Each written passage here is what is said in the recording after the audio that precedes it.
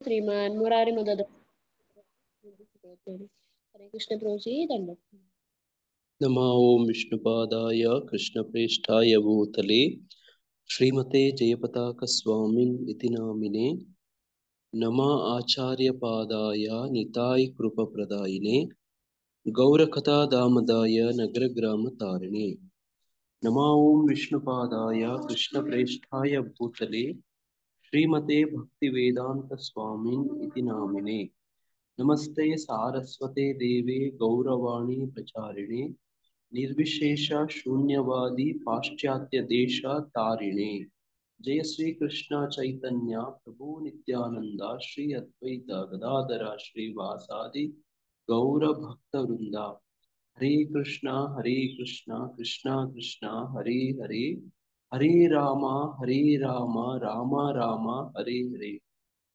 ओम अज्ञानतिमिरान्धस्य ज्ञानाञ्जनशलाकया चक्षुरुन्मिलितं येन तस्मै श्री गुरवे नमः मूकं करोति वाचालिं पङ्गं लङ्कायते गिरिं यत्कृपातमहं वन्दे श्रीगुरुं दीनतारिणं परमानन्दमाधवं श्रीचैतन्यमीश्वरं हरि ओಂ ತತ್ಸತ್ ಹರೇ ಕೃಷ್ಣ.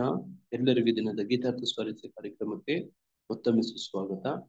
ದಿನ ನಾವು ಭಗವದ್ಗೀತೆ ರೂಪದ 16ನೇ ಅಧ್ಯಾಯ ದೈವಾಸುರಿ ಸಂಪದ ವಿಭಾಗ ಯೋಗ, ದೈವಿ ಹಾಗೂ ಅಸುರಿ ಸ್ವಭಾವಗಳು, ಶ್ಲೋಕ 1ರಿಂದ 3 ಅಧ್ಯಯನ ಮುಂದುವರಿಸುತ್ತಿದ್ದೇವೆ.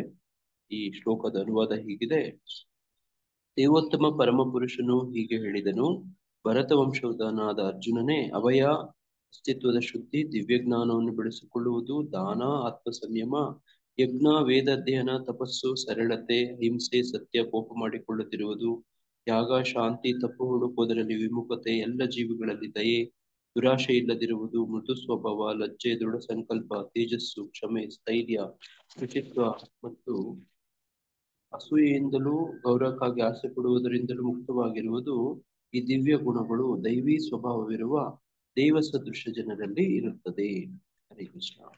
ಹೀಗೆ ನಾವು ಅಭಯವನ್ನ, ಹಾಗೇನೆ ಜ್ಞಾನ, ಯೋಗ, ವ್ಯವಸ್ಥಿತಿ, ಸತ್ವ ಸಂಶುದ್ಧಿ, ಧರ್ಮ, ಹಾಗೇನೆ ಸ್ವಾಧ್ಯಾಯ, ತಪಸ್ಸು ಇಷ್ಟು ಚರ್ಚೆ ಮಾಡ್ತಾ ಬಂದ್ವಿ.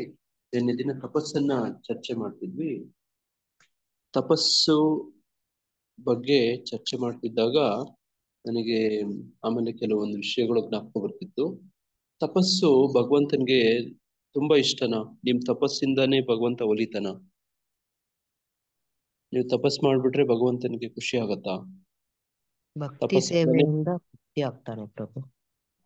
ಭಕ್ತಿ ಸೇವೆಯಿಂದ ತಪಸ್ ಮಾಡಿದ್ರೆ, ಅಥವಾ ತಪಸ್ಸು ಜೊತೆಗೆ ಭಕ್ತಿ ಸೇವೆ ಇದ್ರೆ, ಭಕ್ತಿ ಸೇವೆಗಳ ಮಾಡಿದ್ರೆ ಭಗವಂತ ಒಲಿತಾನೆ ಹೊರತು ತಪಸ್ಸೇಗೆ ಒಲಿಯೋದಿಲ್ಲ.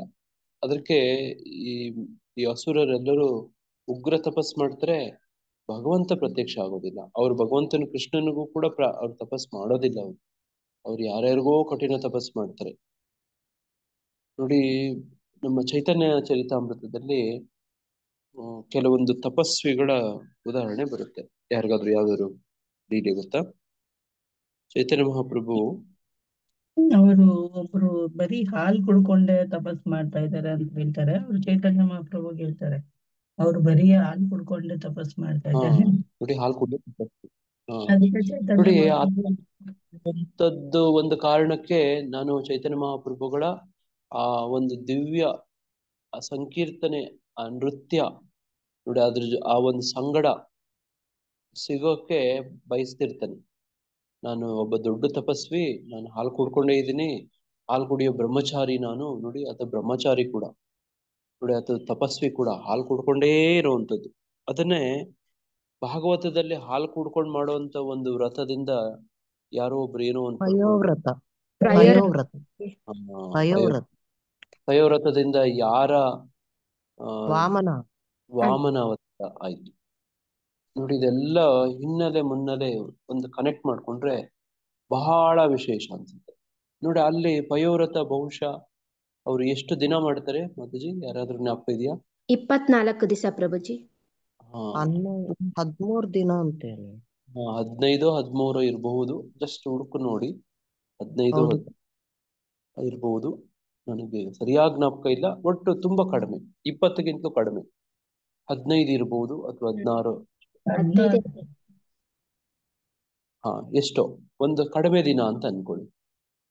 ಅಂದ್ರೆ ಧ್ರುವ ಮಹಾರಾಜ 6 ತಿಂಗಳು ತಪಸ್ ಮಾಡ್ತಾನೆ ನೋಡಿ. ಈ ತಾಯಿ ಅದಿತಿ ಕೇವಲ ಕೆಲವೇ ದಿನಗಳ ತಪಸ್ಸು, ಅದು ಎಂತ ತಪಸ್ಸು? ಹಾಲು ಕುಡಿಯೋ ತಪಸ್ಸು, ಪಯೋವ್ರತ ನೋಡಿ. ಅದನ್ನ ಅವರ ಪತಿ ಕಶ್ಯಪ ಮುನಿಗಳು ಅವ್ರಿಗೆ ಹೇಳಿರ್ತಾರೆ, ಇಂಥ ತಪಸ್ಸು ಮಾಡು, ನಿನಗೆ ಭಗವಂತ ಒಲಿತಾನೆ, ಭಗವಂತನೇ ತನ್ನ ಪುತ್ರನಾಗಿ ಹುಟ್ಟುತ್ತಾನೆ. ನೋಡಿ, ಇದೇ ಕಶ್ಯಪ ಅದಿತಿ ಹಿಂದೆ ನೋಡಿ ಸುತಪ ಮತ್ತೆ ಪೃಷ್ಣಿ, ಸುತಪ ಪೃಷ್ಣಿ, ಸುತಪ ಪೃಷ್ಣಿ ನೋಡ್ರಿ, ಅವರೊಂದು ತಪಸ್ ಮಾಡಿದ್ರು, ಭಗವಂತನ್ ತರ ಮಗನ್ ಬೇಕು ನಮಗೆ ಅಂತ ನೋಡಿ. ಅದಕ್ಕೆ ಒಲಿದು ಭಗವಂತ ತಪಸ್ಸಿಗೆ ಒಲಿದು, ನಿಮ್ಗೇನ್ ವರ ಬೇಕು ಅಂದ್ರೆ ನಿನ್ನಂಥದೇ ಮಗ ಬೇಕು ನೋಡಿ. ಈಗ ಭಗವಂತ ಬಹಳ ಸಂಪ್ರೀತನಾಗಿದ್ದಾನೆ ಅವರ ತಪಸ್ಸಿನಿಂದ ನೋಡಿ. ಈಗ ತನ್ನಂತವನೇ ಇನ್ಯಾರೂ ಇಲ್ಲ, ಆಕ್ಚುಲಿ ತಾನೇ ಆಗ್ಬಿಡ್ಬೇಕು ಈಗ ನೋಡಿ. ಅದೇ ಕಾರಣಕ್ಕೆ ಈಗ ನಾವು ಈ ಚರ್ಚೆ ಮಾಡ್ತಿದೀವಲ್ವಾ ನೋಡಿ. ಈ ತರ ಕೃಷ್ಣಾವತಾರ, ರಾಮಾವತಾರ, ಅದಿತಿ ಮಗನಾಗಿ ನೋಡಿ, ವಾಮನ ದೇವ ನೋಡಿ, ಆ ಸಂದರ್ಭದಲ್ಲಿ ಕೃಷ್ಣಿಗರ್ಭನಾಗಿ ಜನನ ಮಾಡೋದು. ಆ ಕೃಷ್ಣಿಗರ್ಭನೇ ಧ್ರುವ ಮಹಾರಾಜನ ದರ್ಶನ ಕೊಡೋದು ನೋಡಿ. ಧ್ರುವ ಮಹಾರಾಜನ ಉದ್ಧಾರ ಮಾಡಿ, ಹಿಂಗೆ ತಪಸ್ಸು ಮಾಡಿ ಉದ್ಧಾರ ಆದಂಥವ್ರು ನೋಡಿ. ವಿಶೇಷವಾಗಿ ಈ ರೀತಿಯಾಗಿ ತಾಯಂದ್ರು ನೋಡಿ, ಅವರು ಭಗವಂತನನ್ನು ಹೋಲಿಸ್ಕೊಂಡಂತ ಉದಾಹರಣೆಗಳೆಲ್ಲ ಇದಾವೆ. ಕೆಲವು ಈ ಕಡೆ ನೋಡಿದ್ರೆ ತಪಸ್ ಮಾಡಿ ಭಗವಂತನ ಒಲಿದೇ ಇರೋ ಉದಾಹರಣೆಗಳು ಕೂಡ ಇದಾವೆ ನೋಡಿ. ತಪಸ್ಸಿಗೆಲ್ಲ ಒಲಿಯೋದಿಲ್ಲ ನೋಡಿ. ದಾಮೋದರ ಲೀಲೆಯಲ್ಲಿ ಯಶೋದಾಮಯ್ಯ ಕೃಷ್ಣನನ್ನ ಕಟ್ಟಾಕ್ತಾಳೆ, ಅದು ನೋಡಿ ಹೇಳ್ತಾರೆ, ಅಯ್ಯೋ ಈ ಅಮ್ಮ ಏನಂತ ವಿಶೇಷ ಮಾಡಿದ್ಲು, ಏನ್ ತಪಸ್ ಮಾಡಿದ್ಲು ನೋಡಿ. ಭಗವಂತನ್ನೇ ಕಟ್ಟಾಕ್ತಾಳೆ, ಭಗವಂತನ್ನೇ ದಂಡಿಸ್ತಾಳೆ ನೋಡಿ. ಈ ತರದ್ದು ಚರ್ಚೆ ಕೂಡ ಅಲ್ಲ ಆಗತ್ತೆ. ಹಂಗೆ ನೋಡಿ, ಭಗವದ್ಗೀತೆಯಲ್ಲಿ ಸ್ಪಷ್ಟವಾಗಿ ಹೇಳೋದು ಏನಂದ್ರೆ, ಭಕ್ತ್ಯಾಮಾಂ ಅಭಿಜಾನಾತಿ ತಪಸ್ವಿನಾಂ ಅಭಿಜಾನಾತಿ ಅಂತ ಹೇಳೋದಿಲ್ಲ. ಏನ್ ವಿಶೇಷ ಅಂದ್ರೆ, ನನಗಂತೂ ಒಂದು ಏನು ಅರ್ಥ ಆಗಕ್ ಪ್ರಯತ್ನ ಮಾಡ್ಕೋತಿದ್ದೀನಿ ಅಂದ್ರೆ, ಯಾರಾದ್ರೂ ಒಬ್ರು ಭಕ್ತರು ಆ ಒಂದು ತಪಸ್ಸಿನ ವಿಧಾನವನ್ನ ಹೇಳಿರ್ಬೇಕು ನೋಡಿ. ಆ ಹೇಳಿದ ಪ್ರಕಾರ ನಡ್ಕೊಂಡ್ರೆ ಅದಕ್ಕೆ ಭಗವಂತ ಹೊಲಿತಾನೆ. ನೀವು ಯಾವುದೇ ಉದಾಹರಣೆ ತಗೊಳ್ಳಿ, ಅಲ್ಲಿ ಧ್ರುವ ಮಹಾರಾಜನ ಉದಾಹರಣೆ ತಗೊಳ್ಳಿ, ಅದು ಅವರು ಯಾರಾದ್ರೂ ಹೇಳಿದ್ರು ಅಲ್ವಾ. ಇಲ್ಲಿ ಅದಿತಿ ಉದಾಹರಣೆ ತಗೊಳ್ಳಿ, ಕಶ್ಯಪ ಹೇಳಿದ್ರು. 12 ದಿನ ಪ್ರಭು ಪಯೋವ್ರತ ಮಾಡಿದ್ದು. 12 ದಿನ ಮಾತಾಜಿ. Okay, good. ಮಾತಾಜಿ ಅವರು ಹುಡುಕಿ ಹೇಳ್ಬಿಟ್ರು 12 ದಿನ ನೋಡಿ. ಹಂಗೆ ನೋಡಿ, ಒಬ್ರು ಯಾರಾದ್ರೂ ಹೇಳಿರ್ಬೇಕು, ಯಾರು?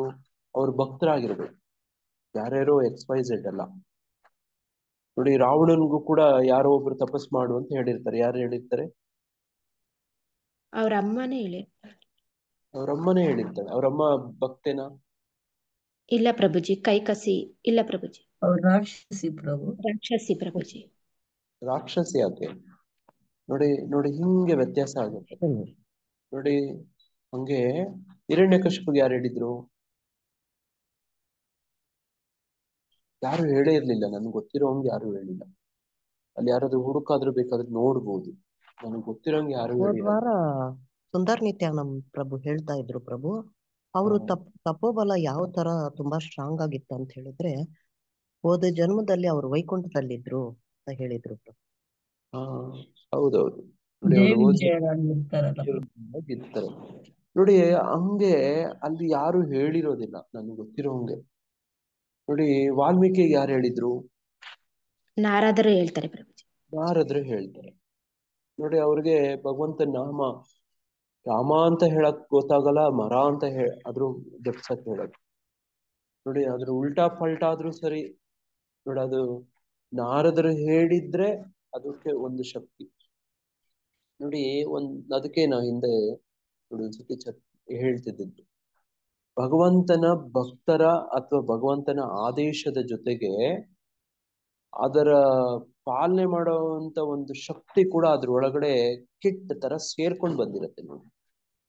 ಒಂದು ಬಾಣಕ್ಕೆ ಹಿಂದೆ ನೋಡಿ, ಆ ಬಾಣವನ್ನ ನೋಡಿ ಗಾಳಿಯಲ್ಲಿ ತೇಲಿಸ್ಕೊಂಡು ಹೋಗುವಂತ ಹಿಂದೆ ಒಂದು ಒಂದು ಪುಕ್ಕ ತರ ಕಟ್ಟಿರ್ತಾರೆ, ನೋಡಿರ್ತೀರಲ್ಲ, ಬಾಣ, ಬಿಲ್ಲು ಬಾಣ, ಬಾಣದ ಹಿಂದೆ ಒಂದಿರುತ್ತೆ ನೋಡಿ. ಆ ತರದ್ದು ಯಾವ ಭಕ್ತರ ಆದೇಶ, ನಿರ್ದೇಶನ, ಮಾರ್ಗದರ್ಶನ ಅಂತ ಬರುತ್ತೋ ಅದನ್ನ ಪಾಲನೆ ಮಾಡೋವ್ರಿಗೆ ಆ ಒಂದು ಕೃಪೆ, ಆ ಒಂದು ಶಕ್ತಿ ನೋಡಿ, ಆ ಒಂದು ವಿಶೇಷ ಕೂಡ ಅದ್ರ ಜೊತೆಗೆ ಅಂಟ್ಕೊಂಡಿರುತ್ತೆ. ಇದು ಗಮನಿಸ್ಬೋದು. ಬಾಕಿ ನನಗೆ ಇದಿಷ್ಟ ಅದಿಷ್ಟ ಅಂತ ಹೇಳಿ ಎತ್ಕೊಂಡು ವ್ರತಗಳು ಮಾಡಕ್ ಹೋದವ್ರಿಗೆ ಅದು ಭಗವಂತನಿಗೆ ಒಲಿಯೋದೇ ಇಲ್ಲ. ಯಾವುದೇ ವ್ರತ ತಗೊಳ್ಳಿ, ಅವ್ರು ಯಾರೋ ಒಬ್ರು ಭಕ್ತರು ಸಾಧನೆ ಮಾಡಿ ಸಿದ್ಧಿ ಪಡ್ಕೊಂಡು ಭಗವಂತನ ಒಲಿಸ್ಕೋತಾರೆ ಅಂದ್ರೆ ಅಲ್ಲಿ ಒಬ್ಬ ಭಕ್ತ ಆದೇಶ ಮಾಡಿರ್ತಾನೆ ನೋಡಿ, ಅದಕ್ಕೆ ಭಗವಂತ ಒಲಿತಾನೆ, ಅದಕ್ಕೆ ಗೌರವ ಕೊಡ್ತಾನೆ ಭಗವಂತ ನೋಡಿ. ಅದ್ರ ಜೊತೆಗೆ ಪ್ಯಾಕೇಜ್ ತರ ಬರುತ್ತದೆ, ಆದೇಶದ ಜೊತೆಗೆ ಅದಕ್ಕೆ ಶಕ್ತಿ ಕೂಡ ಬರುತ್ತೆ. ಅದಕ್ಕೆ ಯಾವತ್ತು ಏನೇ ಮಾಡೋದ್ರಲ್ಲೂ ಕೂಡ ಭಕ್ತರ ನಿರ್ದೇಶನ ಮಾರ್ಗದರ್ಶನದಲ್ಲೇ ತಪಸ್ ಮಾಡಬೇಕು ನೋಡಿ. ಪ್ರಭುಪಾದರ ಸಂದರ್ಭದಲ್ಲಿ ಕೆಲವರೆಲ್ಲ ಸ್ವಯಂ ಪ್ರೇರಣೆಯಿಂದ 64 ಮಾಲೆ ಜಪ ಮಾಡಕ್ಕೆ ನೋಡಿ ಕುತ್ಕೋತಿದ್ರು. ಅವರು ಭಕ್ತ ಸೇವೆಗಳು ಮಾಡ್ತಿರ್ಲಿಲ್ಲ, ಬರೀ ಜಪ ಮಾಡ್ತಿದ್ರು. ಪ್ರಭುಪಾದರು ಅವ್ರಿಗೆ ಬುದ್ಧಿ ಹೇಳ್ತಾರೆ, ಅಲ್ಲ, ನಮ್ಮ ಪರಂಪರೆ ನಮ್ಗೆ ಭಕ್ತಿ ಸೇವೆಗಳು ಮುಖ್ಯ. ಸೇವೆಗಳು ಯಾರು ಮಾಡ್ತಾರೆ? ನೀವು 64 ಮಾಲೆ ಜಪ ಮಾಡೋ ಅವಶ್ಯಕತೆ ಇಲ್ಲ, 16 ಮಾಲೆನೇ ಮಾಡಿ ಹೋಗಿ ಹೊರಗಡೆ ಪುಸ್ತಕ ವಿತರಣೆ ಮಾಡಿ, ಪ್ರಚಾರ ಮಾಡಿ ನೋಡಿ, ಭಕ್ತಿ ಸೇವೆಗಳು ಮಾಡಿ ಅಂತ ಹೇಳಿದ ಉದಾಹರಣೆಗಳು ಕೂಡ ಇದಾವೆ ನೋಡಿ. ಅದೇ ಪ್ರಭುಪಾದರು ಮಿನಿಮಮ್ 16 ರೌಂಡ್ಸ್ ಅಂತ ಹೇಳ್ತಾರೆ, there is no limit for maximum ಅಂತ ಹೇಳ್ತಾರೆ ನೋಡಿ. ಈ ತರದ್ದು ಇದೆ ಆದೇಶಗಳು. ಹಿಂಗೆ ಏನಂದ್ರೆ ನಾವ್ ಏನ್ ಮಾಡ್ತಿದೀವೋ ಅದಕ್ಕೆ ಯಾರಾದ್ರೂ ಹಿರಿಯ ಭಕ್ತರು ನಮ್ಗೆ ಆ ನಿರ್ದೇಶನ, ಆದೇಶ ಅಥವಾ ಮಾರ್ಗದರ್ಶನ ಇರಬೇಕು. ಅದರಲ್ಲಿ ತಪಸ್ ಮಾಡಬೇಕು. ಯಾರೇದ್ ನೋಡಿ ಅರ್ಜುನನು ಕೂಡ ತಪಸ್ ಮಾಡ್ತಾನೆ. ಯಾರನ್ನ ಕುರಿತು ತಪಸ್ ಮಾಡ್ತಾನೆ? ಕೃಷ್ಣನ್ನೇ ಕುರಿತು. ಕೃಷ್ಣನ ಮಾರ್ಗದರ್ಶನದಲ್ಲಿ ಮಾಡ್ತಾನೆ. ಯಾರ ಕುರಿತು ತಪಸ್ ಮಾಡ್ತಾನೆ? ಏನಕ್ಕೋಸ್ಕರ ಮಾಡ್ತಾನೆ? ಪಾಶುಪತಾಸ್ತ್ರ ಕೇಳಕ್ಕೆ. ಶಿವನನ್ನ ಕುರಿತು ಪ್ರಭುಜಿ. ಭಗವಂತ ಶಿವನನ್ನ ಕುರಿತು. ಪಾಶುಪತಾಸ್ತ್ರ. ಅದಕ್ಕೆ ಯಾರು ಮಾರ್ಗದರ್ಶನ ಮಾಡಿರ್ತಾರೆ? ಕೃಷ್ಣನೇ. ನಾನೇ ನೋಡ, ಹಂಗೆ ನೋಡ, ಕೃಷ್ಣನೇ ಮಾರ್ಗದರ್ಶನ ಮಾಡಿರ್ತಾನೆ ನೋಡಿ. ಮಹಾದೇವನನ್ನ ಹೋಲಿಸ್ಕೋ ಅಂತ ಹೇಳಿ ನೋಡಿ. ಹಿಂಗೆ ತಪಸ್ಸು ಅಂದ್ರೆ ಹಿಂಗೆ. ಹಂಗಾಗಿ ನಾವು ಏನೇ ಮಾಡುವಂಥದ್ದು, ಯಾವುದೇ ವ್ರತ, ತಪಸ್ಸು, ಯಾರನ್ನಾದ್ರೂ ಹಿರಿಯ ಭಕ್ತರನ್ನ ಕೇಳಿ ಮಾಡಿ. ಅದರಲ್ಲಿ ಪ್ಯಾಕೇಜ್ ತರ ಅದನ್ನ ಅನುಸರಿಸಕ್ಕೆ, ಅದನ್ನ ಸಾಧನೆ ಮಾಡಕ್ಕೆ ಶಕ್ತಿ ತರ ಕೂಡ ಅದ್ರ ಜೊತೆ ಸೇರ್ಕೊಳ್ಳುತ್ತೆ ನೋಡಿ. ಅದನ್ನು ಹೆಂಗೆ ರಾಕೆಟ್ಗಲ್ಲಿ ಆ ರಾಕೆಟ್ನ, ಆ ಸ್ಯಾಟಲೈಟ್ಗಳನ್ನೆಲ್ಲ ಹಾರಿಸ್ಕೊಂಡು ಎತ್ಕೊಂಡು ಹೋಗಿ ಆಕಾಶದಲ್ಲಿ ಇಡ್ಬೇಕಲ್ವಾ, ಅದರಲ್ಲಿ ಒಂದು ಶಕ್ತಿ ಇಟ್ಟಿರ್ತಾರೆ ನೋಡಿ ಸೈಂಟಿಸ್ಟ್ಗಳು, ರಾಕೆಟ್ ಸೈಂಟಿಸ್ಟ್ ನೋಡಿ. ಹಂಗೆ ವಿಶೇಷ. ಹಂಗೆ ತಪಸ್ ಬಗ್ಗೆ ಬಹಳ ಎಚ್ಚರಿಕೆ ಇರಬೇಕು. ತಪಸ್ ಮಾಡ್ಕೊಂಡು ಕೆಲವರು ನೋಡ್ತೀವಿ ಅನವಶ್ಯಕವಾಗಿ ಏನೇನೋ ನೋಡಿ ಉಪವಾಸಗಳು ಅಥವಾ ವ್ರತಗಳು ಮಾಡ್ತಿರ್ತಾರೆ. ಅದನ್ನೆಲ್ಲೂ ಹೇಳಿರೋದೆಲ್ಲ ಯಾರು ಭಕ್ತರು ಹತ್ರ ಅವ್ರು ಕೇಳೋ ಇರೋದೇ ಇಲ್ಲ. ಅನವಶ್ಯಕವಾಗಿ ಜಾಸ್ತಿ ಮಾಡ್ತಾರೆ ನೋಡಿ. ಹಂಗೆಲ್ಲ ಮಾಡಬಾರ್ದು. ಮತ್ತೆ ಏನ್ ಸಾಧ್ಯನೋ ಅದನ್ನೇ ಮಾಡ್ಬೇಕು.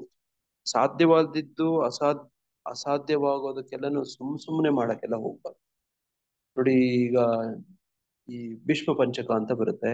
ಭೀಷ್ಮ ಪಂಚಕದಲ್ಲಿ ಗುರು ಮಹಾರಾಜು ಕೆಲವೆಲ್ಲ ಆಪ್ಷನ್ಸ್ ಕೊಡ್ತಾರೆ, ಆಯ್ಕೆಗಳು. ಇದು ಸಾಧ್ಯವಾದ್ರೆ ಇದ್ ಮಾಡಿ, ಇದು ಸಾಧ್ಯವಾದ್ರೆ ಇದ್ ಮಾಡಿ, ಇದ್ರ ಸಾಧ್ಯವಾದ್ರೆ ಮಾಡಿ ನೋಡಿ. ಅದನ್ನು ಕೂಡ ಕೆಲವರು ಅನಾವಶ್ಯಕವಾಗಿ ನೋಡಿ ಈ ಪಂಚಗವ್ಯ ವ್ರತ ಮಾಡಕ್ ಹೋಗ್ತಾರೆ. ತುಂಬಾ ಸಫರ್ ಆಗ್ತಾರೆ ಕೆಲವರೆಲ್ಲ ನೋಡಿ. ಮಾಡಿದ್ರೆ ಒಳ್ಳೇದು, ಮಾಡಕ್ಕಾದ್ರೆ ಅನವಶ್ಯಕವಾಗಿರೋದು ಮಾಡಕ್ಕೆ ಪ್ರಯತ್ನ ಮಾಡಬೇಡಿ ನೋಡಿ. ಅನಗತ್ಯ, ಅನವಶ್ಯ, ಮತ್ತೆ ಏನು ಅದಕ್ಕೆ ನಿರ್ದೇಶನ, ಆದೇಶ, ಮತ್ತೆ ಅದಕ್ಕೆ ಮಾರ್ಗದರ್ಶನ ಇದೆಲ್ಲ ಇಲ್ಲದೆ ಮಾಡಬಾರ್ದು, ಬೇಕಾಗಿಲ್ಲ ನೋಡಿ. ನಮ್ಗೆ ಕೊಟ್ಟಿರುವಂತವೇ ಇವೇನಿದಾವೆ ನೋಡಿ, ಇವುಗಳನ್ನ ಸರಿಯಾಗಿ ಮಾಡ್ಕೊಂಡು ಹೋದ್ರೆ ಇದರಲ್ಲೇ ನಮಗೆ ಸಾಧನೆ ಆಗತ್ತೆ, ಸಿದ್ಧಿ ಆಗತ್ತೆ ಯಾವ ಮಟ್ಟಕ್ಕೆ ಅಂದ್ರೆ ಸ್ವರೂಪ ಸಿದ್ಧಿ ನೋಡಿ, ಭಗವಂತ ಕೃಪೆ. ಹರೇ ಕೃಷ್ಣ. ಇದ್ರ ಬಗ್ಗೆ ಯಾರಿಗಾದ್ರೂ ಪ್ರಶ್ನೆ ಇದೆಯಾ? ತಪಸ್ಸಿನ ಬಗ್ಗೆ ಯಾರಿಗಾದ್ರೂ ಪ್ರಶ್ನೆ ಇದೆಯಾ?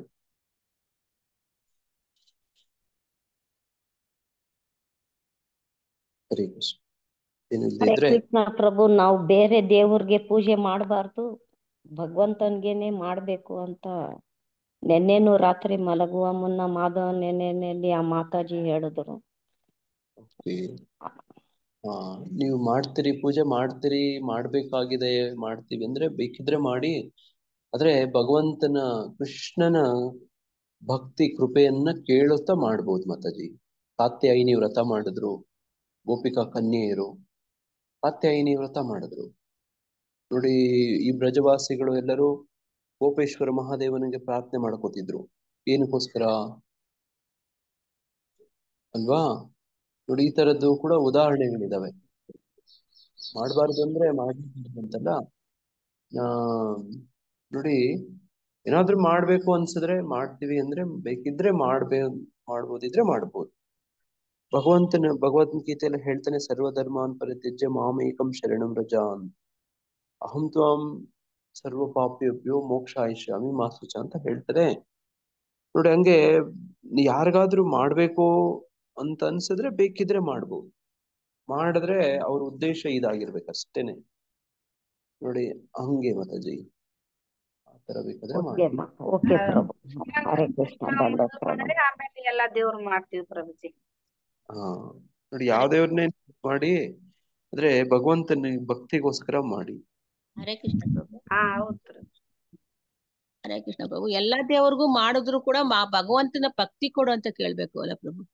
ಹೌದು ಮಾತಾಜಿ, ಹೌದು. ಎಲ್ಲಾರ್ಗು ಉಪಕಾರ ಮಾಡಿ ಎಲ್ಲಾರ್ಗುನು ಬೇಡಿ, ಏನು ಪರವಾಗಿಲ್ಲ, ಆದ್ರೆ ಭಗವಂತನ ಕೃಷ್ಣನ ಭಕ್ತಿ ಕೊಡಿ ಅಂತ ಕೇಳ್ಕೊಳ್ಳಿ. ಹೌದು ಹೌದು ಮಾತಾಜಿ. ನೋಡಿ ಹಂಗೆ ಹರೇ ಕೃಷ್ಣ. ಇಲ್ಲಿ ಮುಂದೆ ಪ್ರಭುಪಾದರು ಇಲ್ಲಿ ಹೇಳ್ತಾರೆ ಭಾವಾರ್ಥದಲ್ಲಿ, ಬ್ರಾಹ್ಮಣ ಗುಣವಾದ ಸರಳತೆಯನ್ನು ಕುರಿತು ಹೇಳುವುದಾದರೆ ಒಂದು ವಿಶಿಷ್ಟ ಆಶ್ರಮದವರು ಮಾತ್ರ ಈ ತತ್ವವನ್ನು ಆಚರಿಸಿದರೆ ಸಾಲದು. ಬ್ರಹ್ಮಚರ್ಯಾಶ್ರಮದಲ್ಲಿರಲಿ, ಗೃಹಸ್ಥಾಶ್ರಮದಲ್ಲಿರಲಿ, ವಾನಪ್ರಸ್ಥಾಶ್ರಮದಲ್ಲಿರಲಿ ಅಥವಾ ಸನ್ಯಾಸಾಶ್ರಮದಲ್ಲಿರಲಿ ಪ್ರತಿಯೊಬ್ಬರೂ ಇದನ್ನು ಅನುಸರಿಸಬೇಕು. ಮನುಷ್ಯನು ಬಹು ಸರಳವಾಗಿ ಮತ್ತು ನೇರವಾಗಿ ಇರಬೇಕು ನೋಡಿ. ಇದು ಬಹಳ ಮುಖ್ಯ, ಸರಳತೆ ಮತ್ತೆ ನೇರವಾಗಿ ನೋಡಿ. ತುಂಬಾ ಕುಟಿಳತೆ ಹಿಂಗೆಲ್ಲ ಇರುವಂತ ಅವಶ್ಯಕತೆ ಇಲ್ಲ ನೋಡಿ. ಪಾಲಿಟಿಕ್ಸ್ ಆಗ್ಲಿ, ಡಿಪ್ಲೊಮಸಿ ನೋಡಿ, ಡಿಪ್ಲೊಮ್ಯಾಟಿಕ್ ಆಗಿ ಇರುವಂತದ್ದು. ಡಿಪ್ಲೊಮ್ಯಾಟಿಕ್ ಆಗಿ ಅಂದ್ರೆ ಅವ್ರ ಹತ್ರ ಹೆಂಗಿರ್ಬೇಕೋ ವ್ಯವಹಾರಿಕವಾಗಿ ಇರುವಂತದ್ದು, ಹಂಗಲ್ಲ. ವಿಶೇಷವಾಗಿ ಭಕ್ತರ ಮಧ್ಯೆ ಮತ್ತೆ ಅದು ಹಂಗೆ ರೂಢಿ ಆಗ್ತಾ ಭೌತಿಕ ಪ್ರಪಂಚದಲ್ಲಿ ಎಲ್ಲರ ಜೊತೆನೂ ಹಂಗೆ ಇರ್ತೀರಿ ನೋಡಿ. ಸರಳತೆ, ನೇರ ನುಡಿ ನೋಡಿ, ನೇರವಾಗಿರೋದು, ಇದು ಎಲ್ಲನೂ ಕೂಡ ಅವಶ್ಯಕ ಭಕ್ತಿಯಲ್ಲಿ ನೋಡಿ. ಹಿಂಗೆ ಪ್ರಭುಪಾದರ ಬದುಕು ಮತ್ತೆ ರೂಪ ಸನಾತನ ಗೋಸ್ವಾಮಿಗಳ ಆ ಬದುಕು ನೋಡಿ, ಹಿಂಗೆಲ್ಲ ನೋಡಿದ್ರೇನು ಕೂಡ ಅಲ್ಲಿ ಕೆಲವೊಂದು ವ್ಯವಹಾರಕವಾಗಿ ಕೆಲವೊಬ್ಬರ ಜೊತೆ ಆ ಸಂದರ್ಭ ಭಕ್ತಿಯ ಸೇವೆಯ ಭಾಗವಾಗಿ ಕೆಲವು ನಡ್ಕೋಬೇಕಾಗತ್ತೆ. ಉದಾಹರಣೆ ಕೊಡ್ತೀರಾ? ರೂಪ ಗೋಸ್ವಾಮಿ, ಸನಾತನ ಗೋಸ್ವಾಮಿ, ನವಾಬ್ ಹುಸೇನನ್ನ ಜೊತೆ ವ್ಯವಹಾರ ನೋಡಿ, ಅಲ್ಲಿ ನೇರವಾಗಿ ಸರಳವಾಗಿ ಅಲ್ಲಿ ಇರೋದಿಲ್ಲ ನೋಡಿ. ಭಕ್ತಿ ಭಕ್ತಿಯಲ್ಲಿ ಮುನ್ನಡೆಯೋದಕ್ಕೆ ಕೆಲವೊಂದು ಸರಿ ಸುಳ್ಳುನು ಹೇಳ್ಬೇಕಾಗುತ್ತೆ ಪ್ರಭುಜಿ, ಭಕ್ತಿ ಬೇಕು ಅಂದಾಗ ಕೆಲವು. ನೋಡಿ, ಅದನ್ನೇ ಮೊನ್ನೆ ಭಾಗವತ ಕ್ಲಾಸ್ ಅಲ್ಲಿ ಭಾನುವಾರದಲ್ಲಿ ನಮ್ಮ ಸುಂದರ ನಿತ್ಯಾನಂದ ಪ್ರಭುಜಿಯವರು ಹೇಳ್ತಿದ್ರು. ಅದನ್ನ ಯಾರಾದ್ರೂ ನೋಡ್ಬೋದು. ಆ ಲೆಕ್ಚರ್ ತುಂಬಾ ತಮಾಷೆಯಾಗಿತ್ತು. ಯಾರು ನೀವೆಲ್ಲ ಬಂದಿದ್ರೋ ನೀವು ಅದನ್ನ ಅನುಭವಿಸಿರ್ತೀರಿ. ಇಲ್ಲದಿದ್ರೆ ಯೂಟ್ಯೂಬ್ ಅಲ್ಲಿ ಲಿಂಕ್ ಇದೆ, ನೀವು ನೋಡ್ಬೋದು ನೋಡಿ. ಅಲ್ಲೂ ಕೂಡ ಹೇಳ್ತಿದ್ರು ಸುಳ್ಳು ಬಗ್ಗೆ ಹೇಳೋದು ನೋಡಿ. ಈ ಕೆಲವು ಸಂದರ್ಭಗಳಲ್ಲಿ ಕೆಲವು ತಂತ್ರಗಳ ಟ್ರಿಕ್ಸ್ ಮಾಡ್ಲೇಬೇಕಾಗತ್ತೆ. ಕೆಲವೊಂದು ಸಂದರ್ಭಕ್ಕೆ ನೋಡಿ, ಭಕ್ತಿಯನ್ನು ಉಳಿಸ್ಕೊಳಕೋ, ಭಕ್ತರನ್ನು ಉಳಿಸೋದಕ್ಕೋ ಕೆಲವೊಂದು ಹೇಳಬೇಕಾಗತ್ತೆ. ಸುಂದರ ನಿತ್ಯಾನಂದ ಪ್ರಭು ಏನ್ ಹೇಳಿದ್ರು ಅಂದ್ರೆ, ಭಾಗವತಮಲ್ಲಿ ದೇವಾಮೃತ ಸ್ವಾಮಿ ಮಹಾರಾಜರ ಬಗ್ಗೆ ಹೇಳ್ತಾ ಇದ್ರು. ದೇವಾಮೃತ ಸ್ವಾಮಿ ಮಹಾರಾಜ್ ಒಂದ್ಸತಿ ಆಸ್ಟ್ರೇಲಿಯಾಗ ಹೋಗಿದ್ರಂತೆ. ಆಸ್ಟ್ರೇಲಿಯಾದಲ್ಲಿ ಮೆಲ್ಬೋರ್ನ್ ಇಂದ ಮತ್ತೆ ಪರ್ತ್ ಅಲ್ಲಿ ಏರ್ಪೋರ್ಟ್ ಇಂದ ಆಚೆ ಬರ್ಬೇಕಾದ್ರೆ ಅಲ್ಲಿ ಏನು ಆಹಾರವನ್ನ ತಗೊಂಬರಂಗಿಲ್ವಂತೆ. ಇವರು ಯಾರೋ ಪ್ರಸಾದವನ್ನ ಕಳಿಸ್ಬಿಟ್ಟಿದ್ದಾರೆ, ಅವರು ಪ್ರಸಾದ ಎತ್ಕೊಂಡ್ ಬಂದಿದ್ದಾರೆ. ಭಕ್ತರಿಗೆ ಎಲ್ಲ ಆಚೆ ಬಂದ ತಕ್ಷಣ, ಏರ್ಪೋರ್ಟ್ ಅಲ್ಲಿ ಬಂದಿದ ತಕ್ಷಣ ಆಸ್ಟ್ರೇಲಿಯಾದಲ್ಲಿ ಹಂಚ್ತಾ ಇದ್ದಾರೆ. ಆ ಏರ್ಪೋರ್ಟ್ ಅವ್ರು ಬಂದು, ಆಫೀಸರು ಬಂದು ಕೇಳ್ತಾರೆ, ನೀವು ಪ್ರಸಾದವನ್ನ ಎಲ್ಲಿಂದ ತಂದ್ರಿ, ಅಥವಾ ಇವರೇ ತಂದು ಕೊಟ್ರು, ಭಕ್ತರು ಯಾರು ಅವ್ರನ್ನ ಭೇಟಿ ಮಾಡಕ್ ಬಂದಿರ್ತಾರ ಅವರು ತಂದ್ರ ಅಥವಾ ಅಲ್ಲಿಂದ ತಂದ್ರು ಅಂತ. ಈಗ ಏನ್ ಹೇಳ್ಬೇಕು ಈಗ ಮಹಾರಾಜು? ಈಗ ಇಲ್ಲಿಂದಾನೆ ತಂದ್ರು ಅಂತ ಹೇಳಿ. ಹಾ ನೋಡಿ, ಅಲ್ಲಿ ಏನಾದ್ರು ನಾನು ಅಲ್ಲಿಂದ ತಂದ್ರೆ ಅಂದ್ರೆ ಇವ್ರನ್ನ ಅರೆಸ್ಟ್ ಮಾಡ್ತಾರೆ, ಆ ಕೃಷ್ಣ ಪ್ರಸಾದವನ್ನ ಡಸ್ಟ್ಬಿನ್ಗೆ ಹಾಕ್ತಾರೆ, ಪ್ರಸಾದ ಹಂಚಕ್ ಬಿಡೋದಿಲ್ಲ. ಆ ಡಸ್ಟ್ಬಿನ್ಗೆ ಹಾಕಿದ್ರೆ ಕೃಷ್ಣನ್ಗ ಖುಷಿ ಆಗತ್ತಾ? ಇಲ್ಲ ಭಗವಂತನ್ ಪ್ರಭುಜಿ, ಆಗೋದಿಲ್ಲ. ನಮ್ಗೆ ಭಕ್ತರಿಗೆ ದುಃಖ ಆಗುತ್ತೆ ಪ್ರಭು. ಹಾ ನೋಡಿ, ಈ ತರದ ಒಂದು ಹಿನ್ನೆಲೆ ಹೇಳಿದ್ರು ಮೊನ್ನೆ, ತುಂಬಾ ತಮಾಷೆಗೆ ಹೇಳಿದ್ರು. ಆತರ ಹೇಳಕ್ ನಂಗೆ ಬರೋದಿಲ್ಲ. ನೀವು ಅದನ್ನ ಆ ಲೆಕ್ಚರ್, ಅದಕ್ಕೆ ಭಾನುವಾರ ಕ್ಲಾಸಿಗೆ ಬರ್ಬೇಕು ನೋಡಿ. ಭಾನುವಾರ ದೇವಸ್ಥಾನಕ್ಕೆ ಬರ್ಬೇಕು, ಇಲ್ಲಿದ್ರೆ ಆನ್ಲೈನ್ ಅಲ್ಲಾದ್ರೂ ನೋಡುವಂತ ಪ್ರಯತ್ನ ಮಾಡ್ಬೇಕು ನೋಡಿ. ಹಿಂಗೆ ಹೇಳಿದ್ರು. ಅದಕ್ಕೆ ಅವ್ರು ಏನ್ ಹೇಳ್ತಾರೆ ಅಂದ್ರೆ, ಭಕ್ತರೇ ತಂದ್ಕೊಟ್ಟಿದ್ದು ಇಲ್ಲಿಂದ ಅಂತ ಹೇಳ್ಬಿಡ್ತಾರೆ ಅಲ್ಲಿ. ನೋಡಿ, ಇದು ಸುಳ್ಳು, ಇದು ನೇರ ಅಲ್ಲ, ಸರಳ ಅಲ್ಲ ನೋಡಿ. ಹಿಂಗೂ ಇರುತ್ತೆ. ಸಾಂದರ್ಭಿಕವಾಗಿ ಬುದ್ಧಿವಂತಿಕೆಯನ್ನ ಉಪಯೋಗಿಸ್ಬೇಕಾಗತ್ತೆ. ಏನು ಕೃಷ್ಣನ್ಗೆ ಇಷ್ಟನೋ ಅದು ಅಷ್ಟೇ, ಇದರಲ್ಲಿ ಬೇರೆ ಜಾಸ್ತಿ ಗೊಂದಲ ಇಲ್ಲ. ಕೃಷ್ಣನಿಗೆ ಆ ಸಾಂದರ್ಭಿಕವಾಗಿ ಏನು ಸರಿ ಅನ್ಸುತ್ತೋ ಅದೇ ಧರ್ಮ ನೋಡಿ, ಅದೇ ಸರಿ ನೋಡಿ. ಅದನ್ ಬಿಟ್ಟು ಇಲ್ಲ ಇಲ್ಲ ನಾನು ಸತ್ಯಹರಿಶ್ಚಂದ್ರ ಕತೆ ಬೇರೆ ಅದು ನೋಡಿ. ನಾನು ಸತ್ಯವನ್ನೇ ಹೇಳುತ್ತೇನೆ, ಸತ್ಯವನ್ನಲ್ಲದೆ ಬೇರೆ ಏನು ಹೇಳುವುದಿಲ್ಲ. ಆ ಡಸ್ಟ್ಬಿನ್ ಪ್ರಸಾದನೆ ಬೇಕಾದ್ರೆ ಡಸ್ಟ್ಬಿನ್ ಬೇಕಾದ್ರೆ ಹಾಕಿ, ನಾನು ನಿಜಾನೇ ಹೇಳ್ತೀನಿ, ಹಂಗಲ್ಲ ನೋಡಿ, ಹಂಗಲ್ಲ ನೋಡಿ. ಅದು ಭಗವಂತನೇ ದದಾಮಿ ಬುದ್ಧಿಯೋಗಂ ಅಂತ ಕೊಡ್ಬೇಕು. ಹರೇ ಕೃಷ್ಣ ಪ್ರಭು. ನಾವು ಕೂಡ ಅದಕ್ಕೆ ಆ ಒಂದ್ ಚಿಂತನೆಗೆ ಪೂರಕವಾಗಿರ್ಬೇಕು ನಮ್ಮ ಯೋಚನೆಗಳು, ನಮ್ಮ ಆಸೆಗಳು, ಇವೆಲ್ಲನು. ಹರೇ ಕೃಷ್ಣ. ಹೇಳಿ. ಇದರಲ್ಲಿ ಚೈತನ್ಯ ಚರಿತಾಮೃತದಲ್ಲಿ ನವರೂಪ ಮತ್ತೆ ಸನಾತನ ಗೋಸ್ವಾಮಿ ಅವರು ಹುಷಾರಿಲ್ಲ ಅಂತ ಸುಳ್ಳು ಹೇಳಿ ಚೈತನ್ಯ ಮಹಾಪ್ರಭುನ ಮೀಟ್ ಮಾಡಕ್ ಹೋಗಿರ್ತಾರೆ. ಅವಾಗ ಅವ್ರ ರಾಜ ಕಳ್ಸಿರ್ತಾರೆ, ಏನ್ ಮಾಡ್ತಾ ಇದಾರೆ ನೋಡ್ಕೊಂಡ್ ಬನ್ನಿ ಅಂತ. ಹೌದು ಹೌದು. ಮತ್ತೆ ಆ ಒಂದು ಉದಾಹರಣೆ ತಗೋಬಹುದು. ಮಾತಾಜಿ ಅವ್ರು ಹೇಳ್ತಿದ್ರಲ್ಲ, ಹಂಗೆ ರೂಪ ಸನಾತನ ನವಾಬ್ ಹುಸೇನ್ ಶಾ ಹತ್ರ ನೋಡಿ ಈ ತರದ ಒಂದು ತಂತ್ರ ಮಾಡ್ತಾರೆ. ಅವ್ರಿಗೆ ಇಷ್ಟ ಇಲ್ಲ ಆತನಿಗೆ ಸೇವೆಗಳು ಮಾಡ್ಕೊಂಡಿರಕ್ಕೆ. ಈಗ ಚೈತನ್ಯ ಮಹಾಪ್ರಭು ಕಡೆಗೆ ವಾಲ್ತಾ ಇದ್ದಾರೆ ಅವ್ರ ಮನಸ್ಸು ಎಲ್ಲ ಆ ಕಡೆ ಕೊಟ್ಬಿಟ್ಟಿದ್ದಾರೆ ನೋಡಿ. ತಂತ್ರ ಮಾಡ್ಕೊಂಡು ತಪ್ಪಿಸ್ಕೊಂಡ್ ಓಡ್ ಬರ್ತಾರೆ ನೋಡ್ರಿ. ಅದು ನೇರ ಅಲ್ಲ, ಅದು ನೇರ ಅಲ್ಲ, ಸರಳನೂ ಅಲ್ಲ ನೋಡಿ. ಅಂತ ಒಂದು ಹಿನ್ನೆಲೆ ನೋಡಿ, ಅಂತ ಒಂದು ಹಿನ್ನೆಲೆ. ನಾನು ಮಧ್ವ ಪರಂಪರೆ ನೋಡಿ, ಮಧ್ವಾಚಾರ್ಯರ ಬಗ್ಗೆ ಒಂದು ಪ್ರವಚನ ಕೇಳ್ತಿದ್ದೆ ಮೊನ್ನೆ. ಅಲ್ಲಿ ಮಧ್ವಾಚಾರ್ಯರು ಉತ್ತರ ಭಾರತಕ್ಕೆ ಯಾತ್ರೆ ಹೋಗಿರ್ತಾರೆ. ಗಂಗಾ ನದಿಯನ್ನ ದಾಟ್ಬೇಕಾಗಿರುತ್ತೆ. ಆ ದಾಟ್ತಾ ಇರೋ ಆ ಕಡೆ ಗಂಗಾ ನದಿಯಿಂದ ಆ ಕಡೆಗೆ ಆ ಡೆಲ್ಲಿ ಸುಲ್ತಾನರ ಸೈನಿಕರು ಕಾಯ್ಕೊಂಡಿರ್ತಾರೆ. ಈ ಕಡೆಯಿಂದ ಆ ಕಡೆ ಯಾರು ಬರ್ದೇ ಇರೋ ತರ ವೈರಿ ಪಡೆಗಳು ನೋಡಿ. ಇವರು ಮಧ್ವಾಚಾರ್ಯರು ಆ ಕಡೆ ಇವ್ರು ಇದಾರೆ ಅಂತ ಎದುರ್ಕೊಳ್ಳೋದೇ ಇಲ್ಲ. ಇವರು ನದಿ ದಾಟಿ ಆ ಕಡೆಗೆ ಹೋಗ್ತಿದ್ರೆ ಅವ್ರು ಎದುರಿಸ್ತಿರ್ತಾರೆ, ನಿಮ್ ಕೊಂದ್ಬಿಡ್ತೀವಿ, ನೀನ್ ನೋಡಿ ಈ ಕಡೆ ಬರ್ಬೇಡಿ, ಎಷ್ಟು ಧೈರ್ಯ ನಿಮ್ಗೆ ಈ ಕಡೆ ಬರಕ್ಕೆ ಅಂತ ಇವ್ರು ಕೇರೆ ಮಾಡಲ್ಲ ನೋಡಿ. ಆಮೇಲೆ ಹೋಗ್ತಾರೆ, ಹತ್ರ ಹೋದಾಗ ಇವ್ರಿಗೆ ಆಶ್ಚರ್ಯ ಆಗತ್ತೆ, ಏನಪ್ಪಾ ಈತ ಸಾಧು ಮನುಷ್ಯ ಎದುರ್ಕೊಳ್ತಾನೆ ಇಲ್ಲ, ನಮ್ಮ ಹತ್ರ ಬರ್ತಾನೆ ಇದ್ದಾನೆ, ಎದುರಿಸ್ತಾ ಇದೀವಿ ನಾವು, ಕೈಯಲ್ಲಿ ಆಯುಧಗಳೆಲ್ಲ ಇಟ್ಕೊಂಡು ಎದುರಿಸ್ತಿದೀವಿ. ಆಮೇಲೆ ಹತ್ರ ಬರ್ತಾರೆ, ಆತನ ರಾಜರ ಹತ್ರ ಕರ್ಕೊಂಡು ಹೋಗ್ತಾರೆ. ಆಗ ಅವ್ರು ಕೇಳ್ತಾರೆ, ನಿಮ್ಗೇನ್ ಹೆದರಿಕೆ ಆಗ್ಲಿಲ್ವಾ?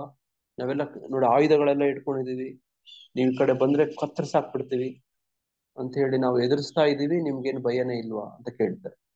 ಮಧ್ವಾಚಾರ್ಯರು ಅದಕ್ಕೆ ತಿರುಗಿಸಿ ಹೇಳ್ತಾರೆ, ನೀವು ಅಣ್ತಮ್ಮಂದ್ರು ಅಣ್ತಮ್ಮಂದ್ರ ನೋಡಿದ್ರೆ ಭಯ ಆಗತ್ತಾ? ಎಲ್ಲಾದ್ರೂ ಭಯ ಆಗತ್ತಾ? ನಿಮ್ ಅಣ್ತಮ್ಮಂದ್ರ ನಿಮ್ ಅಕ್ಕ ತಂಗಿರ್ ನೋಡಿದ್ರೆ ನಿಮ್ ಭಯ ಆಗತ್ತಾ ಮಾತಾಜಿ? ಇಲ್ಲ ಪ್ರಭುಜಿ. ಜಮುನಾ ಮಾತಾಜಿ ಅವ್ರನ್ನ, ಕಲಾವತಿ ಮಾತಾಜಿ ಅವ್ರ ನೋಡಿದ್ರೆ ಭಯ ಆಗತ್ತಾ? ಇಲ್ಲ ನೋಡಿ, ಅವ್ರು ನೋಡಿದ್ರೆ ಹಂಗೆ ಎದುರ್ಕೊಂಡ್ಬಿಡ್ತಾರ? ಇಲ್ಲ ನೋಡಿ, ಹಂಗೆ ನೋಡ ಪ್ರೀತಿ ಒಂದು ನೋಡ ಒಂದ್ ಅವೆಲ್ಲ ಸಂಬಂಧಗಳು ಹೋಗ್ತವೆ ನೋಡಿ. ನೋಡಿ ಮಧ್ವಾಚಾರ್ಯರು ಅವ್ರಿಗೆ ಹೇಳ್ತಾರೆ, ನಾವಿಬ್ರು ಅಣ್ತಮ್ಮಂದ್ರು ಅಂತಾರೆ. ಅಣ್ತಮ್ಮಂದ್ರ ನಾವೆಂಗ್ ಅಣ್ತಮ್ಮಂದ್ರು ಅಂತ ಕೇಳ್ತೇನೆ ಸುಲ್ತಾನ್. ನೋಡಿ ನಾವು ನೀವು ಒಂದೇ ತಂದೆ ಮಕ್ಕಳು ಅಂತಾರೆ. ಅಯ್ಯೋ, ಅವ್ರು ನೋಡಿದ್ರೆ ತುರುಕರು, ನೋಡಿ ಇವ್ರು ನೋಡಿದ್ರೆ ನೋಡಿ ಸನಾತನ ಧರ್ಮದ ಆಚಾರ್ಯರು. ನೋಡಿ ಇವ್ರಿಗೆ ಆಶ್ಚರ್ಯ, ಅವ್ರಿಗೆ ಏನ್ ಇವ್ರು ಹಿಂಗ್ ಮಾತಾಡ್ತಾರಲ್ಲ. ಆಮೇಲೆ ಹೇಳ್ತಾರೆ, ನಮಗೂ ನಿಮ್ಗೂ ಒಬ್ರೇ ತಂದೆ ಅಂತಾರೆ. ಅಯ್ಯೋ, ಇದೆಂಗಿದು, ನಮಗೂ ನಿಮ್ಗೂ ಒಬ್ರೇ ತಂದೆನಾ? ನೋಡಿ ಆಮೇಲೆ ಹೇಳ್ತಾರೆ, ನೀವು ಪೂಜೆ ಮಾಡೋಂತ, ನಾವು ಪೂಜೆ ಮಾಡೋ ದೇವ್ರನ್ನೇ ನೀವು ಪೂಜೆ ಮಾಡ್ತಿರೋದು, ನೀವು ಪೂಜಿಸೋದನ್ನೇ ನಾವು ಪೂಜಿಸೋದು, ಹಂಗಾಗಿ ನಾವಿಬ್ರು ಒಂದೇ ತಂದೆ ಮಕ್ಕಳು, ಒಂದೇ ದೇವ್ರನ್ನೇ ನಾವಿಬ್ರು ಪೂಜೆ ಮಾಡೋದು ಅಂತ. ಅವ್ರಿಗೆ ಖುಷಿ ಆಗ್ಬಿಡುತ್ತೆ ಅವ್ರಿಗೆ. ನೀವು ನಮ್ ದೇವ್ರನ್ನ ಒಪ್ಕೋತೀರಾ, ನೀವು ನಮ್ ದೇವ್ರನ್ನ ನೀವು ಮಾನ್ಯತೆ ಮಾಡ್ತೀರಾ? ಹೌದೌದು, ನಿಮ್ ದೇವ್ರೇ ನಮ್ ದೇವ್ರು, ನೀವು ಪೂಜೆ ಮಾಡೋ ದೇವ್ರನ್ನೇ ನಾವು ಪೂಜೆ ಮಾಡೋದು. ಹರೇ ಕೃಷ್ಣ ಪ್ರಭು. ಹರೇ ಕೃಷ್ಣ. ಆಚಾರ್ಯರು ನಗುತ್ತಾ ದೊರೆಯ ಭಾಷೆಯಾದ ಪರ್ಷಿಯನ್ ಭಾಷೆಯಲ್ಲಿ ನಾವು ಉತ್ತರಾಭಿಮುಖವಾಗಿ ಹೊರಟು ನಿನ್ನ ರಾಜ್ಯದ ಮಾರ್ಗವಾಗಿ ಬಂದೆವಷ್ಟೇ. ನಾವು ದೇವರ ಅನುಗ್ರಹದಿಂದ ದೋಣಿಯ ನೆರವಿಲ್ಲದೆ ನದಿಯನ್ನು ದಾಟಿದೆವು. ನಮ್ಮೆಲ್ಲರ ದೇವರು ಎಲ್ಲ ಒಬ್ಬನೇ. ಯಾವ ದೇವರನ್ನು ನೀನು ಅಲ್ಲ ಎನ್ನುವೆಯೋ ಆತನೇ ನನಗೆ ನಾರಾಯಣ. ದೇವರು ಒಬ್ಬನೇ, ಯಾವ ಹೆಸರಿನಿಂದ ಕರೆದರೂ ಅವನು ಬರುತ್ತಾನೆ. ನಿನ್ನ ಸೈನಿಕರ ಮನವೊಲಿಸಿ ಬಂದುದು ಅವನ ಕರುಣೆಯಿಂದಲೇ ಎಂದು ಹೇಳಿದರು ಪ್ರಭು. ತುಂಬಾ ಧನ್ಯವಾದ ಮಾತಾಜಿ. ಎಲ್ಲಿ ಓದಿದ್ರಿ ಮಾತಾಜಿ ಎತ್ಕೊಂಡು? ಇದು ಶ್ರೀ ಮಧ್ವಾಚಾರ್ಯರ ಬುಕ್ಕಲ್ಲಿ ಪ್ರಭು. ನೋಡಿ ಹಿಂಗಿದೆ. ತುಂಬಾ ಧನ್ಯವಾದ ಮಾತಾಜಿ. ನೋಡಿ ಮಾತಾಜಿ ಅವರು ಎಷ್ಟು ಬುದ್ಧಿವಂತರು ನೋಡಿ. ತಕ್ಷಣ ಎಲ್ಲ ಬುಕ್ಸ್ ಇಟ್ಕೊಂಡಿದ್ದಾರೆ, ಎಲ್ಲ ತೆಗೆದು ಹಂಗೆ ಓದ್ಬಿಡ್ತಾರೆ ನೋಡಿ. ಹಂಗೆ ಅವರು ಆ ತರ ಮಾತಾಡ್ತಾರೆ ಮಧ್ವಾಚಾರ್ಯರು. ಸಂದರ್ಭ ಪರಿಸ್ಥಿತಿ ಅಷ್ಟೇ ಅಲ್ಲ, ಅವ್ರಿಗೆ ಆ ತರದ್ದೇ ಮನಸ್ಸಿರುತ್ತೆ. ಆಕ್ಚುಲಿ ದ್ವೇಷ ಇರೋದಿಲ್ಲ ನೋಡಿ. ಹೃದಯದಲ್ಲಿ ಇರುವಂತ ಪರಮಾತ್ಮ ಇರ್ತಾನಲ್ವಾ, ಇವ್ರ ಹೃದಯದಲ್ಲೂ ಇರ್ತಾನೆ, ಅವ್ರ ಹೃದಯದಲ್ಲೂ ಇರ್ತಾರೆ. ಇದೊಂದು ತಂತ್ರ, ಜ್ಞಾಪಕ ಇಟ್ಕೊಳ್ಳಿ. ಏನು ಜ್ಞಾಪಕ ಇಟ್ಕೊಳ್ಳಿ ಅಂದ್ರೆ, ನಿಮ್ಗೆ ಏನಾದ್ರೂ ಯಾರ ಕಡೆಯಿಂದ ಏನಾದ್ರೂ ಕೆಲಸ ಬೇಕು ಆಗ್ಬೇಕು ಅಂತಂದ್ರೆ, ನೀವೀಗ ಯಾರಿಗೆ ಪ್ರಾರ್ಥನೆ ಮಾಡ್ಕೋಬೇಕು? ಈಗ ಒಂದು ಐಡಿಯಾ ಗೊತ್ತಾಗ್ಬಿಡುತ್ತೆ ನಮಗೆ. ಏನದು? ಹೃದಯದಲ್ಲಿರೋ ಪರಮಾತ್ಮನಿಗೆ ನೀವು ಅರ್ಕೆ ಮಾಡ್ಕೊಳ್ಳಿ, ನಿಮ್ಗೆ ಏನ್ ಬೇಕೋ ಆಗುತ್ತೆ ನೋಡಿ. ಒಂದ್ ಮುಟ್ಟುತ್ತೆ ಆ ಸಂದೇಶ, ಅವ್ರಿಗೆ ಹೇಳುತ್ತೆ ನೋಡಿ. ನೀವು ಯಾರನ್ನಾದ್ರೂ ನೆನ್ಸ್ಕೊಂಡ್ರೆ ಅವ್ರು ಹಂಗೆ ಕಾಲ್ ಮಾಡ್ಬಿಡ್ತಾರೆ, ಅಥವಾ ಅವ್ರು ನೆನ್ಸ್ಕೊಂಡಾಗ ನೀವು ಕಾಲ್ ಮಾಡ್ತೀರಿ. ಈ ತರದ್ ಏನೋ ಆಗತ್ತೆ. ಇನ್ಮೇಲೆ ಇದೊಂದು ಇವತ್ತಿನಿಂದ ಒಂದು ಒಂದು ಐಡಿಯಾ, ಒಂದು ವಿಚಾರ ನೋಡಿ. ಏನದು? ಹೃದಯದಲ್ಲಿರೋ ಪರಮಾತ್ಮನನ್ನ ನೆನೆಸ್ಕೋಬೇಕು ಪ್ರಭುಜಿ ಆ ಟೈಮಲ್ಲಿ. ನಿಮ್ಗೆ ಮನೋ ಟೆಲಿಪತಿ ಅಂತಾರೆ. ಟೆಲಿಪತಿ ಅಂತ ಅವರು ಬೇರೆ ಬೇರೆ ವಿಜ್ಞಾನದಲ್ಲಿ ಹೇಳ್ಕೊಳಕ್ ಹೋಗ್ತಾರೆ. ನಿಮ್ಗೆ ಯಾರ ಕಡೆಯಿಂದಾದ್ರೂ ಏನಾದ್ರೂ ಆಗ್ಬೇಕು ಅಂದ್ರೆ, ನೀವು ಪರಮಾತ್ಮನಿಗೆ ಅರ್ಕೆ ಮಾಡ್ಕೊಳ್ಳಿ, ಪ್ರಾರ್ಥನೆ ಮಾಡ್ಕೊಳ್ಳಿ, ತೀವ್ರವಾಗಿ ಪ್ರಾರ್ಥನೆ ಮಾಡ್ಕೊಳ್ಳಿ. ಅದು ನಿಮ್ಗೆ ಅವ್ರ ಕಡೆಯಿಂದ ನಿಮ್ಗೆ ಏನ್ ಬೇಕೋ ಅದು ಲಭಿಸ್ಬಿಡುತ್ತೆ ನೋಡಿ. ಇದನ್ನ ರಾಧಾನಾಥ್ ಸ್ವಾಮಿ ಮಹಾರಾಜರು, ಪರಮ ಪೂಜ್ಯರು ನೋಡಿ, ಅವರ ಬದುಕಲ್ಲೂ ಕೂಡ ಅವರು ಪಾಕಿಸ್ತಾನಿಂದ ಭಾರತಕ್ಕೆ ಒಳಗಡೆ ಪ್ರವೇಶ ಮಾಡುವಂತ ಒಂದು ಸಂದರ್ಭ, ಆ ಸನ್ನಿವೇಶ. ಯಾರಾದ್ರೂ ಪುಸ್ತಕ ಓದಿದ್ರೆ, ಯಾರತ್ರಾದ್ರೂ ಇದೆಯಾ ಮಹಾರಾಜ್ ಪುಸ್ತಕ? ಅದನ್ನು ಓದ ಇದೆಯಾ ಮಾತಾಜಿ? ಇದೇ ಪ್ರಭು, ಓದಿಲ್ಲ ಈಗ ನಾನು. ಈ ಸ್ವಲ್ಪ ಈ ಭಕ್ತಿ ಶಾಸ್ತ್ರದಲ್ಲಿ ಬಿಸಿ ಇದ್ದೀನಿ, ಅದ್ ಮುಗಿಲಿ ಓದೋಣ ಅಂತ ಓದಿಲ್ಲ. ನಿಮ್ಗೇನಾದ್ರೂ ಈಗ ಎತ್ಕೊಂಡು ಓದಕ್ ಸಾಧ್ಯವಾದ್ರೆ ಆ ಭಾಗ ಎತ್ಕೊಂಡು ಓದಿದ್ರೆ ನೋಡಿ. ಪಂಜಾಬ್ ಅಲ್ಲಿ ಒಬ್ಬ ಸಿಂಗ್ ಆ ಬಾರ್ಡರ್ನ ಕ್ರಾಸ್ ಮಾಡಿ ಬರ್ಬೇಕಾಗಿರುತ್ತೆ ನೋಡಿ. ಅವನು ಬಿಡೋದೇ ಇಲ್ಲ. ಇವರು ತೀವ್ರವಾಗಿ ಪ್ರಾರ್ಥನೆ ಮಾಡ್ಕೋತಾರೆ ನೋಡಿ. ಇದೊಂದು ಐಡಿಯಾ, ಇದೊಂದು ಇವತ್ತು ಗೊತ್ತಾಗ್ಬಿಡ್ತು ನಮ್ಗೆ. ಏನದು? ಯಾರಾದ್ರೂ ಏನಾದ್ರೂ ಬೇಕು ಅಂದ್ರೆ, ವಿಶೇಷವಾಗಿ ಭಕ್ತಿ ಸಂಬಂಧಿತವಾಗಿ ತೀವ್ರವಾಗಿ ಹೃದಯದಲ್ಲಿರೋ ಪರಮಾತ್ಮನನ್ನೇ ಪ್ರಾರ್ಥನೆ ಮಾಡ್ಕೊಂಡ್ರೆ, ಕೃಷ್ಣನನ್ನ, ಹೃದಯದಲ್ಲಿರುವಂತ ಕೃಷ್ಣನನ್ನ, ಅವ್ರ ಕಡೆಯಿಂದ ಆ ಕೆಲಸ ಆಗ್ಬಿಡುತ್ತೆ ನಮ್ಗೆ ನೋಡಿ. ಬೇಕಿದ್ರೆ ಕೆಲವು ಸತಿ ಈ ತರದೆಲ್ಲ ಆಗಿದಾವೆ ನೋಡಿ. ಈಗ ಅದನ್ನೇ ಈಗ ಮಧ್ವಾಚಾರ್ಯ. ಹರೇ ಕೃಷ್ಣ ಪ್ರಭು. ನಮ್ ಟೆಂಪಲ್ ಅಲ್ಲಿ ನರಸಿಂಹ ಯಜ್ಞ ಮಾಡಿದ್ರು ಲಾಸ್ಟ್ ಟೈಮ್. ನಾನು ಭಗವಂತನ ಇವ್ರನ್ನ ಕೇಳ್ಕೊಂತಾ ಇದ್ದೆ, ಹೇಗಾದ್ರೂ ಮಾಡಿ ಇವ್ರು ಬರ್ಲಿ ಅಂತ. ಕೊನೆಗೂ ಬಂದ್ರು ಪ್ರಭು. ಅವತ್ತಿಂದ ಅವರೇ ಡ್ರಾಪ್ ಮಾಡ್ತಾರೆ ಟೆಂಪಲ್ಗೆ. ಹರಿ ಹರಿ ಜೈ. ಮೊನ್ನೆ ಹೇಳಿದ್ರೆ ಮಾತಾಜಿ ಅವರು ನೋಡಿ ಹಂಗೆ ಇದೊಂದು ಇದೊಂದು ಐಡಿಯಾ, ಇದನ್ನೆಲ್ಲ ಅಭ್ಯಾಸ ಮಾಡಕ್ ಶುರು ಮಾಡಿ ಏನಾಗತ್ತೆ, ನಿಮಗೂ ಕೃಷ್ಣನಿಗೂ ಸಂಬಂಧ ಅನುಬಂಧ ಆ ಆ ನೋಡಿ ಏನು ಪರಸ್ಪರ ನೋಡಿ ಗಾಢ ಆಗತ್ತೆ, ಸ್ಪಂದನೆ ಸಿಗತ್ತೆ ನಿಮ್ಗೆ. ಅವಾಗ ಏನಾಗತ್ತೆ, ನಿಮ್ಗೆ ನಂಬಿಕೆ ಜಾಸ್ತಿ ಆಗತ್ತೆ. ಆದ್ರೆ ಒಂದ್ ಎಚ್ಚರಿಕೆ ಹೇಳ್ತೀರಿ, ನೀವು ಪ್ರಾರ್ಥನೆ ಮಾಡ್ಕೊಂಡಿದ್ದು ಏನಾದ್ರೂ ಫಲಿಸದೇ ಇದ್ರೆ ಸ್ವಲ್ಪ ತಾಳ್ಮೆ ಇರ್ಲಿ, ಅದು ನಿಮ್ಮ ಒಳ್ಳೇದಕ್ಕೆ, ಅದು ನಿಮ್ಮ ಪರೀಕ್ಷೆಗೆ, ನಿಮ್ಮ ಪ್ಯೂರಿಫಿಕೇಶನ್ಗೆ ಅಂತ ಅನ್ಕೊಳ್ಳಿ. ನೀವು ಕೇಳಿದೆಲ್ಲ ಆಗ್ಬಿಡ್ಬೇಕು, ಇದೊಂದು ಏನೋ ಐಡಿಯಾ ಸಿಕ್ಬಿಡ್ತು, ಇವ್ರು ಯಾರೋ ಮುರಾರಿ ಮಾಧವ ದಾಸ ಒಂದ್ ಏನೋ ಹೇಳ್ಕೊಟ್ಬಿಟ್ಟಿದ್ದಾರೆ, ನಾನು ಪ್ರಯತ್ನ ಮಾಡ್ತೀನಿ ಆದ್ರೆ ಇದಾಗ್ಲಿಲ್ಲ, ಇದು ಫಲಿಸೋದಿಲ್ಲ, ಹಂಗ ಅನ್ಕೋಬೇಡಿ. ಯಾವ್ದು ಇದು ನೋಡಿ, ಭಗವಂತ ನಮ್ಮ ನಿಯಂತ್ರಣದಲ್ಲಿ ಇಲ್ಲ ಅನ್ನೋದು ಒಂದು ಮೊದಲನೇ ಮಾತು. ನೋಡಿ ಹರೇ ಭಗವಂತ ಕೃಷ್ಣ ಪ್ರಭು, ನಮ್ಮ ಪ್ರಭುಗಳು ನನ್ನ ಜೊತೆಗೆ ಇರ್ತಾರೆ. ಇಸ್ಕಾನ್ಗೆ ಹೋಗ್ತಾ ಇದ್ದೀನಿ ಅಂದ್ರೆ ನಾನು ಬರ್ತೀನಿ ನಡಿ ಅಂತ ಹೇಳ್ತಾರೆ. ಪ್ರತಿ ಭಾನುವಾರನೂ ನನ್ನ ಜೊತೆನಲ್ಲಿ ಇರ್ತಾರೆ ಪ್ರಭು ಅವರು. ನೋಡಿ ಹಂಗೆ ಇದೊಂದು ಜ್ಞಾಪಕ ಇಟ್ಕೊಳ್ಳಿ, ಈ ತರದೊಂದು ಪ್ರಯತ್ನ ಮಾಡಿ. ವಿಶೇಷವಾಗಿ ಪುಸ್ತಕಗಳ ವಿತರಣೆ ಮಾಡಕ್ ಹೋದಾಗ, ಆ ಪುಸ್ತಕಗಳ ವಿತರಣೆ ಆಗದೆ ಇದ್ದಾಗ ಹೃದಯದಲ್ಲಿರೋ ಪರಮಾತ್ಮನ ಪ್ರಾರ್ಥನೆ ಮಾಡ್ಕೊಂಡಾಗ ನೋಡಿ ಆಶ್ಚರ್ಯಕರ ಪುಸ್ತಕಗಳು ವಿತರಣೆ ಆಗಿದಾವೆ. ನೋಡಿ ಈ ತರದ್ ಏನೇನೋ ಇದಾವೆ ನೋಡಿ. ಆ ರೀತಿ ಆದ್ರೆ ಭಗವಂತನ ಮುಖೇನ, ಪರಮಾತ್ಮನ ಮುಖೇನ ಆದ್ರೆ ನೋಡಿ ಹಂಗೆ ನಡೀತಾ ನಡೀತಾ ನಡೀತಾ ನೋಡಿ ಗುರು ಮಹಾರಾಜರು ಈ ತರ ಅವರ ಬದುಕೆ ಹಿಂಗೆ, ಹೃದಯದಲ್ಲಿರೋ ಪರಮಾತ್ಮನ ಜೊತೆ ಅವ್ರಿಗೆ ಸಂಪರ್ಕ, ಅವರ ನಿರ್ದೇಶನ. ಅದನ್ನೇ 2013 ಏಪ್ರಿಲ್ ತಿಂಗಳಲ್ಲಿ ನಡೆದಂತ ವ್ಯಾಸ ಪೂಜೆಯಲ್ಲಿ ಗುರು ಮಹಾರಾಜ್ ಆನ್ ದ ಸ್ಟೇಜ್ ಹೇಳಿದ್ದು. ನೋಡಿ ಒಬ್ರು ಭಕ್ತರು ಹೇಳ್ತಾರೆ, ಎಲ್ಲ ಗೊತ್ತು ನಿಮಗೆ, ಎಲ್ಲ ಗೊತ್ತು ನಿಮಗೆಲ್ಲ ಗೊತ್ತು ಅಂತ ಹೇಳ್ತಾರೆ. ಗುರು ಮಹಾರಾಜ್ ಹೇಳ್ತಾರೆ, ನನ್ಗೆಲ್ಲ ಗೊತ್ತಾಗೋದಿಲ್ಲ, ಹೃದಯದಲ್ಲಿರುವಂತ ಪರಮಾತ್ಮ ನನ್ಗೇನಾದ್ರೂ ಹೇಳಿದ್ರೆ ನೋಡಿ ಅದನ್ನ ಅವಾಗ್ಲೇ ನನ್ಗೆ ಗೊತ್ತಾಗೋದು ಅಂತ ಹೇಳ್ತಾರೆ. ನೋಡಿ ಹಂಗೆ ಬಹಳ ವಿಷಯಗಳು ಅವ್ರಿಗೆ ಗೊತ್ತಾಗ್ತವೆ, ನಿಜವಾಗ್ಲೂ ಹೇಳ್ತೀನಿ, ಅವ್ರಿಗೆ ಗೊತ್ತಾಗ್ತವೆ. ಮತ್ತೆ ಅದ್ ಹೆಂಗೆ ಅಂದ್ರೆ ನೋಡಿ ಅದೊಂದು ನೋಡಿ ಇದು ಹಿಂಗೆ ನೋಡಿ, ನಮ್ ಹೃದಯದಲ್ಲಿರುವಂತ ಪರಮಾತ್ಮನ ಸಂಪರ್ಕ, ಸಂಬಂಧ, ಅದನ್ನ ಗಾಢ ಮಾಡ್ಕೊಳ್ಳೋದು. ಇದನ್ನ ಬೇರೆ ಬೇರೆ ಬೇರೆ ಬೇರೆ ಬೇರೆ ತರ ಯೋಗಿಗಳು, ತಪಸ್ವಿಗಳು ಇದನ್ನ ನೋಡಿ ಬಳಸ್ಕೊಳಕ್ ಇದೆಲ್ಲ ಪ್ರಯತ್ನ ಏನೇನೋ ಮಾಡ್ತಾರೆ. ಆದ್ರೆ ನಾವೇನ್ ಮಾಡ್ಬೇಕು, ಭಕ್ತಿ ಸೇವೆಗಳ ಮುಖಾಂತರ ನೋಡಿ. ಮತ್ತೆ ಇದು ಯಾವಾಗ ಫಲಿಸಲ್ಲ ಅಂದ್ರೆ, ಮಾಡಿದ್ರೆ ಫಲಿಸಲ್ಲ. ನೋಡಿ ಭಗವಂತನಿಗೆ ಇಷ್ಟ ಆಗೋ ತರನೇ ನಮ್ ಬದುಕು, ನಮ್ ಬಾಳು ನೋಡಿ, ನಾಡೆ ನುಡಿ ಆಚಾರ ವಿಚಾರ ನೋಡಿ ಅದೇ ತರನೇ ಯಾರು ಹೆಚ್ಚು ಹೆಚ್ಚು ಹೆಚ್ಚು ಹೆಚ್ಚು ಅದರಲ್ಲೇ ತೊಡಗಿರ್ತಾರೋ ಅವ್ರಿಗೆ ಇದು ಫಲಿಸುತ್ತೆ, ಸ್ಪಂದನೆ ಸಿಗತ್ತೆ ನೋಡಿ. ಹಂಗೆ ಪರಿಶುದ್ಧತೆ ಹೃದಯದಲ್ಲಿ ಹೆಚ್ಚು ಇದ್ರೆ ಅವ್ರಿಗೆ ಫಲಿಸುತ್ತೆ ನೋಡಿ. ಕಲುಷಿತ ಇದ್ರೆ ಹೃದಯದಲ್ಲಿ ಅದು ಆಗೋದಿಲ್ಲ, ಇದು ಸಾಧ್ಯ ಆಗೋದಿಲ್ಲ ನೋಡಿ. ಅದಕ್ಕೆ ನೋಡಿ ನಮ್ಗೆ ಇದ್ರಲ್ಲಿ ಹೇಳೋದು ಏನದು, ಯೋಗಿನಾಂ ರಮಂತೆ ಅನಂತೆ. ಇವರು ಯೋಗಿಗಳೆಲ್ಲ ಏನ್ ಮಾಡ್ತಾರೆ, ತಪಸ್ವಿಗಳು, ಯೋಗಿಗಳು ಹೃದಯದಲ್ಲಿರುವಂತ ಅನಂತನನ್ನ ನೋಡಿ ಜೊತೆ ಅವರು ರಮಿಸ್ತಾರೆ ಅಂತ ನೋಡಿ. ಅವ್ರೇನು ಎಲ್ಲ ಬಿಟ್ಟು ಬರ್ಗೆಟ್ಟವ್ರಲ್ಲ, ಯಾರು ಯೋಗಿಗಳು. ಹೃದಯದಲ್ಲಿರುವಂತ ಅನಂತ ಇದೆ ನೋಡಿ, ಕೃಷ್ಣ ಇದೆ ನೋಡಿ, ಆತನ ಜೊತೆ ನೋಡಿ ಅವರು ಯಾವಾಗ್ಲೂ ಕಾಂಟ್ಯಾಕ್ಟ್ ಇಟ್ಕೊಂಡಿರ್ತಾರೆ. ಆ ಕಾಂಟ್ಯಾಕ್ಟ್ ಇಟ್ಕೊಂಡು ಅವರು ಎಂಜಾಯ್ ಮಾಡ್ತಿರ್ತಾರೆ ಭಗವಂತನ ಜೊತೆಗೆ, ಆ ರೂಪವನ್ನ ನೋಡ್ತಿರ್ತಾರೆ ನೋಡಿ, ಆ ಲೀಲೆಗಳು ನೋಡಿ, ಅವುಗಳೆಲ್ಲ ದಿವ್ಯವಾದದನ್ನ ಎಂಜಾಯ್ ಮಾಡ್ತಿರ್ತಾರೆ.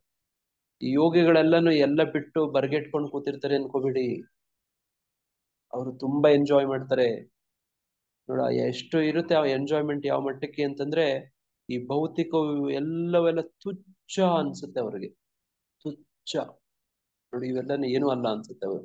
ಆ ಒಂದು ಎಂಜಾಯ್ಮೆಂಟ್ ಮುಂದೆ ಈ ಒಂದು ಎಂಜಾಯ್ಮೆಂಟ್ಗಳು ನೋಡಿ ಏನು ಅಲ್ಲ ಅನ್ಸುತ್ತೆ ನೋಡಿ. ಹಂಗೆ ನೋಡಿ ಮುಂದೆ ಹೇಳ್ತಾರೆ ಪ್ರಭುಪಾದರು, ಅಹಿಂಸೆ ಎಂದರೆ ಯಾವುದೇ ಜೀವಿಯ ಪ್ರಗತಿಶೀಲ ಬದುಕನ್ನು ತಡೆಯದಿರುವುದು.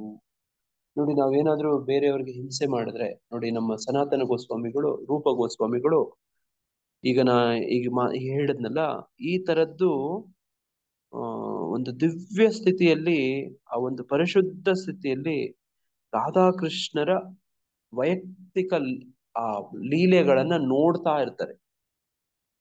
ನೋಡಿ, ಅಷ್ಟು ಶುದ್ಧತೆ ಇರುತ್ತೆ ಅವ್ರಿಗೆ. ನೋಡಿ, ಅಷ್ಟೊಂದು ಸಿದ್ಧಿ ಇರುತ್ತೆ. ನೋಡಿ, ಆ ಭಗವಂತನಿಗೆ ಅಷ್ಟೊಂದು ಆತ್ಮೀಯರಾಗಿರ್ತಾರೆ. ರಾಧಾಕೃಷ್ಣರ ದಿವ್ಯ ಲೀಲೆ, ಅವ್ರಿಗೆ ನೋಡಿ, ಅವ್ರ ಜೊತೆ ನಡೆಯುವಂತ ವೈಯಕ್ತಿಕ ನೋಡಿ, ಅವುಗಳನ್ನೆಲ್ಲ ನೋಡೋದಂದ್ರೆ ಏನ್ ಸುಮ್ನೆನಾ? ಅದೊಂಥರ ಸೆನ್ಸಾರ್ ಸೀನ್ ಅಂತ ಅನ್ಕೊಳ್ಳಿ. ನೋಡಿ, ಹಂಗೆಲ್ಲ ಇರುತ್ತೆ. ಹಂಗಿದ್ದಂಥದ್ದನ್ನ ಒಬ್ಬ ಕುಂಟ ಬ್ರಾಹ್ಮಣ ಅದೇ ದಾರಿಯಲ್ಲಿ ಬಂದವನು ಇವ್ರು ನೋಡ್ತಾರೆ. ರೂಪ ಗೋಸ್ವಾಮಿ ನಗ್ತಾ ಇರ್ತಾರೆ. ಅವ್ರು ಅನ್ಕೊಂಡ್ಬಿಡ್ತಾರೆ, ಇವ್ರೆ ನನ್ನನ್ನೇ ನೋಡಿ ನನ್ ಕುಂಟದನ್ನ ನೋಡಿ ಇವ್ರು ನಗ್ತಿದ್ದಾರೆ ಅಂತ ಅಂದ್ಕೊಂಡು ಹಂಗೆ ಹೋಗ್ಬಿಡ್ತಾರೆ ಮುಂದೆ ಬೇಜಾರಾಗಿ. ನೋಡಿ, ಹಂಗ ಅನ್ಕೊಂಡು ಹೋಗಿದ ತಕ್ಷಣ ಇವ್ರಿಗೆ ಆ ಒಂದು ಏನು ದಿವ್ಯವಾದಂತ ದೃಶ್ಯಗಳ ಅದೇನ್ ನಡೀತಿತ್ತಲ್ಲ, ಇವ್ರು ನೋಡ್ತಿದ್ರಲ್ಲ, ಅದು ಕಟ್ ಆಗ್ಬಿಡುತ್ತೆ. ನೋಡಿ, ಅಲ್ಲಿ ಆ ಸೀನ್ ನಿಂತೋಗ್ಬಿಡುತ್ತೆ. ಮತ್ತೆ ಎಷ್ಟೇ ಪ್ರಯತ್ನ ಪಟ್ರೇನೋ ಆ ದೃಶ್ಯ ಕಾಣೋದಿಲ್ಲ. ನೋಡಿ, ಇವ್ರಿಗೆ ಕಸಿವಿಸಿ ಆಗತ್ತೆ, ತುಂಬಾ ಕಷ್ಟ ಆಗತ್ತೆ. ಹೆಂಗಿದು, ಯಾಕೆ ಹಿಂಗಾಯ್ತು ಅಂತೇಳಿ. ನೋಡಿ, ಅದನ್ನ ಅವ್ರ ಅಣ್ಣ ಸನಾತನ ಗೋಸ್ವಾಮಿ ಜೊತೆ ಕೇಳ್ತಾರೆ. ಸನಾತನ ಗೋಸ್ವಾಮಿ ಹೇಳ್ತಾರೆ, ಬಹುಶಃ ನೀ ಯಾರಿಗೋ ಹಿಂಸೆ ಮಾಡಿದ್ಯಾ, ಅಪರಾಧ ಮಾಡಿದ್ಯಾ, ಅದ ಕಾರಣ ಭಕ್ತರಿಗೆ ನೀನೇನೋ ತೊಂದರೆ ಮಾಡಿದ್ಯಾ, ಅದಕ್ಕೋಸ್ಕರ ಇದು ನಿನಗೆ ಆಗ್ತಾ ಇದ್ದು ನಿಂತೋಗಿದೆ. ಹಾಗಿದ್ರೆ ಹೆಂಗ್ ಹುಡ್ಕೋದು ಮಾತಾಜಿ? ಒಂದಿನ ಫೀಸ್ಟ್ ಇಡ್ಬೇಕು. ಅಲ್ಲಿ ಯಾರು ಬರಲ್ವೋ ಅವ್ರಿಗೇನೆ ನಾವು ಅಪರಾಧ ಮಾಡಿದೀವಿ ಅಂತ ತಿಳ್ಕೊಳ್ಬೇಕು. ನೋಡಿ, ಇದರಿಂದ ಏನ್ ಅನ್ಸುತ್ತೆ, ಅವಾಗ ನೋಡಿ ಭಕ್ತರ ಮಧ್ಯದಲ್ಲಿ ತದಾತಿ ಪ್ರತಿಗೃಹಣಾತಿ ಆಗ್ಬೇಕು. ಭುಂಜತೆ ಭೋಜಯತೆ ಆಗ್ಬೇಕು. ನೋಡಿ, ಈಗ ರೂಪ ಗೋಸ್ವಾಮಿಗಳು ಸನಾತನ ಗೋಸ್ವಾಮಿಗೆ ಹೇಳ್ಕೊಂಡ್ರಲ್ಲ, ತಮ್ಮ ವೈಯಕ್ತಿಕವಾದದ್ದು, ಗುಪ್ತವಾದದ್ದು, ರಹಸ್ಯವಾದದ್ದು ಅವ್ರ ಅಣ್ಣನ ಹತ್ರ ಹೇಳ್ಕೊಂಡ್ರಲ್ಲ, ಆ ತರ ಹೇಳ್ಕೋಬೇಕು. ನೋಡಿ, ಅವ್ರು ಹೇಳೋದನ್ನ ನಾವು ಕೇಳ್ಬೇಕು. ನೋಡಿ, ಹಂಗೆ ಹೇಳೋದು, ಕೇಳೋದು, ತಿನ್ಸೋದು, ತಿನ್ನೋದು, ಏನಾದ್ರೂ ಉಡುಗೊರೆ ಅಂತ ಅವ್ರಿಗೆ ಕೊಡೋದು, ಅವ್ರು ಕೊಟ್ಟದೆ ನಾವು ಸ್ವೀಕರಿಸಿ ಮಾಡೋದು. ಇದನ್ನ ಷಡ್ವಿಧ ಪ್ರೀತಿ ಲಕ್ಷಣಂ ಅಂತ ಹೇಳೋದು. ನೋಡಿ, ಹಂಗೆ ಮಾಡುವಂತ ಒಂದು ನೋಡಿ, ಇದನ್ನೇ ನಮ್ಮ ಉಪದೇಶಾಮೃತದಲ್ಲಿ ಹೇಳ್ಕೊಡ್ತಾರೆ ರೂಪ ಗೋಸ್ವಾಮಿಗಳು. ನೋಡಿ, ಹಂಗೆ ಆತನ ಕುಂಟ ಬ್ರಾಹ್ಮಣ ಯಾರಿರ್ತಾನೋ ಆತನನ್ನ ಇವ್ರು ಗೊತ್ತಾಗತ್ತೆ, ಅವ್ರನ್ಗೆ ಕ್ಷಮೆಪಣೆ ಕೇಳ್ತಾರೆ. ನೋಡಿ, ಇದ್ರಲ್ಲಿ ರೂಪ ಗೋಸ್ವಾಮಿದು ಏನಾದ್ರೂ ತಪ್ಪಿತ್ತಾ? ಆದ್ರೆ ಅವ್ರು ಹಂಗ ಅನ್ಕೊಂಡು ಹೋದ್ರೇನು ಕೂಡ ಅದು ಹಂಗೆ ಆಗ್ಬಿಡುತ್ತೆ. ನೋಡಿ, ಅದು ತಟ್ಟುತ್ತೆ ಹೃದಯದಲ್ಲಿರೋ ಪರಮಾತ್ಮ. ನೋಡಿ, ಆ ಸೂಕ್ಷ್ಮತೆ, ಆ ಸೂಕ್ಷ್ಮ ಆ ದೃಶ್ಯಾವಳಿ ಅವೆಲ್ಲ ಲಭಿಸೋದಿಲ್ಲ. ಈಗ ನೀವೇ ಹೇಳ್ತೀರಿ, ನಾವು ಪ್ರಯತ್ನ ಪಡ್ತೀವಿ, ನಾವು ಆಗೋದೇ ಇಲ್ಲ. ನೋಡಿ, ನೀವೇನೋ ಹೇಳಿದ್ರಿ, ಪರಮಾತ್ಮನ್ಗೆ ಪ್ರಾರ್ಥನೆ ಮಾಡ್ಕೋಬೇಕಂತೆ. ನೋಡಿ, ಪರಮಾತ್ಮನು ನಮ್ಗೆ ಏನ್ ಬೇಕೋ ಅದನ್ನ ನೋಡಿ ಕೊಡಿಸ್ತಾನಂತೆ, ಮಾಡ್ತಾನಂತೆ. ನೋಡಿ, ಅವ್ರು ಸ್ಪಂದಿಸ್ತಾರಂತೆ ಅಂತೆಲ್ಲ ನೋಡಿ, ಆದ್ರೆ ಅದಕ್ಕೆ ಶುದ್ಧತೆ ಬೇಕು ಅಂತ ಇದು ಉದಾಹರಣೆ. ನೋಡಿ, ಇನ್ನೊಬ್ರಿಗೆ ಏನಾದ್ರೂ ಹಿಂಸೆ ಮಾಡಿದ್ರೆ ಅದು ನೋಡಿ ಜೀವೋದಯ, ನಮ್ಮ ವೈಷ್ಣವ ಸದಾಚಾರದಲ್ಲಿ ತುಂಬಾ ಹೇಳ್ತಾರೆ. ನೋಡಿ, ಸರ್ವಧರ್ಮ ಸಾರ ಏನದು? ಸರ್ವಧರ್ಮ ಸಾರ ಏನು? ಜೀವೋದಯ. ಜೀವೋದಯ, ಸರ್ವಧರ್ಮ ಸಾರ. ನೋಡಿ, ಅದನ್ನೇ ನಮ್ಮ ಅಣ್ಣ ಬಸವಣ್ಣವರು ಕೂಡ ಹೇಳೋದು, ದಯವೇ ಬೇಕು ಸಕಲ ಪ್ರಾಣಿಗಳಲ್ಲಿ ಅಂತ. ದಯವಿಲ್ಲದ ಧರ್ಮ ಯಾವುದಯ್ಯ ಅಂತ ಪ್ರಶ್ನೆ ಮಾಡ್ತಾರೆ ಅಲ್ವಾ? ದಯವಿಲ್ಲದ ಧರ್ಮ ಯಾವುದಯ್ಯ? ದಯವೇ ಬೇಕು ಸಕಲ ಪ್ರಾಣಿಗಳಲ್ಲಿ ಅಂತ ಹೇಳ್ತಾರೆ. ದಯವೇ ಧರ್ಮದ ಮೂಲವಯ್ಯ ಅಂತ ಹೇಳ್ತಾರೆ. ನೋಡಿ, ಹಂಗೆ ಇಲ್ಲೂ ಕೂಡ ಅಹಿಂಸೆ, ದಯೆ. ನೋಡಿ, ಇದು 4 ಕಂಬಗಳು ಧರ್ಮ ನಿಂತಿರೋದ್ರಲ್ಲಿ ಇದು ಒಂದು ಕಂಬ. 4 ಕಂಬಗಳು ಯಾವ್ಯಾವುದು? ಸತ್ಯ, ಶೌಚ, ತಪ, ದಯ. ಹಾ ಪ್ರಭುಜಿ, ದಯ ಅಲ್ವಾ? ಇದನ್ನೇ ನಾವು ಇಷ್ಟೊತ್ತು ಚರ್ಚೆ ಮಾಡ್ತಿರೋದು. ನೋಡಿ, ಇಲ್ಲಿ ಸರಳತೆ, ನೇರವಾಗಿರ್ಬೇಕು, ಇದೆಲ್ಲ ಸತ್ಯವನ್ನ ಹೇಳುತ್ತೆ. ಈಗ ಅಹಿಂಸೆ ದಯೆಯನ್ನ ಹೇಳುತ್ತೆ. ನೋಡಿ ಹಿಂದಿನ ಶ್ಲೋಕ ತಪಸ್ಸು ಬಗ್ಗೆ ಓದಿದ್ವಲ್ವಾ? ತಪಸ್ಸು ನೋಡಿ, ಇವೆಲ್ಲ 4 ಸ್ತಂಭಗಳ ಸುತ್ತನೇ ಸುತ್ತುತ್ತಾ ಇದೀವಿ ನಾವು. ನೋಡಿ ಅದನ್ನೇ ಮುಂದಿನ ಒಂದು ವಿಷಯ ಸತ್ಯಂ ಬರುತ್ತೆ, ಅಹಿಂಸೆ ಬರುತ್ತೆ, ಸತ್ಯ, ಶೌಚ, ತಪ, ದಯ. ನೋಡಿ ಆ ಒಂದುಗಳಕ್ಕೋಸ್ಕರನೇ ನಾವು 4 ನಿಯಮಗಳನ್ನು ಅನುಸರಿಸ್ಬೇಕು. ಒಂದೊಂದು ನಿಯಮಗಳಿಗೆ ಒಂದೊಂದು ನೋಡಿ ಕಂಬ, ಧರ್ಮದ ಕಂಬಗಳು ಇದಾವಲ್ಲ, ಧರ್ಮ ನಿಂತಿರುವಂತ 4 ಕಂಬಗಳು, ಅವುಗಳನ್ನು ಬಲ ಮಾಡ್ಕೊಳಕ್ಕೆ 4 ನಿಯಮಗಳು ಇರುತ್ತೆ. ಯಾವ್ಯಾವ್ದಕ್ಕೆ ಯಾವ್ಯಾವ್ದು ಅಂತ ಹೇಳ್ತೀರಾ? ಹರೇ ಕೃಷ್ಣ ಪ್ರಭು. ಆ, ಮಾಂಸ ಅದೆಲ್ಲ ತಿನ್ನೋದ್ರಿಂದ ದಯೆ ಹೋಗುತ್ತೆ, ಮತ್ತೆ ಮದ್ಯಪಾನದಿಂದ ತಪಸ್ಸೆ ಹೋಗುತ್ತೆ, ಅನೈತಿಕ ಸಂಬಂಧದಿಂದ ಶುದ್ಧತ್ವ ಹೋಗುತ್ತೆ, ಮತ್ತೆ ಈ ಜೂಜಾಟದಿಂದ ಎಲ್ಲ ಸತ್ಯ ಹೇಳೋದು ಹೋಗುತ್ತೆ. ಜೂಜಾಟದಿಂದ ಸತ್ಯ ಹೋಗುತ್ತೆ. ಇದು ಎಲ್ಲರೂ ನಾವು ಅರ್ಥ ಮಾಡ್ಕೋಬೇಕಾಗಿರುವಂಥದ್ದು, ಬಹಳ ಮುಖ್ಯ, ಬಹಳ ಬಹಳ ಬಹಳ ಬಹಳ ಮುಖ್ಯ. ನೋಡಿ ಅದಕ್ಕೋಸ್ಕರನೇ 4 ನಿಯಮ. ನೋಡಿ ಇದೆಲ್ಲ ಹೇಳ್ತಿರೋದು ನಮ್ಗೇನು ಹೇಳ್ಕೊಡ್ತಾ ಹೋಗ್ತಿದಾರಲ್ಲ ಪ್ರಭುಪಾದರಿದೆ. ನೋಡಿ ಇದೆಲ್ಲ ತುಂಬಾ ಸಂಬಂಧ ಇರುವಂಥದ್ದು. ಆ ಧರ್ಮ ಸ್ತಂಭಗಳು, 4 ನಿಯಮಗಳಿಗೆ ನೋಡಿ ಇದಕ್ಕೆಲ್ಲ ಸಂಬಂಧ ಇರುವಂಥದ್ದು. ಎಲ್ಲಿ ಹಿಂಸೆ ಬರುತ್ತೋ ನೋಡಿ ಅಲ್ಲಿ ಭಗವಂತನ ಭಗವಂತನ ಕೃಪೆ ಹೋಗ್ಬಿಡುತ್ತೆ. ನೋಡಿ ಒಬ್ಬ ಲೋಂಡಿ ಬ್ರಾಹ್ಮಣ, ಕುಂಟ ಬ್ರಾಹ್ಮಣನ ನೋಡಿ ಆತನನ್ಗೆ ಅಪರಾಧ ಮಾಡಿ ಅವನ ಮನಸ್ಸು ನೊಂದ್ಕೊಂಡ್ರೆ ಆತನ ಮನಸ್ಸಲ್ಲಿರುವಂತ ಪರಮಾತ್ಮ ನೋಡಿ ಹೆಂಗೆ ಮಾಡ್ತಾನೆ ಅಂದ್ರೆ, ರೂಪ ಗೋಸ್ವಾಮಿಗಳು ಎಷ್ಟೇ ದೊಡ್ಡ ಮನುಷ್ಯರು, ಎಷ್ಟೇ ಸಾಧಕರು, ದೊಡ್ಡ ಭಕ್ತರು ಆಗಿರಬಹುದು, ಆದ್ರೆ ಆತ ಯಾರೋ ಒಬ್ಬ ಕುಂಟ ಬ್ರಾಹ್ಮಣ ನೊಂದ್ಕೊಂಡು ಹೋಗ್ತಾನೆ ನೋಡಿ, ಇದು ಅದೇನು ಅವ್ರಿಗೆ ವಿಶೇಷ ಕೃಪೆ ಅಂತ ಆ ದೃಶ್ಯಾವಳಿ ಸಿಗ್ತಾ ಇರುತ್ತೆ, ಅದು ನಿಂತೋಗ್ಬಿಡುತ್ತೆ ನೋಡಿ. ಅದೇ ತರನೇ ನಮಗೂ ಎಚ್ಚರಿಕೆ ಇರ್ಬೇಕು. ಅದು ಜೀವದಯ, ಅದು ನಮ್ಮ ಮನೆಯಲ್ಲಿರುವಂತ ನಮ್ಮ ಕುಟುಂಬ ಸದಸ್ಯರುಗಳೇ ಆಗ್ಬಹುದು, ಅಥವಾ ನಮ್ಮ ಮನೆಗಳಲ್ಲಿ ಸಾಕೊಂಡಿರೋ ಪ್ರಾಣಿಗಳೇ ಆಗ್ಬಹುದು, ಅಥವಾ ಸುತ್ತಮುತ್ತ ಅಕ್ಕಪಕ್ಕ ಇರೋ ಜೀವಿಗಳೇ ಆಗ್ಬಹುದು. ನೋಡಿ ನಿನ್ನೆ ಈ ಸ್ಪಿರಿಚುವಲ್ ಸೈಂಟಿಸ್ಟ್ ಕೋರ್ಸ್ ಅಲ್ಲಿ ವಿಜೇತ ಮಾತಾಜಿಯವರ ಪ್ರಶ್ನೆಗೆ ನಮ್ಮ ವೃಂದಾವನ್ ಶ್ಯಾಮ್ ಪ್ರಭು ಒಂದು ಮಾತು ಹೇಳ್ತಾ ಇದ್ರು. ಯಾರಿಗಾದ್ರೂ ಮನಸ್ಸು ತಟ್ತಾ ಅದು ವಿಜೇತ ಮಾತಾಜಿಯವರು ಒಂದು ಪ್ರಶ್ನೆ ಕೇಳಿದ್ರು, ಮಾಯಾಪುರದಲ್ಲಿ ನಿಮ್ಮ ಅನುಭವಗಳು ಹೇಳಿ ಅಂತ ಹೇಳಿದ್ರು. ಪ್ರಭುಜಿ ಏನ್ ಹೇಳಿದ್ರು?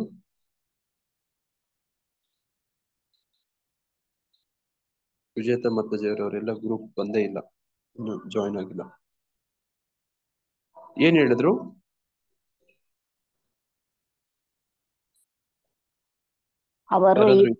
ಅವರು 3 ಜನ ಇರ್ತಾರೆ, ಅವ್ರಿಬ್ರು ಫ್ರೆಂಡ್ ಇರ್ತಾರೆ. ಅವ್ರ ಫ್ರೆಂಡ್ ಯಾರಾದ್ರೂ ಮರ ಕುಯ್ಯೋದ್ರ ಬಗ್ಗೆ ಜ್ಞಾಪಿಸ್ಕೊಂಡ್ರ, ಹೇಳಿದ್ರ? ಮರಗಳ ಬಗ್ಗೆ ಅದೇ ಮರಗಳೆಲ್ಲ ಕಟ್ ಮಾಡ್ತಾರೆ. ಕಟ್ ಮಾಡಕ್ಕೆ ಅವ್ರು ತುಂಬಾ ಅಳ್ತಾರಂತ, ಅವರಲ್ಲಿ ಮರಗಳನ್ನ ತಪ್ಕೊಂಡು ಅಳ್ತಾರಂತ. ಅಲ್ಲಿ ಮಾಯಾಪುರ ಅಂತಂದ್ರೆ ಒಂದು ದಿವ್ಯವಾದ ಸ್ಥಳ ನೋಡ. ಆ ಸ್ಥಳದಲ್ಲಿ ಮರಗಳನ್ನ ಕತ್ತರಿಸೋದು ನೋಡ, ಅವೆಲ್ಲ ಧಾಮವಾಸಿಗಳು, ಮರಗಳು ಇವೆಲ್ಲ ಧಾಮವಾಸಿಗಳು. ಈಗ ಇದೇನೋ ಒಂದು ಒಳ್ಳೆ ಉದ್ದೇಶಕ್ಕೋಸ್ಕರ ಅಲ್ಲಿ ನೋಡಿ ಈಗ ಮಾರ್ಕ್ ಮಾಡಿದ್ದಾರೆ. ಈಗ ದೇವಸ್ಥಾನ ಕಟ್ಟಕ್ಕೆ ಶುರು ಮಾಡ್ಬೇಕು, ಆ ಮರಗಳನ್ನ ತೆಗಿಬೇಕು. ನೋಡಿ ಈಗ ಮರಗಳನ್ನು ಕುಯ್ಬೇಕಲ್ವಾ, ಕುಯ್ಬೇಕಾದ್ರೆ ಅವ್ರಿಗೆಲ್ಲ ಅಳುವಂತೆ, ತುಂಬಾ ನೋವು. ಈ ಮರಗಳನ್ನೆಲ್ಲನು ಅವ್ರಿಗೆ ಪ್ರಾರ್ಥನೆ ಮಾಡ್ಕೋತಾರೆ ಅವ್ರು. ನೋಡಿ ಈ ತರದೊಂದು ವಿಷಯವನ್ನ ಹಂಚ್ಕೊಂಡ್ರು ನಿನ್ನೆ. ನೋಡಿ ಹಂಗೆ ತಾವೆಷ್ಟು ಜನ ಯಾರು ಕೇಳಿದ್ರು ಗೊತ್ತಿಲ್ಲ. ಅದು ಭಕ್ತಿಯಲ್ಲಿದ್ದು ಮರಗಳು ಕುಯ್ಬಾರ್ದು, ಅದು ತುಂಬಾ ಶ್ರೇಷ್ಠವಾದದ್ದು ಅಂತ ಹೇಳಿದ್ರು ಪ್ರಭು. ಹಿಂಸೆ ಅಂದ್ರೆ ನೋಡ್ರಿ ಹಂಗೆ, ಅಹಿಂಸೆ ಅಂದ್ರೆ ಹಂಗೆ. ನಾನು ನಮ್ಮ ದೇವಸ್ಥಾನದ ಕಾರ್ ಪಾರ್ಕಿಂಗ್, 2 ವೀಲರ್ ಪಾರ್ಕಿಂಗ್ ಜಾಗದಲ್ಲಿ ಹೊಂಗೆ ಮರಗಳಿದಾವೆ, ನೋಡಿರ್ತೀರಿ ನಮ್ ಗೇಟ್ ಎಂಟ್ರೆನ್ಸ್ ಅಲ್ಲಿ. ನೋಡಿ ಗೌರಿ ಜಗನ್ನಾಥ್ ಪ್ರಭು ಅಂತ ನಮ್ಮ ದೇವಸ್ಥಾನದಲ್ಲಿ ಹಿಂದೆ ಸೇವೆ ಮಾಡ್ತಿದ್ರು. ಅವ್ರ ಪತ್ನಿ ಮತ್ತೆ ಅವ್ರ ಮಕ್ಕಳು ಒಂದು ಸಂಜೆ ಸೂರ್ಯಾಸ್ತ ಆಗಿತ್ತು, ನಾನು ಕೆಲಸ ಮುಗಿಸ್ಕೊಂಡು ಅಲ್ಲಿ ಬಂದಿದ್ದೆ. ಇವರು ಮಕ್ಕಳು ಗೌರಿ ಜಗನ್ನಾಥ್ ಪ್ರಭುಜಿ ಮಕ್ಕಳು, ಚಿಕ್ಕ ಚಿಕ್ಕ ಪುಟಾಣಿ ಮಕ್ಕಳು. ಅವರು ಆ ಹೊಂಗೆ ಮರ ಇಟ್ಕೊಂಡು ಯಾತಾಡ್ತಿದ್ರು, ಎಲೆಗಳು ಎಲ್ಲ ಕೀಳ್ತಾ ಇದ್ರು, ಕರೆದಾಕ್ತಾ ಇದ್ರು. ನೋಡಿ ಇಂಥ ಒಂದು ಸಂದರ್ಭ ಹಿಂಗ್ ನಡೀತಾ ಇತ್ತು. ಅವ್ರ ಮಾತಾಜಿ ದೇವಸ್ಥಾನದ ಹೆಬ್ಬಾಗ್ಲಲ್ಲಿ ಇದ್ರು. ಇವರು ಗೇಟ್ ಅಲ್ಲಿ ಆ ಹೊಂಗೆ ಮರದ ಎಲೆಗಳನ್ನೆಲ್ಲ ಕೀಳ್ತಾ ಇದ್ರು. ಆಟ ಅವ್ರಿಗೆ. ಯಾವ ಸಮಯ? ಸಂಜೆ ಸೂರ್ಯಾಸ್ತ. ಸಂಜೆ ಸೂರ್ಯ ಇದೆ. ಸೂರ್ಯಾಸ್ತ. ಅಪ್ಪಾಜಿ ಅವರು ಅಲ್ಲಿಂದ ಓಡ್ ಬಂದ್ರು. ನಾನು ಏನ್ ಹಿಂಗ್ ಬಡ್ಕೊಂಡು ಹೋಗ್ತಾರೆ ಇವ್ರು, ಏನ್ ಮಾಡ್ಬಿಟ್ರು ಅವ್ರು ಅಂತ ಹಿಂಗ್ ಹೋಗ್ತಿದಾರೆ. ಹಂಗೇ ನೋಡ್ತಿದ್ದೆ, ಅವ್ರು ಹೋಗಿ ಅವ್ರ ಮಕ್ಕಳನ್ನ ಹಿಡ್ಕೊಂಡು ಹೊಡಿತಿದ್ದಾರೆ. ಯಾಕೆ ಗೊತ್ತಾ? ಹಾ ಪ್ರಭುಜಿ, ಅವು ಸಂಜೆ ಆದ್ಮೇಲೆ ಜೀವ ಇರುತ್ತೆ, ಅವು ರಾತ್ರಿ ಹೊತ್ತು ನಿದ್ದೆ ಮಾಡ್ತಿರ್ತವೆ. ಮಲ್ಕೊಂಡಿರ್ತಾರೆ, ಅದಿರುತ್ತೆ, ಅದನ್ನ ಏನು ಟಚ್ ಮಾಡಬಾರ್ದು, ತೊಂದ್ರೆ ಕೊಡಬಾರ್ದು. ನೋಡಿ, ನಿದ್ದೆ ಮಾಡ್ತಿರೋ ಮರಗಳು ಅವು ಎಲೆಗಳೆಲ್ಲ ಕಿತ್ತಾಕ್ಬಿಟ್ರೆ, ನೀವು ನಿದ್ದೆ ಮಾಡ್ತಿದ್ದಾಗ ನಿಮ್ ಕೈ ಕಾಲೆಲ್ಲ ಕತ್ತರಿಸ್ಬಿಟ್ರೆ ಅಲ್ವಾ? ನೋಡಿ, ಹಂಗೆ ಅವ್ರಿಗೆ ನೋಡಿ ಯಾವ ಮಟ್ಟಕ್ಕೆ ನೋಡಿ ಅವರು ಮನ್ಸಿಗೆ ತಗೊಂಡಿದ್ದಾರೆ. ನೋಡಿ, ಆ ಮಾತಾಜಿಯವ್ರೇನು ತುಂಬಾ ದೊಡ್ಡ ವಿದ್ವಾನ್ರೇನಲ್ಲ. ನೋಡಿ, ಭಕ್ತಿ ಶಾಸ್ತ್ರಿ, ಭಕ್ತಿ ವೈಭವ, ಭಕ್ತಿ ಸಾರ್ವಭೌಮ, ಭಕ್ತಿ ವೇದಾಂತ ಇವೆಲ್ಲ ಏನು ಓದ್ಕೊಂಡಿರೋರು ಏನಲ್ಲ. ಎಲ್ಲ ಶಾಸ್ತ್ರಗಳೆಲ್ಲ ಓದ್ಬಿಟ್ಟಿರೋರು ಏನಲ್ಲ. ಒಂದು ಸಾಮಾನ್ಯ ತಿಳುವಳಿಕೆ. ನೋಡಿ, ಜೀವದಯ. ನೋಡಿ, ಅದೊಂದು ಮರದಲ್ಲೂ ಕೂಡ ಒಂದು ಮರನೂ ಒಂದು ಜೀವ ಅಂತ ನೋಡೋದು. ನೋಡಿ, ಅವ್ರಿಗೆ ವಿಶೇಷವಾಗಿ ರಾತ್ರಿ ಹೊತ್ತು. ನೋಡಿ, ಹಗಲೊತ್ತು ಬೇಕಾದ್ರೆ ಒಂದ್ ಸ್ವಲ್ಪ ಎಲೆ, ಸ್ವಲ್ಪ ಹೂವ ನೋಡಿ ಬೇಕಾದ್ರೆ ಅದೆಲ್ಲ ಮಾಡ್ಬೋದು. ರಾತ್ರಿ ಹೊತ್ತು ಮಾಡಬಾರ್ದು ಅಂತ ಶಾಸ್ತ್ರಗಳು ಕೂಡ ಹೇಳ್ತವೆ. ನೋಡಿ, ಅದನ್ನ ಅವರು ಪಾಲಿಸ್ತಾ ಇದ್ದಾರೆ. ನೋಡಿ ನೋಡಿ, ಎಲ್ಲ ಸೂಕ್ಷ್ಮಮತಿಯಾಗಿ ನೋಡಿ ಹಿಂಗೆಲ್ಲ ಇದ್ರೇನೇ ಭಕ್ತಿಯಲ್ಲಿ ಮುನ್ನಡೆಯಕ್ ಆಗೋದು. ನೋಡೋದೇ ಇಲ್ಲಿ ಅಹಿಂಸೆ ಅಂತ ಹೇಳ್ತೇವೆ. ಅಹಿಂಸೆ ಅಂದ್ರೆ ಯಾವ ಮಟ್ಟಕ್ಕೆ ಭಕ್ತರು ಹಿಂಸಾ ಅಹಿಂಸಾ ನೋಡಿ ಇದ್ರ ವ್ಯತ್ಯಾಸವನ್ನು ತಿಳ್ಕೊಂಡು ಜೀವನದಲ್ಲಿ ಅಳವಡಿಸ್ತಾರೆ ಅನ್ನೋದು ಗೊತ್ತಾಗುತ್ತೆ. ನೋಡಿ, ಅಹಿಂಸೆ ಎಂದರೆ ಯಾವುದೇ ಜೀವಿಯ ಪ್ರಗತಿಶೀಲ ಬದುಕನ್ನ ತಡೆಯದಿರುವುದು. ನೋಡಿ, ನಾವ್ ಹಂಗೆಲ್ಲ ಏನಾದ್ರು ಮಾಡಿದ್ರೆ, ಹಿಂಸೆ ಕೊಟ್ರೆ ಅಥವಾ ಕೊಂದಾಕಿದ್ರೆ, ಅದು ಈ ಜೀವ ವಿಕಸನದಲ್ಲಿ ಈ 84 ಲಕ್ಷ ಈ ಜೀವಿಗಳಲ್ಲಿ ಅದು ಹಾದು ಬರ್ತಿರೋದಕ್ಕೆ ತಡೆ ಆಗತ್ತೆ, ಸಮಸ್ಯೆ ಆಗತ್ತೆ, ಅಡ್ಡಿ ಆಗತ್ತೆ. ನೋಡಿ, ಇದು ವಿಚಾರ. ದೇಹವನ್ನು ಕೊಂದರೂ ಆತ್ಮದ ಕಡೆಯು ಸಾಯುವುದಿಲ್ಲವಾದುದರಿಂದ ಇಂದ್ರಿಯ ತೃಪ್ತಿಗಾಗಿ ಪ್ರಾಣಿಗಳನ್ನು ಕೊಲ್ಲುವುದರಿಂದ ಕೆಡುಕಿಲ್ಲ ಎಂದು ಯೋಚಿಸಬಾರದು.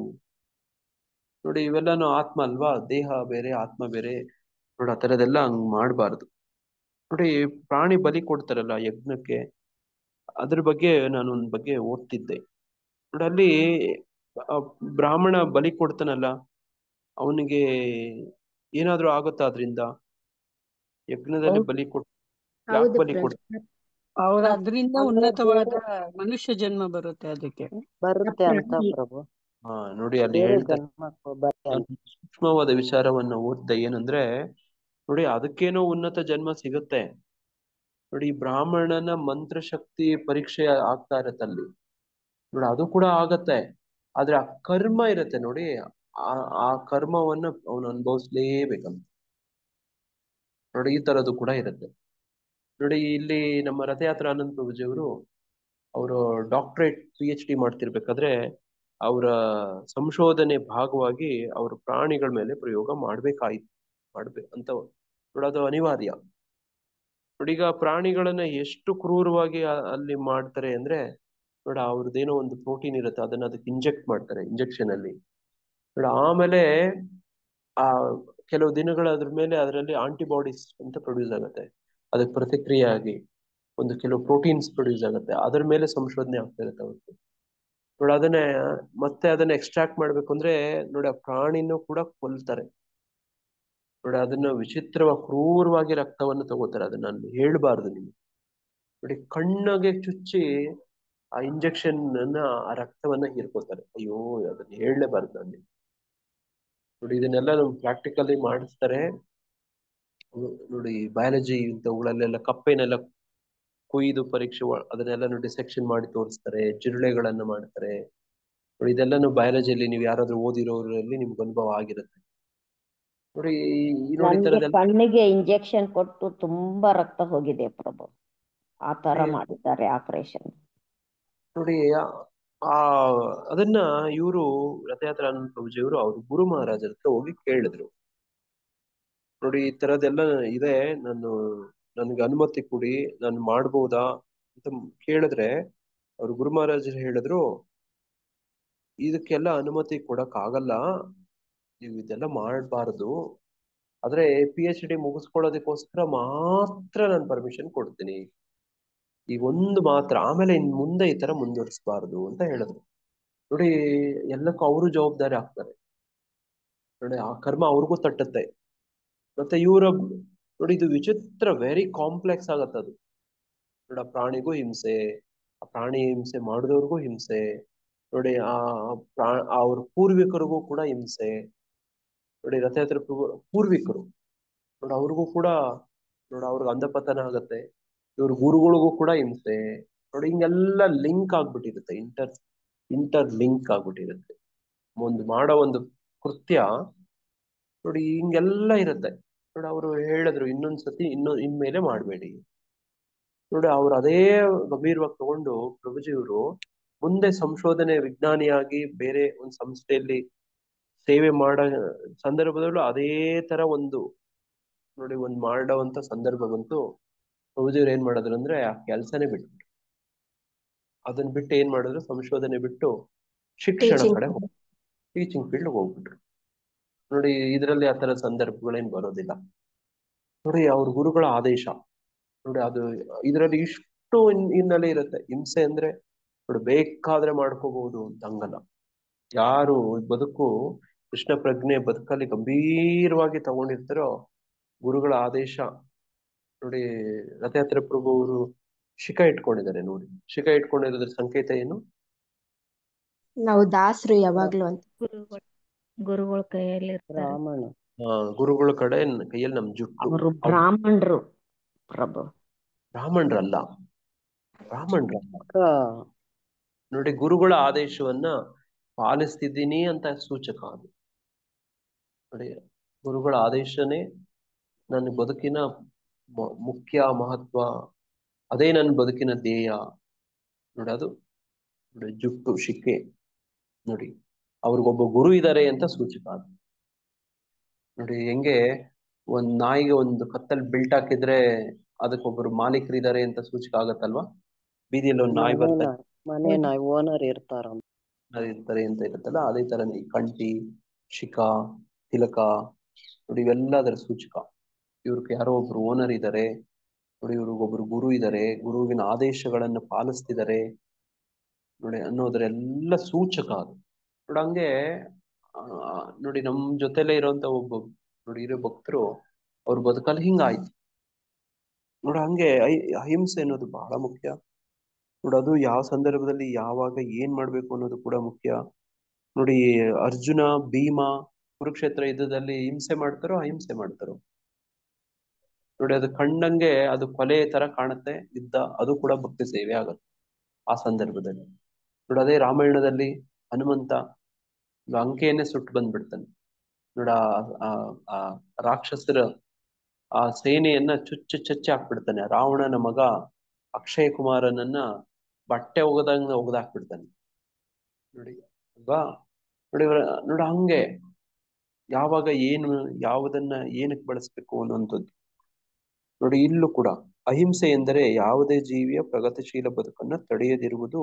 ದೇಹವನ್ನು ಕೊಂದರೂ ಆತ್ಮದ ಕಿಡಿಯು ಸಾಯುವುದಿಲ್ಲವಾದ್ದರಿಂದ ಇಂದ್ರಿಯ ತೃಪ್ತಿಗಾಗಿ ಪ್ರಾಣಿಗಳನ್ನು ಕೊಲ್ಲುವುದರಿಂದ ಕೆಡುಕಿಲ್ಲ ಎಂದು ಯೋಚಿಸಬಾರದು. ಧಾನ್ಯಗಳು, ಹಣ್ಣುಗಳು ಮತ್ತು ಹಾಲು ಸಮೃದ್ಧಿಯಾಗಿದ್ದರೂ ಈಗಿನ ಕಾಲದಲ್ಲಿ ಮನುಷ್ಯರು ಪ್ರಾಣಿಗಳನ್ನು ತಿನ್ನುವ ಅಭ್ಯಾಸವನ್ನು ಮಾಡಿಕೊಂಡಿರುತ್ತಾರೆ. ಪ್ರಾಣಿ ಹತ್ಯೆಯ ಅಗತ್ಯವೇ ಇಲ್ಲ. ಈ ಆದೇಶವು ಎಲ್ಲರಿಗೂ ಅನ್ವಯಿಸುತ್ತದೆ. ಬೇರೆ ಮಾರ್ಗವೇ ಇಲ್ಲದಿರುವಾಗ ಪ್ರಾಣಿಯನ್ನು ಕೊಲ್ಲಬಹುದು, ಆದರೆ ಅದನ್ನು ಯಜ್ಞದಲ್ಲಿ ಅರ್ಪಿಸಬೇಕು. ನೋಡಿ, ಈಗ ಹೇಳದ್ವಲ್ಲ, ಚರ್ಚೆ ಮಾಡಿದ್ವಲ್ಲ, ಯಜ್ಞದಲ್ಲಿ ಅರ್ಪಿಸ್ಬೇಕು ನೋಡಿ. ಇದು ಕೊನೇ ಪಕ್ಷ. ಕಸಾಯಿಖಾನೆಗಳಿಂದ ಬರುವಂತ ಮಾಂಸ, ಮಿಷಿನ್ಗಳಲ್ಲಿ ಕುಯ್ಯುವಂಥದ್ದು ನೋಡಿ, ಹಿಂಗೆಲ್ಲ ಮಾಡಬಾರ್ದು ನೋಡಿ. ಈ ಭಾಗದಲ್ಲಿ ನಮ್ಮ ಸ್ಥಳೀಯದಲ್ಲಿ ನಮ್ಮೂರವರು ಕೂಡ ನೋಡಿ, ಒಂದು ಕೋಳಿ ಕೊಯ್ಬೇಕು ಅಂದ್ರೆ ಅದರ ಅನುಮತಿ ತಗೊಳ್ಳೋರು ನೋಡಿ. ಒಂದು ಕುರಿ ಕೊಯ್ಬೇಕಂದ್ರೆ ಕೂಡ ಅದನ್ನ ಅನುಮತಿ ತಗೊಳ್ಳೋದು ನೋಡಿ. ಅದ್ರ ಮೈ ಮೇಲೆ ನೀರ್ ಹಾಕಿದ್ರೆ ಅದು ಮೈ ಒದರಿದ್ರೆ ನೋಡಿ ಅದಕ್ಕೂ ಪೂಜೆ ಮಾಡ್ತಾರೆ ನೋಡಿ. ಅದಕ್ಕೂ ನೀವು ನೋಡಿರ್ತೀರಿ ಊರುಗಳಲ್ಲಿ ಮೆರವಣಿಗೆ ಮಾಡಿ ಕರ್ಕೊಂಡು ಹೋಗ್ತಾರೆ ಕುರಿಯನ್ನ ಅಲ್ವಾ ನೋಡಿ. ಅದಕ್ಕೊಂದು ಪೂಜೆ ಮಾಡ್ತಾರೆ, ಅದಕ್ಕೊಂದು ಅನುಮತಿ ತಗೊಳ್ತಾರೆ. ಕೋಳಿ ಕೊಯ್ಬೇಕಂದ್ರೆ ಅದ್ರ ಅನುಮತಿ ತಗೊಳ್ತಾರೆ ನೋಡಿ. ಅದ್ರಲ್ಲಿ ಒಂದು ಒಪ್ಪಂದ ನೋಡಿ ರೂಪದ್ರ ಅವ್ರ ಪುಸ್ತಕದಲ್ಲಿ ಹೇಳ್ತಾರೆ ನೋಡಿ, ಒಂದು ಮಂತ್ರ ಹೇಳೋದು ಕಿವಿಯಲ್ಲಿ. ಏನಂತ ಮಂತ್ರ? ಅದ್ರ ಅರ್ಥ ಏನು? ನಾನು ನಿನ್ನನ್ನ ಈ ಜನ್ಮದಲ್ಲಿ ನೋಡಿ ಈ ಒಂದು ಕಾರಣಕ್ಕೋಸ್ಕರ ನಿನ್ನನ್ನ ಬಲಿ ಕೊಡುವಂತ ಯಜ್ಞದಲ್ಲಿ ಅರ್ಪಿಸುವಂತ ಅವಶ್ಯಕತೆ ಇದೆ. ಮುಂದಿನ ಜನ್ಮದಲ್ಲಿ ನೀನು ನನ್ನನ್ನ ಬಲಿ ಕೊಡ್ಬಹುದು ಅಂತ. ಬಲಿ ಕೊಟ್ಟು ಅರ್ಪಿಸ್ಬೋದು. ಈಗ ಹಿಂಗೆ ಹೇಳ್ತಾ ಇದ್ದವನು ಬುದ್ಧಿವಂತನಾದ್ರೆ ಅದನ್ನ ಹಂಗೆ ಮುಂದುವರಿಸ್ತಾನ, ನಿಲ್ಸ್ಬಿಡ್ತಾನ? ನಿಲ್ಲಿಸ್ತಾರೆ ನಿಲ್ಲಿಸ್ಬಿಡ್ತಾನೆ ಪ್ರಭು. ನಾನ್ ಯಾಕೆ ಬಲಿ ಕೊಟ್ಕೊಂಡಿ? ನೋಡಿ ಹಿಂಗಿರುತ್ತೆ ಲೆಕ್ಕಾಚಾರ ವ್ಯವಹಾರ.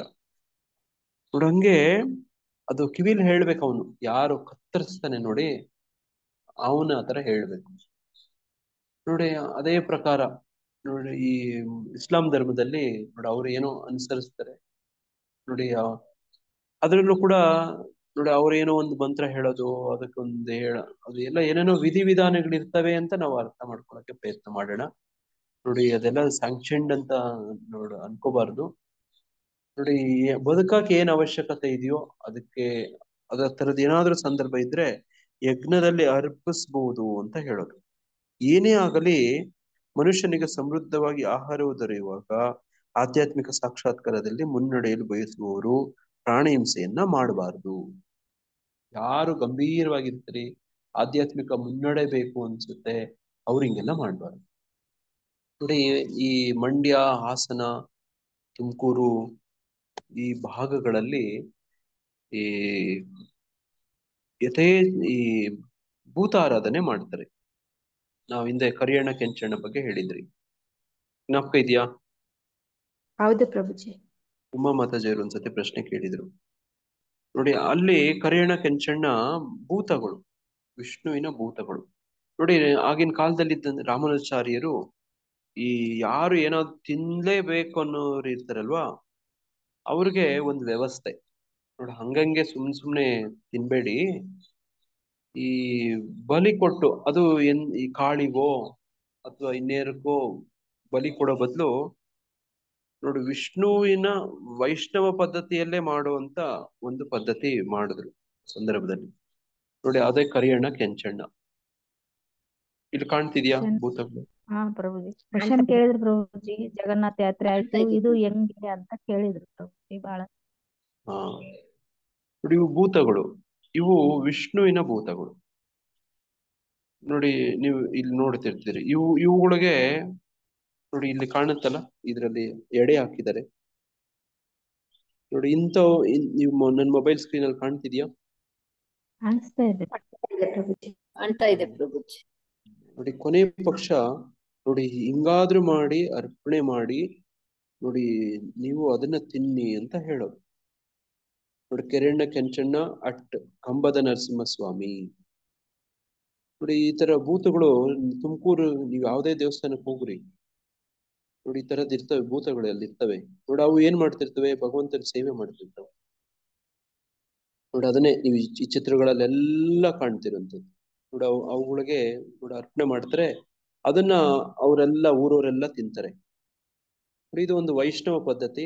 ಯಾರು ತಿನ್ಲೇಬೇಕು ಅನ್ನೋರು ಬೇರೆ ಯಾರ್ಯಾರಿಗೂ ಅರ್ಪಣೆ ಮಾಡೋ ಬದಲು ನೋಡಿ ಕೊನೆಯ ಪಕ್ಷ ಭಗವಂತನ ಭೂತಗಳಿಗೆ ನೋಡಿ. ಭಗವಂತ ತಿನ್ನೋದಿಲ್ಲ, ಮತ್ತೆ ನೋಡಿ ಕಾಳಿನೂ ಕೂಡ ತಿನ್ನೋದಿಲ್ಲ. ಅವರು ಭೂತಗಳಿರ್ತಾವ ನೋಡಿ, ಅವ್ರ ಭೂತಗಣ ನೋಡಿ, ಅವ್ರಿಗೆಲ್ಲಾನು ನೋಡಿ ಇದು ಕೊಟ್ಟಂಗ ಆಗತ್ತೆ. ಹಂಗಾಗಿ ನೋಡಿ ರಾಮಾನುಜಾಚಾರ್ಯರು ಶ್ರೀ ವೈಷ್ಣವ ಪರಂಪರೆಯಲ್ಲಿ ಆಗಿನ ಕಾಲದಲ್ಲಿ ನೋಡಿ ಈ ತರದೊಂದು ವಿನಾಯಿತಿ ಕೊಟ್ಟಿದ್ರು ನೋಡಿ. ಅದು ಎಲ್ಲಾ ಕಾಲಕ್ಕೂ ಹಂಗೇ ತಿನ್ಕೊಂಡೇ ಇರ್ರಿ ಅಂತ ಹೇಳೋದಿಕ್ಕಲ್ಲ ಅದು ಅಲ್ವಾ. ಯಾವುದೋ ಒಂದು ಹಂತದಲ್ಲಿ ನೋಡಿ ಅವ್ರಿಗೆ ರಿಯಲೈಸ್ ಆಗ್ಬೇಕು ನೋಡಿ. ಆ ತರದ್ದು ನೋಡಿ. ಇಲ್ಲಿ ಕರಿಯಣ್ಣ ಕೆಂಚಣ್ಣನ ಹೆಂಗಾಡಿಸ್ತಾರೆ ನೋಡಿ.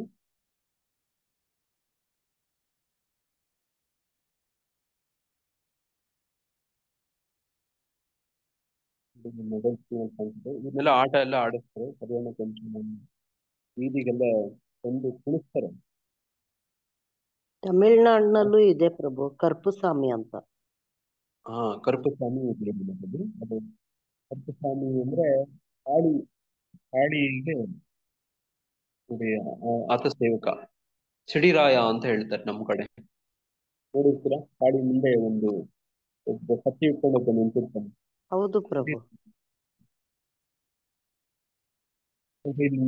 ತಟ್ಟೆ ಎಲ್ಲ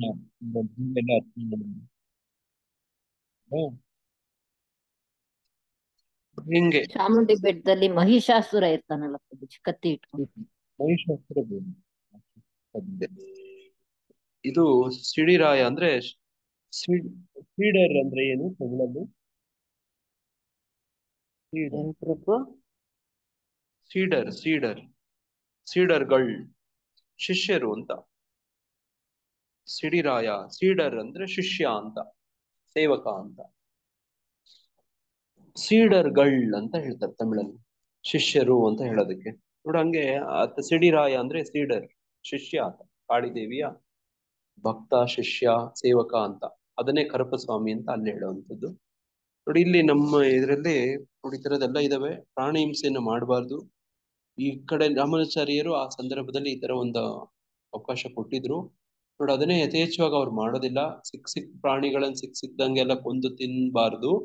ಕೊನೆ ಪಕ್ಷ ಮಾಡೋರು ಒಂದು ವಿಧಿವಿಧಾನದ ಪ್ರಕಾರ ಈ ತರ ಭೂತಗಳಿಗೆ ಮಾಡಿ ತಿನ್ನಿ ಅಂತ ಅವ್ರಿಗೆ ಅವಕಾಶ ಕೊಟ್ಟಿದ್ದಾರೆ. ಹಂಗಾಗಿ ಅವರೆಲ್ಲರೂ ವೈಷ್ಣವರಾಗಕ್ಕೆ ಅವಕಾಶ ಆಯ್ತು, ವೈಷ್ಣವರಾಗಿರೋಕೆ ಅವಕಾಶ ಆಯ್ತು. ಇಲ್ಲಿ ಇರೋ ಪ್ರಾಣಿಗಳಾಗ್ಬಿಡ್ತಿದ್ರು ಅವರು. ಧರ್ಮದ ಒಂದು ಚೌಕಟ್ಟು ಕೊಟ್ಟಿರೋದು.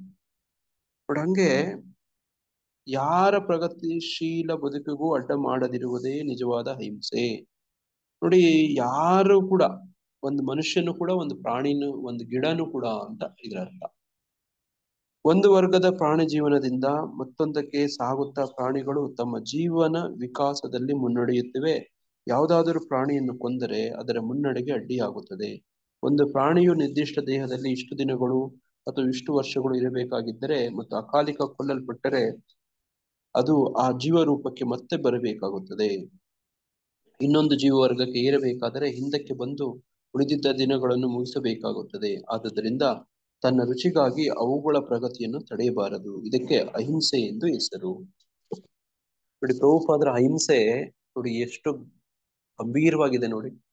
ಯಾಕೆ ಅಹಿಂಸೆ ನಾವು ಅಹಿಂಸೆ ಮಾಡ್ಬೇಕು ಅಂದ್ರೆ ಹಿಂಸೆ ಮಾಡಬಾರದು ಅನ್ನೋದು ಒಳಗುಟ್ಟು. ಇದು ಅವುಗಳ ವಿಕಾಸನದಲ್ಲಿ ಅಡ್ಡಿ ಮಾಡಬಾರದು ನಾವು. ನೋಡಿ ಯಾರಾದ್ರೂ ಪ್ರಗತಿ ಹೋಗ್ತಾ ಇರೋರಿಗೆ ಅಡ್ಡ ಮಾಡಿದ್ರೆ ತಪ್ಪಾಗತ್ತೆ, ಅದೇ ಹಿಂಸೆ ಅಂತ ಹೇಳೋದು. ನೋಡಿ ಹಂಗೆ ಭಕ್ತಿಯಲ್ಲೂ ಕೂಡ ಮುನ್ನಡೆಯೋರು ಈ ವಿಚಾರವನ್ನು ಗಂಭೀರವಾಗಿ ತಗೋಬೇಕು. ಎಷ್ಟೋ ಜನ್ಮಗಳೆಲ್ಲ ಪಡೆದು ಎಷ್ಟೋ ಕಲ್ಪಗಳಿಂದ ಏನೇನೋ ಆಗಿ ಹುಟ್ಟಿ ಕೊನೆಯಲ್ಲಿ ಈ ಹಂತಕ್ಕೆ ನಾವು ಬಂದಿದ್ದೀವಿ. ಭಗವದ್ಗೀತೆ ಕೈಯಲ್ಲಿದೆ ನೋಡಿ, ಕಿವಿಯಿಂದ ಶ್ರವಣ ಮಾಡ್ತಿದ್ದೀರಿ ಭಗವಂತನ ವಿಚಾರ, ನಾಲ್ಗೆಯಿಂದ ಭಗವಂತನ ನಾಮ ಜಪ ಮಾಡ್ತಿದ್ರಿ. ಈಗ ಇದರಲ್ಲೇ ಮುಂದುವರಿಬೇಕು. ಈಗ ಹೇಳದ್ನಲ್ಲ, ಪರಮಾತ್ಮನ ಹಂತದಲ್ಲಿ ನಮಗೆ ಸ್ಪಂದನೆ ಬೇಕು. ನೀವು ಒಂದೇನೋ ಕೇಳ್ಕೊಂಡಿದ್ದು ಅವ್ರು ಇನ್ನೊಬ್ಬರು ಹೃದಯದಲ್ಲಿ ಇರೋರ್ಗೇನೋ ಗೊತ್ತಾಗತ್ತೆ.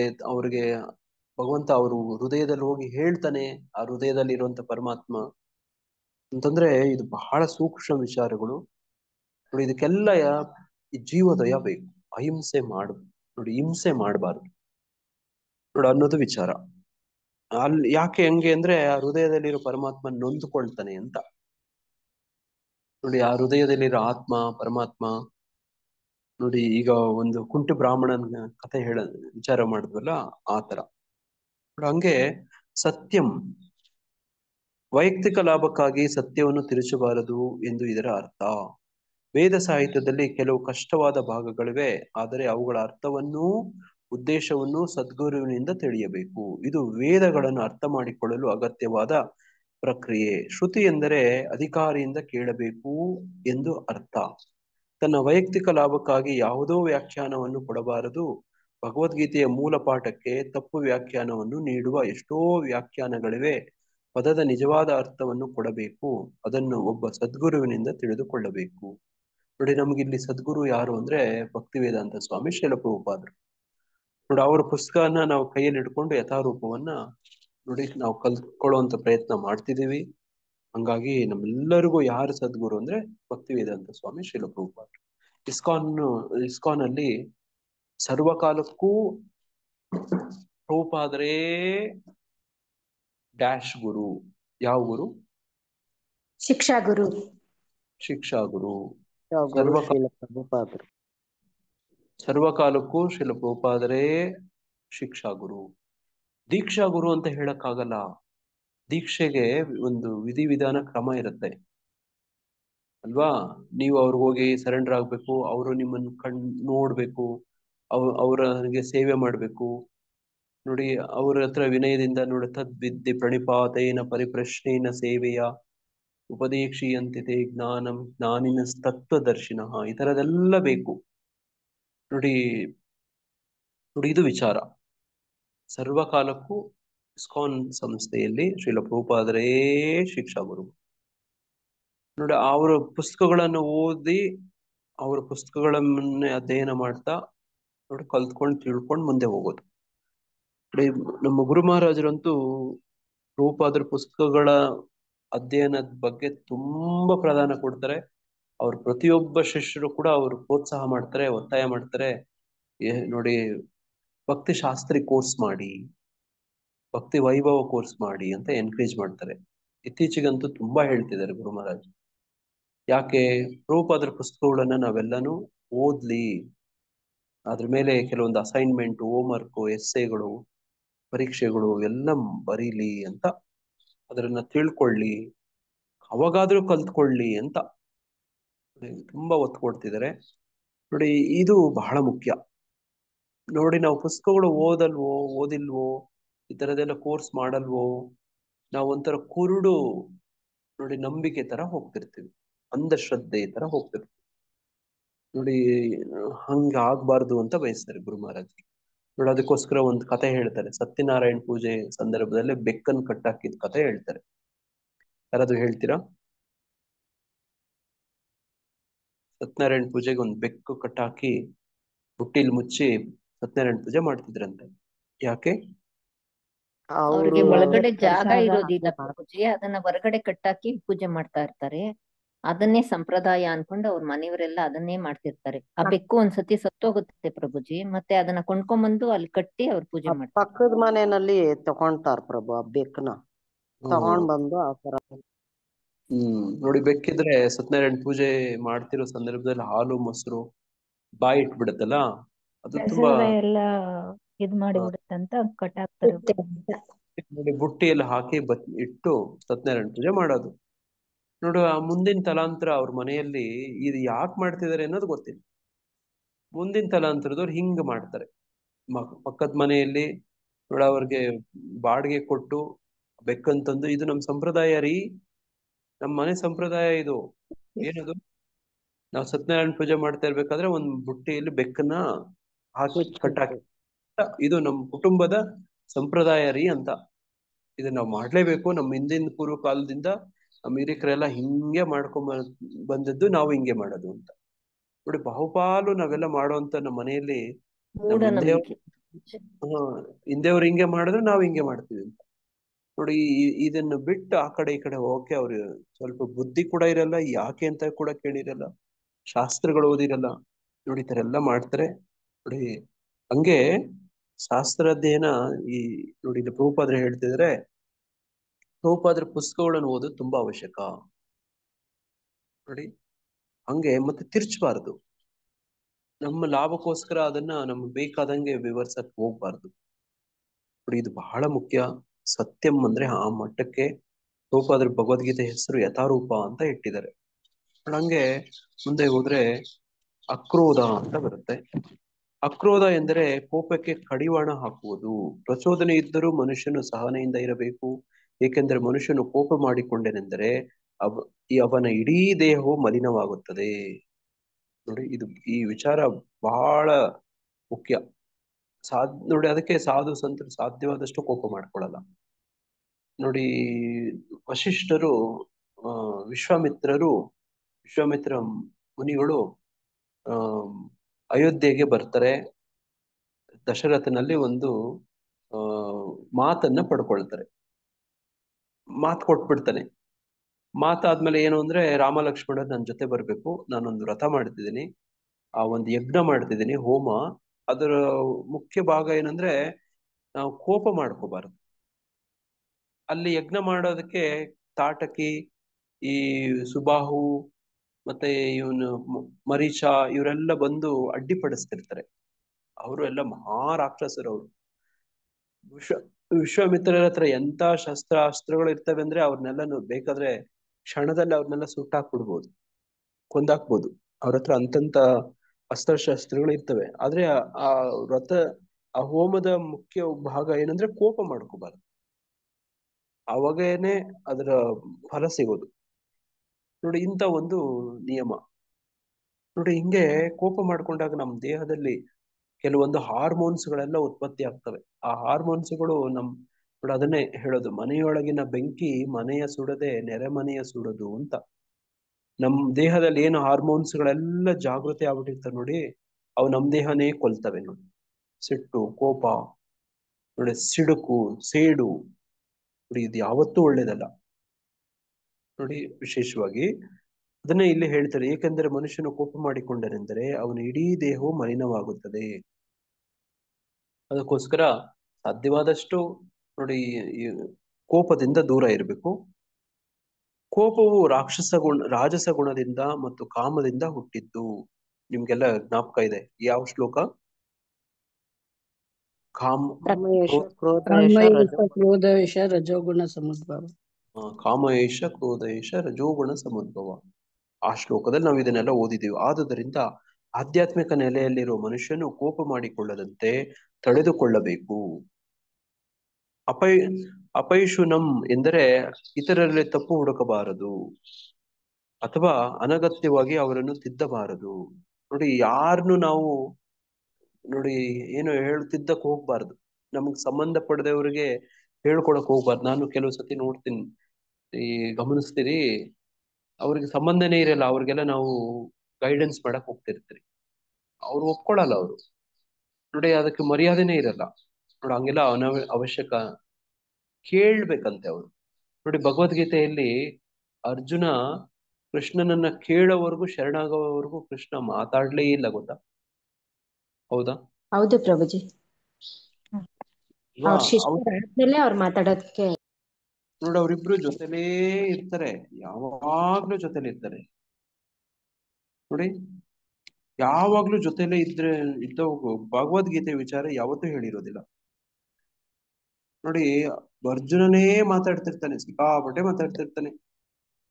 ನೋಡಿ, ಯಾವಾಗ ನೋಡಿ ಶಾದಿಮಾಂ ಶಿಷ್ಯ ಅಂತ ಹೇಳ್ತಾನೋ, ಕಾರ್ಪಣ್ಯ ದೋಷೋಪಹತ ಸ್ವಭಾವ ಪೃಚ್ವಾ ಧರ್ಮ ಸಮ್ಮೂಢ ಚೇತಃ ಯತ್ಶ್ರೇಯಸ್ಯಾತ್ ನಿಶ್ಚಿತಂ ಬ್ರೂಹಿ ತನ್ಮೇ ಶಿಷ್ಯಾಸ್ತ್ಯಹಂ ಶಾದಿ ಮಾಂ ತ್ವಾಂ ಪ್ರಪನ್ನ. ನೋಡಿ, 2ನೇ ಅಧ್ಯಾಯದ 7ನೇ ಶ್ಲೋಕ. ಕಾರ್ಪಣ್ಯ ದೌರ್ಬಲ್ಯದಿಂದ ನಾನೀಗ ನಿನ್ನ ಕರ್ತವ್ಯ ಬಗ್ಗೆ ಗೊಂದಲದಲ್ಲಿದ್ದೇನೆ, ಚಿತ್ತಸ್ವಾಸ್ಥ್ಯವನ್ನು ಸಂಪೂರ್ಣವಾಗಿ ಕಳೆದುಕೊಂಡಿದ್ದೇನೆ. ಇಂತಹ ಸ್ಥಿತಿಯಲ್ಲಿ ನನಗೆ ಯಾವುದು ಶ್ರೇಯಸ್ಕರ ಎಂದು ನಿಶ್ಚಯವಾಗಿ ಹೇಳು. ನಾನೀಗ ನಿನ್ನ ಶಿಷ್ಯ ಮತ್ತು ನಿನಗೆ ಶರಣಾಗತನಾದ ಆತ್ಮ, ದಯವಿಟ್ಟು ನನಗೆ ಬೋಧಿಸು. ನೋಡಿ, ಹಿಂಗೆ ಕೇಳೋವರೆಗೂ ಕೃಷ್ಣ ಬಾಯೇ ಬಿಟ್ಟಿರ್ಲಿಲ್ಲ. ನೋಡಿ, ಇದೇ ನಾವು ಕೂಡ ನೋಡಿ, ನನ್ನ ಇಂದ್ರಿಯಗಳನ್ನು ಒಣಗಿಸುತ್ತಿರುವ ಈ ದುಃಖವನ್ನು ಒಡೆದೋಡಿಸಲು ನನಗೆ ಮಾರ್ಗವೇ ಕಾಣುತ್ತಿಲ್ಲ. ಭೂಮಿಯಲ್ಲಿ ಸಮೃದ್ಧವಾದ ಸಾಟಿ ಇಲ್ಲದ ರಾಜ್ಯವನ್ನು ಗೆದ್ದುಕೊಂಡರು ಮತ್ತು ಸ್ವರ್ಗದಲ್ಲಿರುವ ದೇವತೆಗಳ ಪ್ರಭುತ್ವದಂತಹ ಪ್ರಭುತ್ವವನ್ನು ಪಡೆದುಕೊಂಡರು ನಾನು ಈ ದುಃಖವನ್ನು ಹೋಗಲಾಡಿಸಿಕೊಳ್ಳಲಾರೆ. ನೋಡಿ, ಇಂತಹ ಒಂದು ಸ್ಥಿತಿ. ನೋಡಿ, ಅವಾಗ ಸಂಜಯ ಹೇಳ್ತಾನೆ, ಸಂಜಯನು ನೋಡಿದನು, ಶತ್ರುಗಳನ್ನು ನಿಗ್ರಹಿಸಬಲ್ಲ ಅರ್ಜುನನು ಈ ಪ್ರಕಾರ ಕೃಷ್ಣನಿಗೆ ತಿಳಿಸಿ, ಗೋವಿಂದ, ನಾನು ಯುದ್ಧ ಮಾಡುವುದಿಲ್ಲ ಅಂತ ಹೇಳಿ ಮೌನ ತಾಳಿದನು. ಈ ಭರತ ವಂಶಜನೇ, ಆಗ 2 ಸೈನ್ಯಗಳ ಮಧ್ಯೆ ವಿಷಾದದಲ್ಲಿ ಮುಳುಗಿದ್ದ ಅರ್ಜುನನನ್ನು ಕುರಿತು ಕೃಷ್ಣನು ನಸುನಗುತ್ತಾ ಈ ಮಾತುಗಳನ್ನು ಹೇಳಿದನು. ದೇವೋತ್ತಮ ಪರಮ ಪುರುಷ ಹೀಗೆ ಹೇಳಿದನು, ನೀನು ವಿದ್ವಾಂಸರಂತೆ ಮಾತುಗಳನ್ನಾಡುತ್ತೀಯೇ, ಆದರೆ ಶೋಕಕ್ಕೆ ಯೋಗ್ಯವಲ್ಲದನ್ನು ಕುರಿತು ಶೋಕಿಸುತ್ತಿದ್ದೀಯೇ.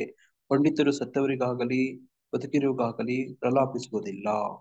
ನೋಡಿ, ಹಿಂಗೆ ಭಗವದ್ಗೀತೆ ಇಲ್ಲಿಂದ ಶುರುವಾಗುತ್ತೆ. ಭಗವದ್ಗೀತೆಯ 1ನೇ ಶ್ಲೋಕ 2ನೇ ಅಧ್ಯಾಯದ 11ನೇ ಶ್ಲೋಕದಿಂದ ಶುರುವಾಗುತ್ತೆ. ನೋಡಿ, ಅಲ್ಲಿಂದ ಶುರುವಾಗುತ್ತೆ. ನೋಡಿ, ಸುಮ್ನೆ ನೋಡಿ, ಭಗವಂತ ಕೂಡ ಮಾತಾಡಲ್ಲ, ಕೇಳ್ಬೇಕು. ಅವ್ರಿಗೆ ಸಂಬಂಧ. ಅದನ್ನೇ ಈ 10 ಅಪರಾಧಗಳಲ್ಲಿ ನಾವು ನಾಮಾಪರಾಧಗಳಲ್ಲಿ ಹೇಳ್ತೀವಲ್ವಾ, ಯಾರಿಗೆ ಗೌರವ ಇರಲ್ವೋ, ಆಸಕ್ತಿ ಇರಲ್ವೋ, ಅವ್ರಿಗೆ ಭಗವಂತನ ನಾಮದ ಮಹಿಮೆಗಳನ್ನು ಹೇಳ್ಕೊಡಕ್ ಹೋಗ್ಬಾರ್ದು. ಮತ್ತೆ ಸಂಬಂಧ ಇಲ್ದಿದ್ದವ್ರಿಗೆಲ್ಲಾನು ನಾವು ಉಪದೇಶಗಳು ಕೊಡ್ತಾ ಹೋಗ್ಬಾರ್ದು, ಮರ್ಯಾದೆ ಇರೋದಿಲ್ಲ. ನೋಡಿ ಅದನ್ನೇ ಇಲ್ಲಿ ಹೇಳ್ತಿದ್ದಾರೆ, ಅಪೈಶುನಂ. ಮತ್ತೆ ಬೇರೆಯವರಲ್ಲಿ ತಪ್ಪು ಹುಡ್ಕೊಂಡು ಅವ್ರನ್ನ ತಿದ್ಕೊಂಡು ಕೂತ್ಕೋಬಾರದು ಅಲ್ವಾ. ಅದನ್ನೇ ನಮ್ಮ ಅಣ್ಣ ಬಸವಣ್ಣವ್ರು ಏನ್ ಹೇಳ್ತಾರೆ ನೋಡಿ, ನಿಮ್ಮ ನಿಮ್ಮ ತನುವ ಸಂತೈಸಿಕೊಳ್ಳಿ, ನಿಮ್ಮ ನಿಮ್ಮ ಮನವ ಸಂತೈಸಿಕೊಳ್ಳಿ, ನೋಡಿ ಬೇರೆಯವರ ತಪ್ಪನ್ನು ಹುಡುಕಕ್ ಹೋಗ್ಬೇಡಿ ಅಂತ ಹೇಳ್ತಾರೆ. ನೋಡಿ ಹಂಗೆ ತಪ್ಪು ಹುಡುಕೊಂಡು ನಾವು ಕೂತ್ಕೊಂಡ್ರೆ ನಮ್ಗೇನ್ ಕಾಣ್ತವೆ? ತಪ್ಪುಗಳೇ ಕಾಣ್ತವೆ, ಹೌದಾ? ಹೌದು ಒಳ್ಳೇದೇ ಪ್ರಭುಜಿ. ನೋಡಿ ನಮ್ಮ ಸಿದ್ಧಾಂತ ಸರ್ ಠಾಕೂರ್ ಹೇಳ್ತಾರೆ ನೋಡಿ, ಅವರು ಹೋದಾಗ ಅವ್ರಿಗೆ ಬರೀ ಕಂಪ್ಲೇಂಟ್ಸ್ ಬರ್ತಿತ್ತು. ಅವ್ರ ಶಿಷ್ಯರುಗಳು ಮಧ್ಯೆ ಇರಲಿಲ್ಲ, ಅವ್ನ ಹಿಂಗೆ ಇವ್ರ ಹಂಗೆ, ಇವ್ರ ಹಿಂಗೆ ಅವ್ರ ಹಂಗೆ, ಅವ್ನ್ ಹಿಂಗ್ ಮಾಡ್ತಾನೆ ಇವ್ನ ಹಿಂಗ್ ಮಾಡ್ತಾನೆ, ಅವ್ನ್ ಸರಿ ಇಲ್ಲ ಅವ್ನ್ ಸರಿ ಇಲ್ಲ. ನೋಡಿ ಅವ್ರೆಲ್ಲ ಕೂರ್ಸ್ಬಿಟ್ಟು ಅವ್ರಿಗೆ ಅವ್ರನ್ನ ಕಡೆಯಿಂದ ಒಂದು ಗುಣ ಏನು ಒಳ್ಳೇದು ಅಂತ ಕೇಳಿಸ್ತಾ ಇದ್ರು, ಇವ್ರ ಕಡೆಯಿಂದ ಒಂದು ಒಳ್ಳೆ ಗುಣ ಹೇಳ್ರಿ ಅಂತ ಹೇಳಿಸ್ತಿದ್ರು. ನೋಡಿ ಅದರಿಂದ ಎಷ್ಟು ಚೆನ್ನಾಗಿರುತ್ತೆ ಗೊತ್ತಾ. ನೀವು ಬೇಕಾದ್ರೆ ನಿಮ್ಮ ಶತ್ರು ಯಾರೋ ಒಬ್ಬ ಇರ್ತಾನೆ ಅನ್ಕೊಳ್ಳಿ, ಆತನಿಗೆ ಜ್ಞಾಪಿಸ್ಕೊಂಡು ಆತನ ಒಂದೇ ಒಂದು ಗುಣ ಏನೋ ಒಂದು ಒಳ್ಳೇದಿರುತ್ತೆ ನೋಡಿ, ಆತನ ಒಳ್ಳೆ ಗುಣಗಾನ ಮಾಡಿ ನಿಮ್ಮಲ್ಲಿ ಆಗುವಂತ ಬದಲಾವಣೆ ನೋಡಿ ಒಳ್ಳೆ ಚೆನ್ನಾಗ್ ಅನ್ಸುತ್ತೆ. ನೋಡಿ ಹಂಗೆ ರಾವಣನ ಬಗ್ಗೆನೂ ಕೂಡ ಒಳ್ಳೆ ಗುಣಗಳನ್ನ ಮಾಡ್ತಾರೆ ರಾಮಾಯಣದಲ್ಲಿ. ದುರ್ಯೋಧನನ ಬಗ್ಗೆನೂ ಕೂಡ ಒಂದು ಕೆಲವು ಒಳ್ಳೆ ಗುಣಗಳ ಹೇಳ್ತಾರೆ, ಹೌದಾ? ಹೌದು. ಹೌದು ಪ್ರಭುಜಿ. ಹೌದು. ಅಲ್ಲಿ ರಾಮ ಆದ್ರೆ ಹೇಳ್ತಾನೆ ಈಗ ಲಕ್ಷ್ಮಣನ್ಗೆ, ಹೋಗಿ ಆ ರಾವಣನ ಹತ್ರ ನೀನು ಕಲ್ತ್ಕೊ ಅಂತ ಲಕ್ಷ್ಮಣನ್ಗೆ ಹೇಳ್ತಾರೆ ಪ್ರಭುಜಿ, ಆ ಸಮಯದಲ್ಲಿ ಸಾಯೋ ಸಮಯದಲ್ಲಿ. ನೋಡಿ ಹಂಗೆ ನೋಡಿ, ಎಂತಹ ಒಬ್ಬ ಹೀನ ತುಚ್ಛವನ ಹತ್ರನು ಕೂಡ ಅವನ ಹತ್ರ ಏನೋ ಒಂದು ಒಳ್ಳೇದು ಇರ್ತವೆ, ಅದನ್ನು ಕೂಡ ನೋಡ್ಬೇಕು. ಎಲ್ಲರ ಹತ್ರ ಎಲ್ಲದೂ ಕೆಟ್ಟದೇ ಇರೋದಿಲ್ಲ, ಒಳ್ಳೆವು ಕೂಡ ಇರ್ತವೆ ನೋಡಿ, ಅದನ್ನು ಕೂಡ ನಾವು ಗಮನಿಸ್ಬೇಕು. ವಿಶೇಷವಾಗಿ ಭಕ್ತರ ಮಧ್ಯದಲ್ಲಿ ನಾವು ತಪ್ಪುಗಳೇ ಹುಡ್ಕೊಂಡು ತಪ್ಪುಗಳನ್ನೇ ವೈಭವ ಮಾಡ್ಕೊಂಡು ಇರಬಾರ್ದು. ಎಲ್ಲರ ಹತ್ರಲ್ಲೂ ದೋಷಗಳಿರ್ತವೆ, ಅದಕ್ಕೋಸ್ಕರನೇ ನಾವೆಲ್ಲ ಭೂಮಿ ಮೇಲೆ ಇದೀವಿ ನೋಡಿ. ನಮ್ಮ ಗುರು ಮಹಾರಾಜ್ ಹೇಳ್ತಾರೆ, ಇದೊಂದು ಸ್ಪಿರಿಚುವಲ್ ಹಾಸ್ಪಿಟಲ್, ದೇವಸ್ಥಾನ ನೋಡಿ. ಈ ಹಾಸ್ಪಿಟಲ್ ಅಲ್ಲಿ ಬಂದವರೆಲ್ಲ ರೋಗಿಗಳೇ, ಎಲ್ಲ ಆರೋಗ್ಯವಂತರು ಏನಿಲ್ಲ. ಅಂತ ಒಂದು ವ್ಯವಸ್ಥೆಯಲ್ಲಿ ನಾವು ಇದೀವಿ. ರೋಗಕ್ಕೆ ಚಿಕಿತ್ಸೆ ನಡೀತಾ ಇದೆ, ಮುಂದಿನ ದಿನಗಳಲ್ಲಿ ಇವ್ರಿಗೆ ವಾಸಿಯಾಗಿ ಸರಿ ಹೋಗ್ತಾರೆ ಅಂತ. ಹಂಗಾಗಿ ನಮ್ ದೇವಸ್ಥಾನಕ್ಕೆ ಬಂದಾಗ ಅಥವಾ ಭಕ್ತರ ಮಧ್ಯೆ ಏನಾದ್ರೂ ನಿಮ್ಗೆ ನೋಡ್ಬಾರ್ದು, ಮಾಡ್ಬಾರ್ದು, ಕಾಣ್ಬಾರ್ದನ್ನ ಕಂಡ್ರೆ ಏನ್ ಮಾಡ್ಬೇಕೀಗ? ನೋಡ್ದು ಇರ್ಬೇಕು ಪ್ರಭುಜಿ, ಅಷ್ಟೇ. ಪ್ರಭುಜಿ ಅದನ್ನೇ 30 ವರ್ಷದಿಂದ ಭಕ್ತಿ ಕರೆದ್ರೆ ಬರ್ಲಿಲ್ಲ, ಅವ್ರ ಅನಾಚಾರ ಮೇಲೆ ಅವ್ರಿದ್ರು. ಇವಾಗ ಆರಾಮಿಲ್ಲ ಅಂದ್ರೆ ಈಗ ನಮ್ಮ ಹತ್ರ ಬರ್ತಾ ಇದ್ರು. ಈಗೇನ್ ಮಾಡಕ್ಕಾಗುತ್ತೆ? ಭಕ್ತಿ ಮಾಡ್ಲಿಲ್ಲ, ಏನು ಮಾಡಿ. ನೋಡಿ ಹಿಂಗೆಲ್ಲ ಇರ್ತವೆ. ಅಪೈಶುನಂ ಎಂದರೆ ಇತರರಲ್ಲಿ ತಪ್ಪು ಹುಡುಕಬಾರದು ಅಥವಾ ಅನಗತ್ಯವಾಗಿ ಹರೇ ಅವ್ರನ್ನ ಕೃಷ್ಣ ಪ್ರಭು, ಅವರು ತಪ್ಪು ಸರಿ ತಿದ್ಕೊಂಡು ಅವ್ರು ಮತ್ತೆ ಭಕ್ತಿಗೆ ಬರ್ಬೋದು ಕೂಡ ಅವರು. ನೋಡಿ ಅದು ತಪ್ಪು ಹುಡುಕಿ ತಿದ್ದಕ್ಕೆ ಬೇರೆ ಇರ್ತಾರೆ. ಅದಕ್ಕೆ ಒಬ್ಬೊಬ್ರು ಯಾರ್ಯಾರ ಹತ್ರ ತಪ್ಪನ್ನ ಯಾರ್ಯಾರು ಹುಡುಕಿ ಯಾರು ತಿದ್ಬೇಕು ಅಂತ ಒಂದು ಕ್ರಮ ಇರುತ್ತೆ. ಈಗ ನಾವು ನೋಡ್ಕೋಬೇಕು. ಈಗ ನಮ್ಮ ಜೊತೆಯಲ್ಲಿರುವಂತ ಭಕ್ತರು ನೋಡಿ, ನಮ್ಮ ಟೆಂಪಲ್ ಪ್ರೆಸಿಡೆಂಟ್ ನಮ್ಗೆಲ್ಲ ಒಳ್ಳೆ ಮಾತು ಬುದ್ಧಿ ಹೇಳ್ಬೇಕಾ ಹೇಳ್ಬಾರ್ದಾ? ನಮ್ ತಪ್ಪನ್ನ ಹೇಳ್ಬೇಕು ಹೇಳ್ಬೇಕು ಪ್ರಭು, ಹೇಳ್ಬೇಕು ಪ್ರಭುಜಿ, ನಾವು ಕೇಳ್ಬೇಕು. ಅವ್ರು ಹೇಳ್ಬೇಕು, ನಾವು ಕೇಳ್ಬೇಕು ಪ್ರಭು. ಮಾತಾಜಿಯವರು ಹೇಳ್ತಿದ್ದಾರೆ, ಅವರು ನಾವು ಕೇಳ್ಬೇಕು ಅಂತ ನೋಡಿ. ಹಂಗೆ ಸಂಬಂಧಪಟ್ಟದನ್ನ ಹೇಳುವಂತ ಅಧಿಕಾರ ಇರುತ್ತೆ. ಅದನ್ನೇ ಗುರುಗಳು ನೋಡಿ, ನಾವು ಅವರ ದಂಡನೆಗೆ, ಅವ್ರ ತಿದ್ದಕ್ಕೆ ತೀಡಕ್ಕೆ, ನಮ್ಮನ್ನು ಸರಿಪಡಿಸಕ್ಕೆ ಎಲ್ಲ ಅವ್ರಿಗೆ ಅಧಿಕಾರಗಳು ಇರ್ತವೆ. ಕೆಲವು ಸತಿ ಸಹಿಸ್ಕೋಬೇಕು, ಅದನ್ನ ಒಳ್ಳೆತನ ಅದನ್ನ ಹಂಗೆ ಕಾಣ್ಬೇಕಾಗತ್ತೆ. ಮತ್ತೆ ಅವರು ಕೂಡ ನೋಡಿ ಇದೇ ಫಾರ್ಮುಲಾ ಇಟ್ಕೊಂಡು ತಿದ್ದಬಾರದು ಅಂತ ಕೇಳಿ ಸುಮ್ಮನೆ ಇದ್ಬಿಟ್ರೆ ನಾವು ಸರಿ ಹೋಗೋದೆ ಯಾವಾಗ ಅಲ್ವಾ? ಕೆಲವ್ರಿಗೊಂದು ಕೆಲವು ಅಧಿಕಾರ ಇರ್ತವೆ. ಅಧಿಕಾರ ಇದ್ದವರು ಅದನ್ನೇ ನೋಡಿ, ವಿದ್ಯೆ ಕೊಡಿಸದ ತಂದೆ, ಬುದ್ಧಿ ಹೇಳದ ಗುರು, ವಿದ್ದಿರಲು ಬಂದು ನೋಡದ ತಾಯಿ. ಏನಿವರು 3 ಜನ? ಶುದ್ಧ ವೈರಿಗಳು. ಶತ್ರುಗಳ ಪ್ರಭು. ಶತ್ರುಗಳು ಪ್ರಭು. ವಿದ್ಯೆ ಕೊಡದ ತಂದೆ, ಬುದ್ಧಿ ಕೊಡದ ಗುರು, ಪುರಾಣ ಬಿದ್ದಿರಲು ಸತ್ಯಾನ್ ಬಂದು ನೋಡದ ಪಿತಾನ ತಾಯಿ, ಸತ್ಯಾನ್. ಶುದ್ಧ ವೈರಿಗಳು ಸರ್ವಜ್ಞ ಅಂತ. ನೋಡಿ ಶುದ್ಧ ವೈರಿಗಳಾಗ್ಬಿಡ್ತಾರೆ. ಯಾರು ಯಾವಾಗ ತಿದ್ದಬೇಕೋ ತೀಡ್ಬೇಕೋ ಅವಾಗ ತೀಡ್ಬೇಕು ನೋಡಿ. ಹಂಗೆ ತಂದೆ ಅಂದ್ರೆ ಒಂದ್ ಕರ್ತವ್ಯ ಇರುತ್ತೆ, ಗುರು ಅಂದ್ರೆ ಒಂದ್ ಕರ್ತವ್ಯ ಇರುತ್ತೆ, ತಾಯಿ ಅಂದ್ರೆ ಒಂದ್ ಕರ್ತವ್ಯ ಇರುತ್ತೆ. ನೋಡಿ ಇವ್ರಿಗೆಲ್ಲ ಒಂದು ಕರ್ತವ್ಯ ಅಂತ ಇರುತ್ತೆ, ಅಂತ ಇರೋರು ಅಂತಂತದ್ ಮಾಡ್ಲೇಬೇಕು ನೋಡಿ. ಆ ಸಂದರ್ಭದಲ್ಲಿ ಅದ್ ಮಾಡದೇ ಇದ್ರೆ ಮತ್ತೆ ಅದು ಸಮಸ್ಯೆ ಆಗತ್ತೆ ಅಲ್ವಾ. ಹಂಗೆ ಕಳ್ಳನನ್ನು ಕಳ್ಳ ಎನ್ನುವುದು ತಪ್ಪು ಹುಡುಕಿದಂತಲ್ಲ, ಆದರೆ ಪ್ರಾಮಾಣಿಕ ಮನುಷ್ಯನನ್ನು ಕಳ್ಳ ಎನ್ನುವುದು ಆಧ್ಯಾತ್ಮಿಕ ಜೀವನದಲ್ಲಿ ಮುನ್ನಡೆಯುತ್ತಿರುವ ಮಟ್ಟಿಗೆ ದೊಡ್ಡ ಅಪರಾಧ. ಕ್ರೀ ಎಂದರೆ ಮನುಷ್ಯನು ವಿನಯದಿಂದ ಇರಬೇಕು, ಅಸಹ್ಯವಾದ ಕೆಲಸವನ್ನು ಮಾಡಬಾರದು.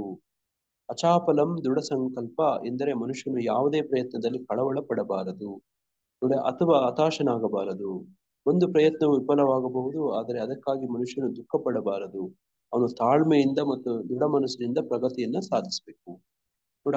ಅದು ಅಚಾಪಲಂ ನೋಡಿ. ಇದನ್ನ ನೋಡಿ ಪ್ರಭುಪಾದರು ತುಂಬಾ ಚೆನ್ನಾಗಿ ಹೇಳ್ತಿದ್ದಾರೆ. ಒಂದು ಪ್ರಯತ್ನ ಮಾಡಿದ್ರೆ ವಿಫಲ ಆಗ್ಬಹುದು, ಅದಕ್ಕಾದ್ರೆ ಮನುಷ್ಯ ದುಃಖ ಪಡಬಾರ್ದು ಅಂತ ನೋಡಿ. ಹಂಗೆ ಅರ್ಜುನ ನೋಡಿ, ಸುಗ್ರೀವ ಒಂದು ಪ್ರಯತ್ನ ಮಾಡ್ತಾನೆ ವಾಲಿಯನ್ನ ಜೊತೆ ಯುದ್ಧ ಹೋಗಿ ನೋಡ. ಆದ್ರೆ ಈ ಸಂದರ್ಭ ಅದಕ್ಕೆ ಜ್ಞಾಪಿಸ್ಕೋಬಹುದು. ವಾಲಿಯಿಂದ ಒಡಿಸ್ಕೊಂಡು ಓಡ್ ಬರ್ತಾನೆ ಸುಗ್ರೀವ ನೋಡಿ. ಅದಕ್ಕೊಂದು ಕಾರಣ ಇರುತ್ತೆ. ಆ ಸುಗ್ರೀವ ನೋಡಿ ಆದಿಗುರು ಲಕ್ಷ್ಮಣನನ್ನ ಗೌರವಿಸಿರೋದಿಲ್ಲ. ಯಾವಾಗ ಲಕ್ಷ್ಮಣ ಆತನಿಗೆ ಹೂವಿನ ಹಾರ ಹಾಕಿ ಆಶೀರ್ವಾದ ಮಾಡಿ ಕಳಿಸ್ತಾನೋ ಆವಾಗ ಆತನಿಗೆ ನೋಡಿ ವಿಜಯ ಆಗತ್ತೆ ನೋಡಿ. ಒಂದ್ಸತಿ ಈ ತರ ಸೋತ್ರೆ ಹತಾಶರಾಗ್ಬಾರ್ದು. ಜೀವನ ಅಂತಂದ್ರೆ ಬಹುಪಾಲು ಹತಾಶನೇ, ವಿಫಲನೇ. ನಾವ್ ಅನ್ಕೊಂಡಿದ್ದೆಲ್ಲ ಆಗತ್ತಾ ಬದುಕಲ್ಲಿ? ಬಯಸಿದೆಲ್ಲ ಸಿಗುತ್ತಾ? ಪ್ರಭುಜಿ ಸಿಗೋದಿಲ್ಲ. ಇಲ್ಲ ಪ್ರಭುಜಿ. ಇಲ್ಲ ಪ್ರಭುಜಿ. ಆಮೇಲೆ ಯಾರು ಕೃಷ್ಣ ಪ್ರಜ್ಞೆಗೆ ಬರಲ್ಲ ಪ್ರಭು. ನೋಡಿ ಎಷ್ಟು ಈ ಮಹಾಭಾರತ ಯುದ್ಧನೇ ನೋಡಿ. ನೋಡಿ ಭೀಮನ ದುರ್ಯೋಧನನ ಯುದ್ಧ ನೋಡಿ, ಗದಾಯುದ್ಧ ಮೊನ್ನೆ ನೋಡಿ. ಗದಾಯುದ್ಧದಲ್ಲಿ ಭೀಮ ಬಹಳ ಹೊಡೆಸ್ಕೋತಾನೆ. ಆ ದುರ್ಯೋಧನನ ಶರೀರ ವಜ್ರ ಆಗಿರುತ್ತೆ. ಭೀಮ ವಿಪರೀತ ಹೊಡೆಸ್ಕೋತಾನೆ ನೋಡಿ. ಅವನಿಗೆ ವಾಪಸ್ ಹೊಡೆದ್ರೆ ಅವನು ವಜ್ರ ನೋಡಿ. ಇವನ ದೇಹ ನೋಡಿ ನೋಡಿ ಈ ತರ ವ್ಯತ್ಯಾಸ ಇರುತ್ತೆ ನೋಡಿ. ಆ ಕೃಷ್ಣನ ಕೃಪೆ ಸಿಗೋವರೆಗೂ ನೋಡಿ ಭೀಮನಿಗೆ ನೋಡಿ ವಿಜಯನೇ ಸಿಗೋದಿಲ್ಲ, ಆತನಿಗೆ ಭರವಸೆನೇ ಇರೋದಿಲ್ಲ. ಕೃಷ್ಣ ಉಪಾಯ ಕೊಡ್ತಾನೆ ನೋಡಿ. ನೋಡಿ ಹಂಗೆ ಜರಾಸಂದ್ರನ ಸಂಹಾರದಲ್ಲೂ ಕೂಡ ಹಂಗೆ. ನಾವ್ ಎಷ್ಟೇ ಬಲಿಷ್ಠರಾಗಿರ್ಬೋದು, ಎಷ್ಟೇ ನಿಪುಣರಿರ್ಬೋದು ನೋಡಿ, ಭಗವಂತನ ಗುರುಗಳ ಕೃಪೆ ಸಿಗ್ಬೇಕು ನೋಡಿ. ಅದನ್ನೇ ಇಲ್ಲಿ ಹೇಳ್ತಿರೋದು. ಒಂದು ಪ್ರಯತ್ನ ವಿಫಲ ಆಗ್ಬಹುದು, ಆದ್ರೆ ಅದಕ್ಕಾಗಿ ಮನುಷ್ಯನು ದುಃಖ ಪಡಬಾರದು ಅನ್ನೋದು. ಅವನು ತಾಳ್ಮೆಯಿಂದ ಮತ್ತು ದೃಢ ಮನಸ್ಸಿನಿಂದ ಪ್ರಗತಿಯನ್ನ ಸಾಧಿಸಬೇಕು ನೋಡಿ. ಪ್ರಭುಪಾದರ ಇಡೀ ಬದುಕೆ ನೋಡಿದ್ರೆ ನೋಡಿ ಈ ವಿಚಾರ ನಮ್ಗೆ ಅರ್ಥ ಆಗತ್ತೆ. ತೇಜಸ್ ಎನ್ನುವ ಪದವನ್ನು ಇಲ್ಲಿ ಹೇಳಿರುವುದು ಕ್ಷತ್ರಿಯರಿಗಾಗಿ. ದುರ್ಬಲರಿಗೆ ರಕ್ಷಣೆಯನ್ನು ನೋಡಲು ಕ್ಷತ್ರಿಯರು ಯಾವಾಗಲೂ ಬಲಿಪಶುಗಳಾಗಿರಬೇಕು. ಹಿಂಸೆಯಿಂದಿರುವವರೆಂದು ಅವರು ತೋರಿಸಿಕೊಳ್ಳಬಾರದು ನೋಡಿ. ಈಗ ಮೊದಲನೇ ಅಧ್ಯಾಯದಲ್ಲಿ 2ನೇ ಅಧ್ಯಾಯದ 11ನೇ ಶ್ಲೋಕದವರೆಗೂ ಅರ್ಜುನ ನೋಡಿ ಈ ತರದ ಒಂದು ಸ್ಥಿತಿ ಇತ್ತು. ಈಗ ತಾನೇ ನಾವು ಓದ್ಕೊಂಡು ಬಂದ್ವಿ. ಕ್ಷತ್ರಿಯರು ಯಾವಾಗಲೂ ಬಲಿಪಶುಗಳಾಗಿರ್ಬೇಕು, ಅಹಿಂಸೆಯಿಂದಿರುವವರೆಂದು ಅವರು ತೋರಿಸ್ಕೊಳ್ಬಾರದು ನೋಡಿ. ಯಾವಾಗ ಎಲ್ಲಿ ಹಿಂಸೆಯನ್ನ ಪ್ರಯೋಗ ಮಾಡ್ಬೇಕು ಅದನ್ನ ಮಾಡ್ಬೇಕು. ಹರೇ ಕೃಷ್ಣ ಪ್ರಭುಜಿ. ಪ್ರಭುಜಿ ಇರ್ತಾನೆ ಪ್ರಭುಜಿ ಪೊಲೀಸ್ ಹಲೋ. ಸಬ್ ಇನ್ಸ್ಪೆಕ್ಟರ್ ಇರ್ತಾನೆ. ಆ ಪೊಲೀಸ್ ಸಬ್ ಇನ್ಸ್ಪೆಕ್ಟರ್ ಮುಂದೆ ಕಳ್ತನ, ದರೋಡೆ, ರೌಡಿಸಮ್ ಎಲ್ಲ ಆಗ್ತಾ ಇರುತ್ತೆ. ಈಗ ಅದನ್ನ ನೋಡ್ಕೊಂಡು ಏನ್ ಮಾಡ್ಬೇಕು ಅವನು? ಪೊಲೀಸ್ ಸಬ್ ಇನ್ಸ್ಪೆಕ್ಟರ್ ಅಹಿಂಸೆ ಮಾಡ್ಬೇಕಾ, ಹಿಂಸೆ ಮಾಡ್ಬೇಕಾ? ಹಿಂಸೆ ಮಾಡ್ಲೇಬೇಕಾಗುತ್ತೆ. ಹಿಂಸೆ ಮಾಡ್ಲೇಬೇಕು ಪ್ರಭು ಅಲ್ವಾ? ಅವನ್ ಅದನ್ನ ಕರ್ತವ್ಯ ತಡಿಬೇಕು ಅವನು. ನೀವ್ ಹಿಂಸೆ ಮಾಡದೇ ಇದ್ರೆ ಆತನ ಅಪರಾಧ ಆಗುತ್ತೆ, ತಪ್ಪಾಗತ್ತೆ ಅಲ್ವಾ? ಹಂಗೆ ಹರೇ ಕೃಷ್ಣ ಪ್ರಭುಜಿ. ಹೇ ಕೃಷ್ಣ. ಕ್ಷತ್ರಿಯರು ಯಾವಾಗಲೂ ಬಲಶಾಲಿಗಳಾಗಿರಬೇಕು ಅಂತ ಇದೆ ಪ್ರಭುಜಿ. ಹೌದು ಪ್ರಭು, ಹೌದು. ಬಲಿಪಶು ಅಂದ್ರಲ್ಲ, ಅದಕ್ಕೆ ಹೇಳಿದೆ ಪ್ರಭು. ಓ ಸಾರಿ ಬಲಶಾಲಿ ಬೇಕು ಅಂತ ಇದೆ. ಇದ್ರೆ ಸಾರಿ ಪ್ರಭು. ದುರ್ಬಲರಿಗೆ ರಕ್ಷಣೆಯನ್ನು ನೋಡಲು ಕ್ಷತ್ರಿಯರು ಯಾವಾಗಲೂ ಬಲಶಾಲಿಗಳಾಗಿರಬೇಕು ಅಂತ ಇದೆ ನೋಡಿ. ಪ್ರಭುಜಿಯವರು ಕೈಯಲ್ಲಿ ಪುಸ್ತಕ ಇಟ್ಕೊಂಡು ಓದ್ತಿದ್ರೆ ಅವನಿಗೆ ಹೇಳೋಣ ಅನ್ಕೊಂಡೆ ಪ್ರಭು. ಆಮೇಲೆ ಸುಮ್ನೆ ಪಾಪ ಯಾಕಂತ ಬಲಶಾಲಿಗಳಾಗಿರಬೇಕು ಅಂತ ಇದೆ, ಬಲಿಪಶುಗಳಲ್ಲ ನೋಡಿ. ಅಹಿಂಸೆಯಿಂದಿರುವವರೆಂದು ಅವರು ತೋರಿಸಿಕೊಳ್ಳಬಾರದು, ಬಲಶಾಲಿಗಳಾಗಿರ್ಬೇಕು. ಹಿಂಸೆ ಅಗತ್ಯವಾದರೆ ಅವರು ಅದನ್ನು ಉಪಯೋಗಿಸಬೇಕು. ಹಿಂಸೆ ಯಾವಾಗ ಬೇಕೋ ಆವಾಗ ಉಪಯೋಗಿಸ್ಬೇಕು. ಆದರೆ ತನ್ನ ಶತ್ರು ಮಣಿಯುವಂತೆ ಮಾಡಬಲ್ಲವನು ಕೆಲವು ಸನ್ನಿವೇಶಗಳಲ್ಲಿ ಕ್ಷಮೆಯನ್ನು ತೋರಬಹುದು, ಸಣ್ಣ ಪುಟ್ಟ ತಪ್ಪುಗಳನ್ನು ಅವನು ಕ್ಷಮಿಸಬಹುದು ನೋಡಿ. ಇದನ್ನ ಪರೀಕ್ಷಿತ್ ಮಹಾರಾಜರ ಕಥೆಯಲ್ಲೂ ಕೂಡ ನಾವು ಕಾಣ್ತೀವಿ. ಕಲಿ ಪುರುಷ ಅವ್ರಿಗೆ ಶರಣಾಗಿ ನೋಡಿ ಆತನ ಸ್ಥಳವನ್ನ ಬೇಡ್ತಾರೆ. ಇವ್ರು ಕೊಡ್ತಾರೆ. ನೋಡಂಗೆ ಕೆಲವೊಂದು ಸಣ್ಣ ಪುಟ್ಟ ತಪ್ಪುಗಳನ್ನ ಕ್ಷಮಿಸುವಂತ ಗುಣ ಕೂಡ ಇರಬೇಕು. ಆತನೇ ಶ್ರೇಷ್ಠ ರಾಜ. ನೋಡಿ ಹಂಗೆ ಎಲ್ಲ ಸನ್ನಿವೇಶಗಳಲ್ಲಿ ಕ್ಷಮೆಯನ್ನ ತೋರಬಹುದು. ನೋಡಿ ಕೆಲವು ಸನ್ನಿವೇಶಗಳಲ್ಲಿ ಕ್ಷಮೆಯನ್ನ ತೋರಬಹುದು. ವಿಶೇಷವಾಗಿ ಯಾರು ಕ್ಷತ್ರಿಯರ ಹತ್ರ ಶರಣಾಗ್ತಾರೋ ಅವ್ರಿಗೆ ಆಶ್ರಯ ಕೊಡುವಂಥದ್ದು. ಮತ್ತೆ ಇನ್ನೊಂದ್ಸತಿ ಅದ ತಪ್ಪು ಮಾಡ್ಬಾರ್ದು ನೋಡಿ, ಆ ಒಂದು ಎಚ್ಚರಿಕೆಯಿಂದ ಅದನ್ನ ಒಪ್ಕೊಳ್ಳುವಂಥದ್ದು. ಅದನ್ನೇ ನಮ್ಮ ಜಗಾಯ್ ಮಾದಾಯಿ ಕಥೆಯಲ್ಲೂ ಕೂಡ ಕಾಣ್ತೀವಿ. ನೋಡಿ ಜಗಾಯ್ ಮಾದಾಯಿ ಮಹಾಪಾತಕರು ಇರ್ತಾರೆ. ನಿತ್ಯಾನಂದ ಪ್ರಭುಗೆ ನೋಡಿ ರಕ್ತ ಬರೋಂಗ್ ಹೊಡೆದ್ ಬಿಡ್ತಾರೆ. ನೋಡಿ ಚೈತನ್ಯ ಮಹಾಪ್ರಭುಗೂ ಸುದರ್ಶನ ಚಕ್ರ ನೋಡಿ ಇಟ್ಕೊಂಡು ಅವ್ರನ್ನ ಕೊಲ್ಲಕ್ ಹೋಗ್ತಾರೆ. ನೋಡಿ ಅದನ್ನ ನಿತ್ಯಾನಂದ ಪ್ರಭುಗಳು ತಡಿತಾರೆ. ಕ್ಷಮಿಸಿ ಅಂತ ಹೇಳ್ತಾರೆ. ನೋಡಿ ಅವರು ಕ್ಷಮಿಸ್ತಾರೆ.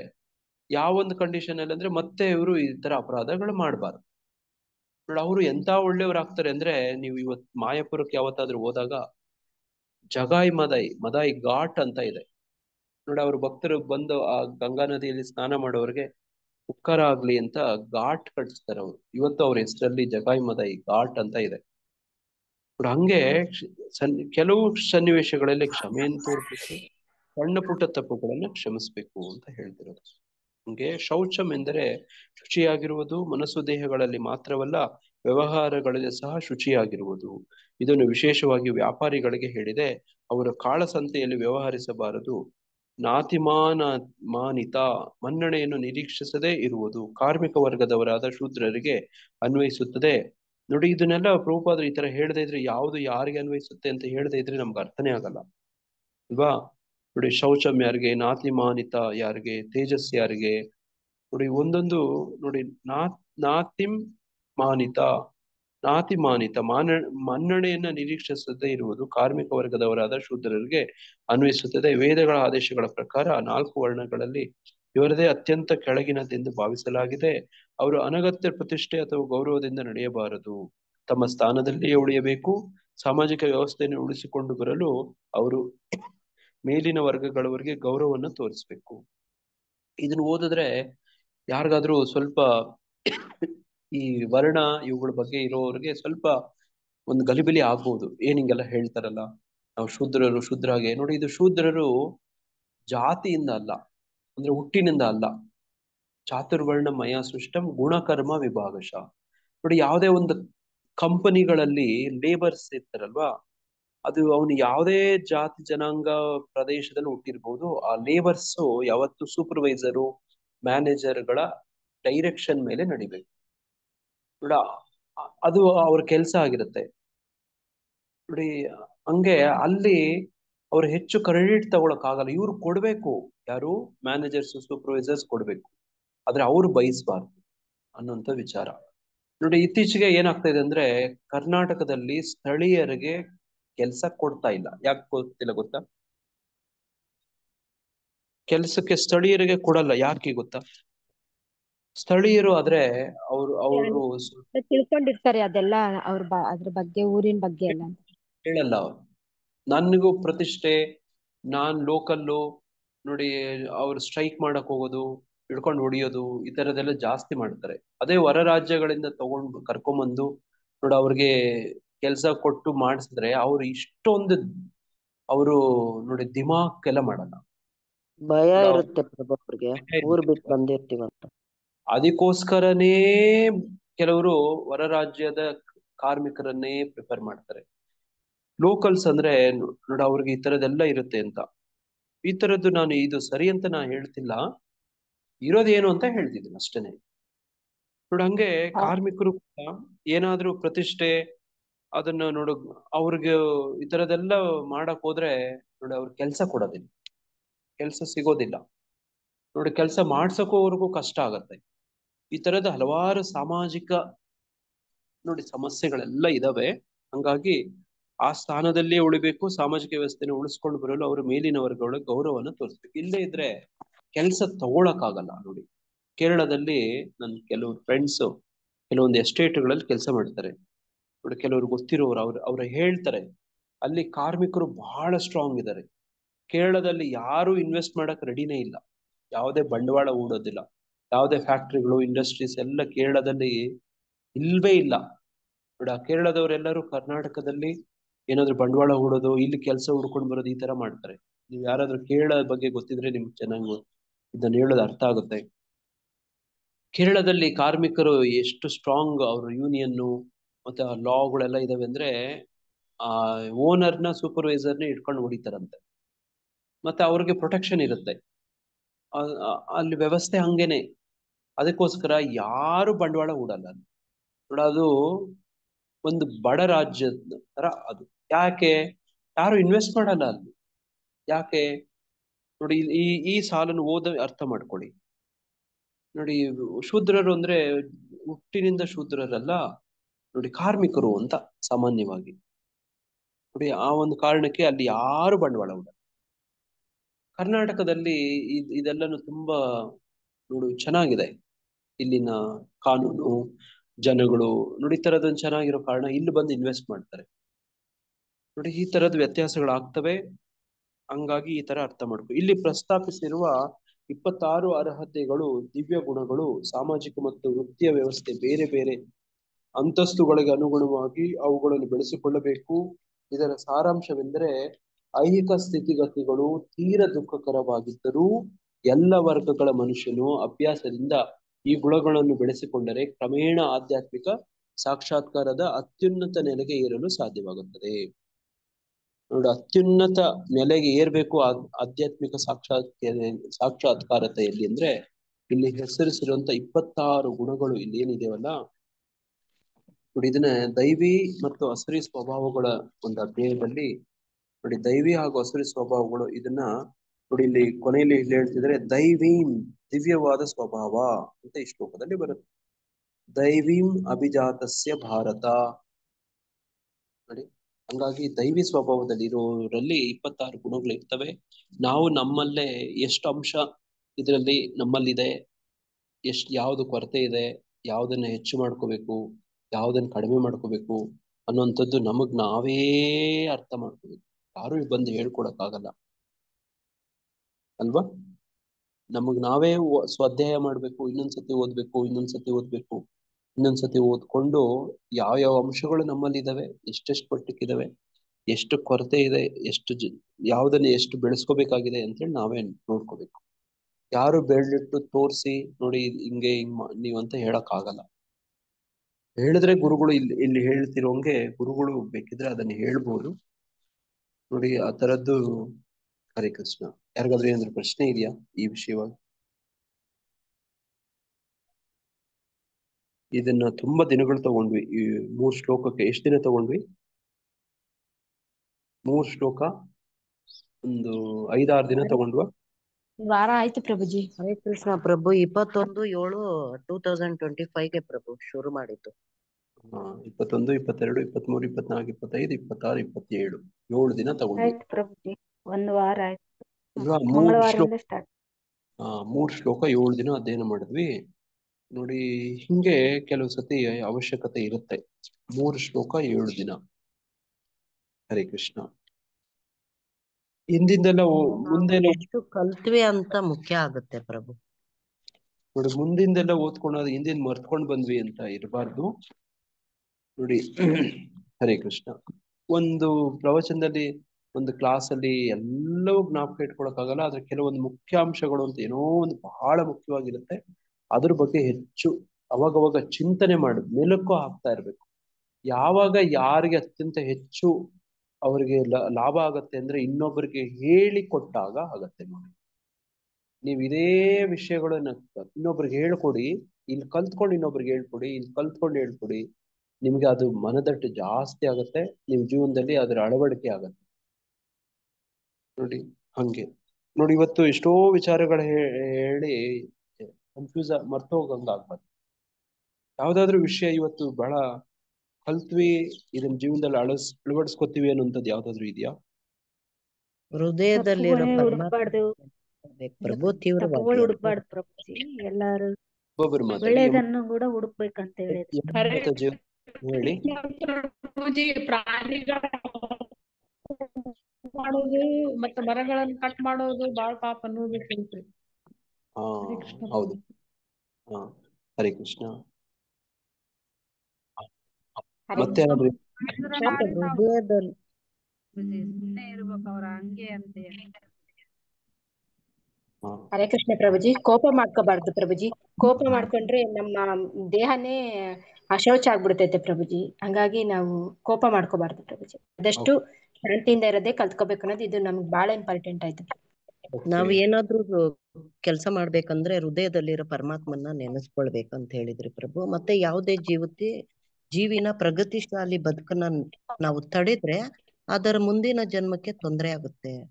ಅದನ್ನ ಕೂಡ ಮತ್ತೆ ಪ್ರಭುಜಿ ನಾವು ಕೃಷ್ಣ ಪ್ರಜ್ಞೆಯಲ್ಲಿ ಏನಾದ್ರೂ ಒಂದು ಸುಳ್ಳು ಹೇಳಿದ್ರು ಏನು ತಪ್ಪಿಲ್ಲ ಅನ್ನೋದು. ಅಂದ್ರೆ ನಾವು ಯಾವ ತರ ಕೃಷ್ಣ ಪ್ರಜ್ಞೆಯಲ್ಲಿ ಕೃಷ್ಣನ್ಗಾಗಿ ಏನಾದ್ರೂ ಒಂದು ಸುಳ್ಳು ಹೇಳಿದ್ರು ಏನು ತಪ್ಪಿಲ್ಲ ಅನ್ನೋದು ತಿಳ್ಕೊಂಡು.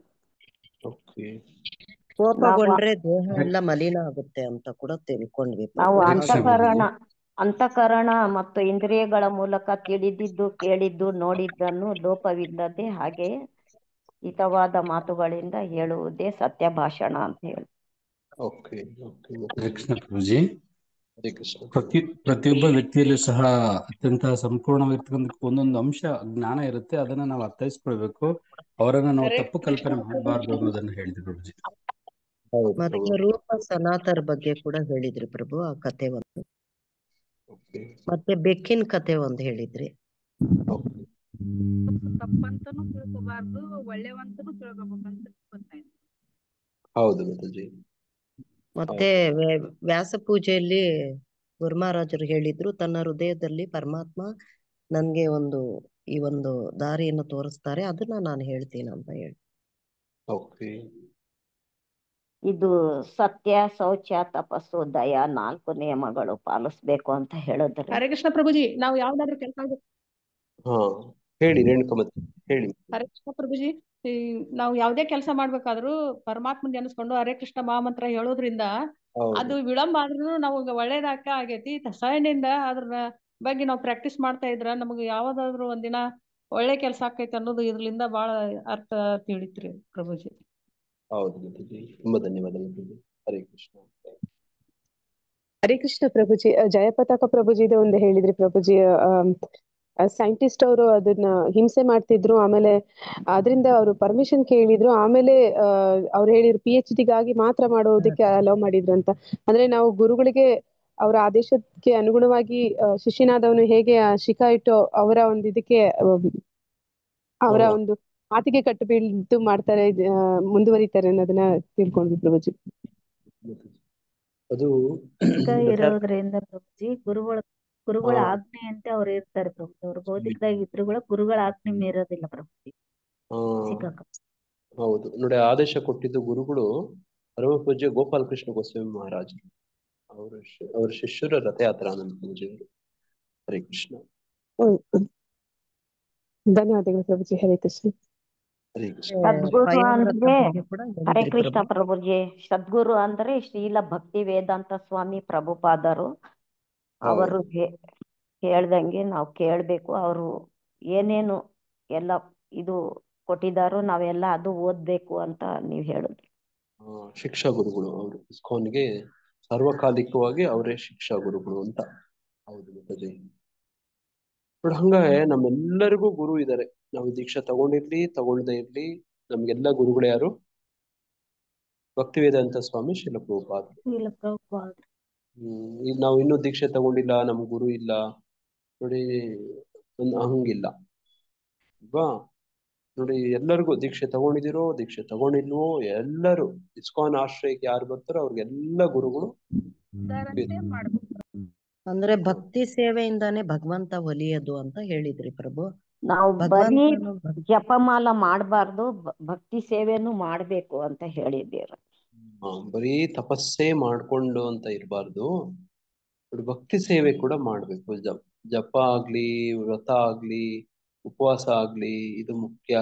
ಅದ್ರ ಜೊತೆಗೆ ನೋಡಿ, ಅದು ಭಕ್ತರ ಆದೇಶ ಆಗಿರ್ಬೇಕು ನೋಡಿ. ಅದನ್ನ ನಾನು ತುಂಬಾ ಒತ್ತು ಕೊಟ್ಟು ಹೇಳಕ್ ಪ್ರಯತ್ನ ಮಾಡಿದೆ.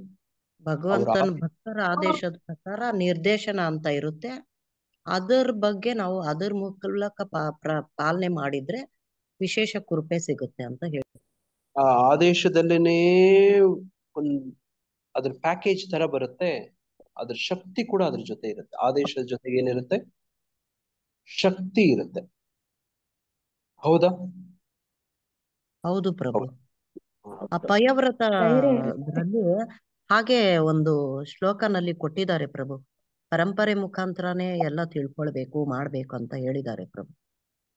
ಹೌದು ನೋಡ, ಹಂಗೆ ರೂಪದ ಭಾವಾರ್ಥ ಸಹಿತವಾಗಿ ಓದಿ.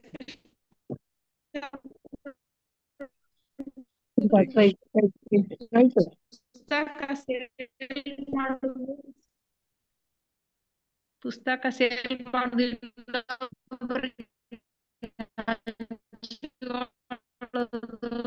ನಾವು ಇದ್ರ ಬಗ್ಗೆ ತಿಳಿಸಿ ಆಸಕ್ತಿ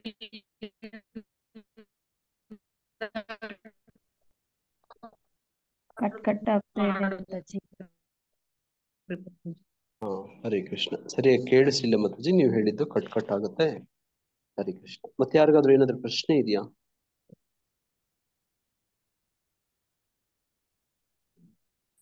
ಬೇರೆದವ್ರಿಗೆ ತಿಳಿಸ್ಕೊಡೋದ ಇದ್ರಾಗ ಮೇನ್ ಉದ್ದೇಶ ಇರ್ತೈತ್ರಿ. ಅವ್ರು ಬರ್ಲಿ ಬಿಡ್ಲಿ, ನಮ್ ಕರ್ತವ್ಯ ನಾವು ತಿಳಿಸೋದು, ಪುಸ್ತಕ ಸೇಲ್ ಮಾಡೋದೇ ನಮ್ಮ ಹೌದು. ಓಕೆ, ಹೌದು. ಹರೇ ಹರೇ ಕೃಷ್ಣ. ಕೃಷ್ಣ ಪ್ರಭುಜಿ. ಹರೇ ಕೃಷ್ಣ ಪ್ರಭು. ಪ್ರಭುಜಿ, ನೀವು ಕೆಂಚಣ್ಣ ಕರಿಯಣ್ಣ ಅದು ಕತೆ ಹೇಳಿದ್ರಲ್ಲ ಪ್ರಭುಜಿ. ಹೌದೌದು.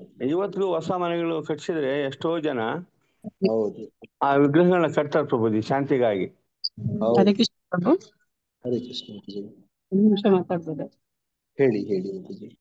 ಪ್ರಭು, ನಂದು ಇವತ್ತು ಸಾಧನ ಬಗ್ಗೆ ಕ್ಲಾಸ್ ಇದೆ. ಎಲ್ಲರೂ ಸ್ವಲ್ಪ ಬ್ಲೆಸ್ಸಿಂಗ್ ಕೊಡಿ, ಸರಿಯಾದ ವರ್ಡ್ಸ್ ನನ್ ಬಾಯಿಂದ ಬರ್ಲಿ ಪ್ರಭುಪಾದ್ರು, ಮತ್ತೆ ಎಲ್ಲಾರ್ನು ಮನ ಮುಟ್ಟೋ ತರ ಆಗ್ಲಿ ಅಂತ ಪ್ರಭು. ನಾವೆಲ್ಲ ಪ್ರಾರ್ಥನೆ ಮಾಡ್ತೀವಿ ಮಾತಾಜಿ. ಏನ್ ಮಾತಾಜಿ ಇದು ಸಾಧನಾ ಕ್ಲಾಸ್ ಅಂದ್ರೆ ಏನ್ ಮಾತಾಜಿ? ಇವತ್ತು ಶಿಕ್ಷಾ ಮಾಡ್ತಾ ಇದ್ದಾರೆ ಪ್ರಭು. ಅದ್ರ ಜೊತೆ ಅದೇ 5 limbs ಆಫ್ ಸಾಧನ ಭಕ್ತಿದು 5 ಪ್ರಮುಖ ಅಂಗಗಳ ಬಗ್ಗೆ ನನ್ಗೆ ಕ್ಲಾಸ್ ಕೊಟ್ಟಿದ್ದಾರೆ ಮಾಡಕ್ಕೆ. ಓಕೆ, ಅವತ್ತು ಕೇಳಿದ್ರಲ್ವಾ ನೀವು ಚರ್ಚೆ ಹೌದು ಮಾಡೋದು? ಪ್ರಭು. ಹೌದು. ಹರೇ ಕೃಷ್ಣ. ಎಲ್ಲಾರು ಆಶೀರ್ವಾದ ಮಾಡಿ ಪ್ರಭು. ನಾವೆಲ್ಲ ಪ್ರಾರ್ಥನೆ ಮಾಡ್ತೀವಿ. ಹರೇ ಕೃಷ್ಣ. ಇನ್ ಬಾಕಿ ಯಾರಿಗಾದ್ರೂ ಏನಾದ್ರು ವಿಶೇಷ ದಿನ ಇದೆಯಾ? ಇಲ್ಲ ಪ್ರಭುಜಿ, ಪ್ರಭು, ನಾನು ಯಾರು ಈ ವರ್ಷ ಬಂದಿದ್ದೀನಿ. ಹರೇ ಕೃಷ್ಣ ಪ್ರಭು. ಹರೇ ಕೃಷ್ಣ ಮಾತಾಜಿ. ಹರೇ ಕೃಷ್ಣ ಮಾತಾಜಿ. ರೆಕಾರ್ಡ್ ಹಾಕಿ ಮಾತಾಜಿ ಆ ಕ್ಲಾಸ್. ಹರೇ ಕೃಷ್ಣ ಪ್ರಭು. ಹರೇ ಕೃಷ್ಣ ಮಾತಾಜಿ. ಹೇಳಿ ಮಾತಾಜಿ, ಹೇಳಿ. ಪ್ರಭು, ಲಕ್ಷ್ಮೀದು ಬರ್ತ್ಡೇ ಇವತ್ತು, ಎಲ್ಲರೂ ಆಶೀರ್ವಾದ ಮಾಡಿ ಪ್ರಭು. ಬಹಳ ವಿಶೇಷ. ಲಕ್ಷ್ಮೀ ಮಾತಾಜಿ ಇದೀರಾ ನೀವು? ಇಲ್ಲ ಪ್ರಭು, ಅವಳಿನ್ನು ಮಲಗಿದಾಳೆ. ನೋಡಿ, ರಾಮ್ ಕಮಲೇಶ್ ಪ್ರಭು, ಶ್ರುತಿ ಮಾತಾಜಿ, ಪುಟ್ಟಲಕ್ಷ್ಮಿ ಪ್ರಭು. ನೋಡಿ, ಪುಟ್ಟಲಕ್ಷ್ಮಿ ಇದೆ ನಮ್ ಜೊತೆ. ನೋಡಿ, ಮಾತಾಜಿ ಅವ್ರ ಬರ್ಡೇ. ಒಳ್ಳೆ ಮಗು, ತುಂಬಾ ಒಳ್ಳೆ ಮಗು, ಬಹಳ ವಿಶೇಷ. ನೋಡಿ, ಅವ್ರ ಬರ್ಡೇ ಇದೆ. ನೋಡಿ, ನಾನಂತೂ ಮರ್ತೇ ಬಿಟ್ಟಿದ್ದೆ. ಈ ಕ್ಷಣದಲ್ಲಿ ಮರ್ತಿದ್ದೆ, ಆದ್ರೆ ಮರ್ತಿಲ್ಲ ನಾವು. ನಾವೆಲ್ಲ ಪ್ರಾರ್ಥನೆ ಮಾಡೋಣ. ಮತ್ತೇನಾದ್ರೂ ಯಾರಾದ್ರೂ ವಿಶೇಷ ಇದೆಯಾ? ಮತ್ತೇನು ಇಲ್ಲದೆ ಇದ್ರೆ ಹರೇ ಕೃಷ್ಣ. ಇವತ್ತು ನಮ್ಮ ಶ್ರುತಿ ಮಾತಾಜಿಯವರು ಮತ್ತೆ ರಾಮ್ ಕಮಲೇಶ್ ಪ್ರಭುಜಿಯವರು ಪುಟಾಣಿ ಅವರ ಲಕ್ಷ್ಮೀ ಮಾತಾಜಿಯವರ ಜನ್ಮದಿನ. ನಾವೆಲ್ಲರೂ ಪ್ರಾರ್ಥನೆ ಮಾಡಿ ಮಗುಗೆ ಹಾರೈಸೋಣ. ಹಾಗೇನೆ ಸಾಧನ ಕಾರ್ಯಕ್ರಮದಲ್ಲಿ ಜಯಮತಿ ರಾಧಾ ಮಾತಾಜಿಯವರು ಪ್ರವಚನ ಕೊಡ್ತಿದ್ದಾರೆ.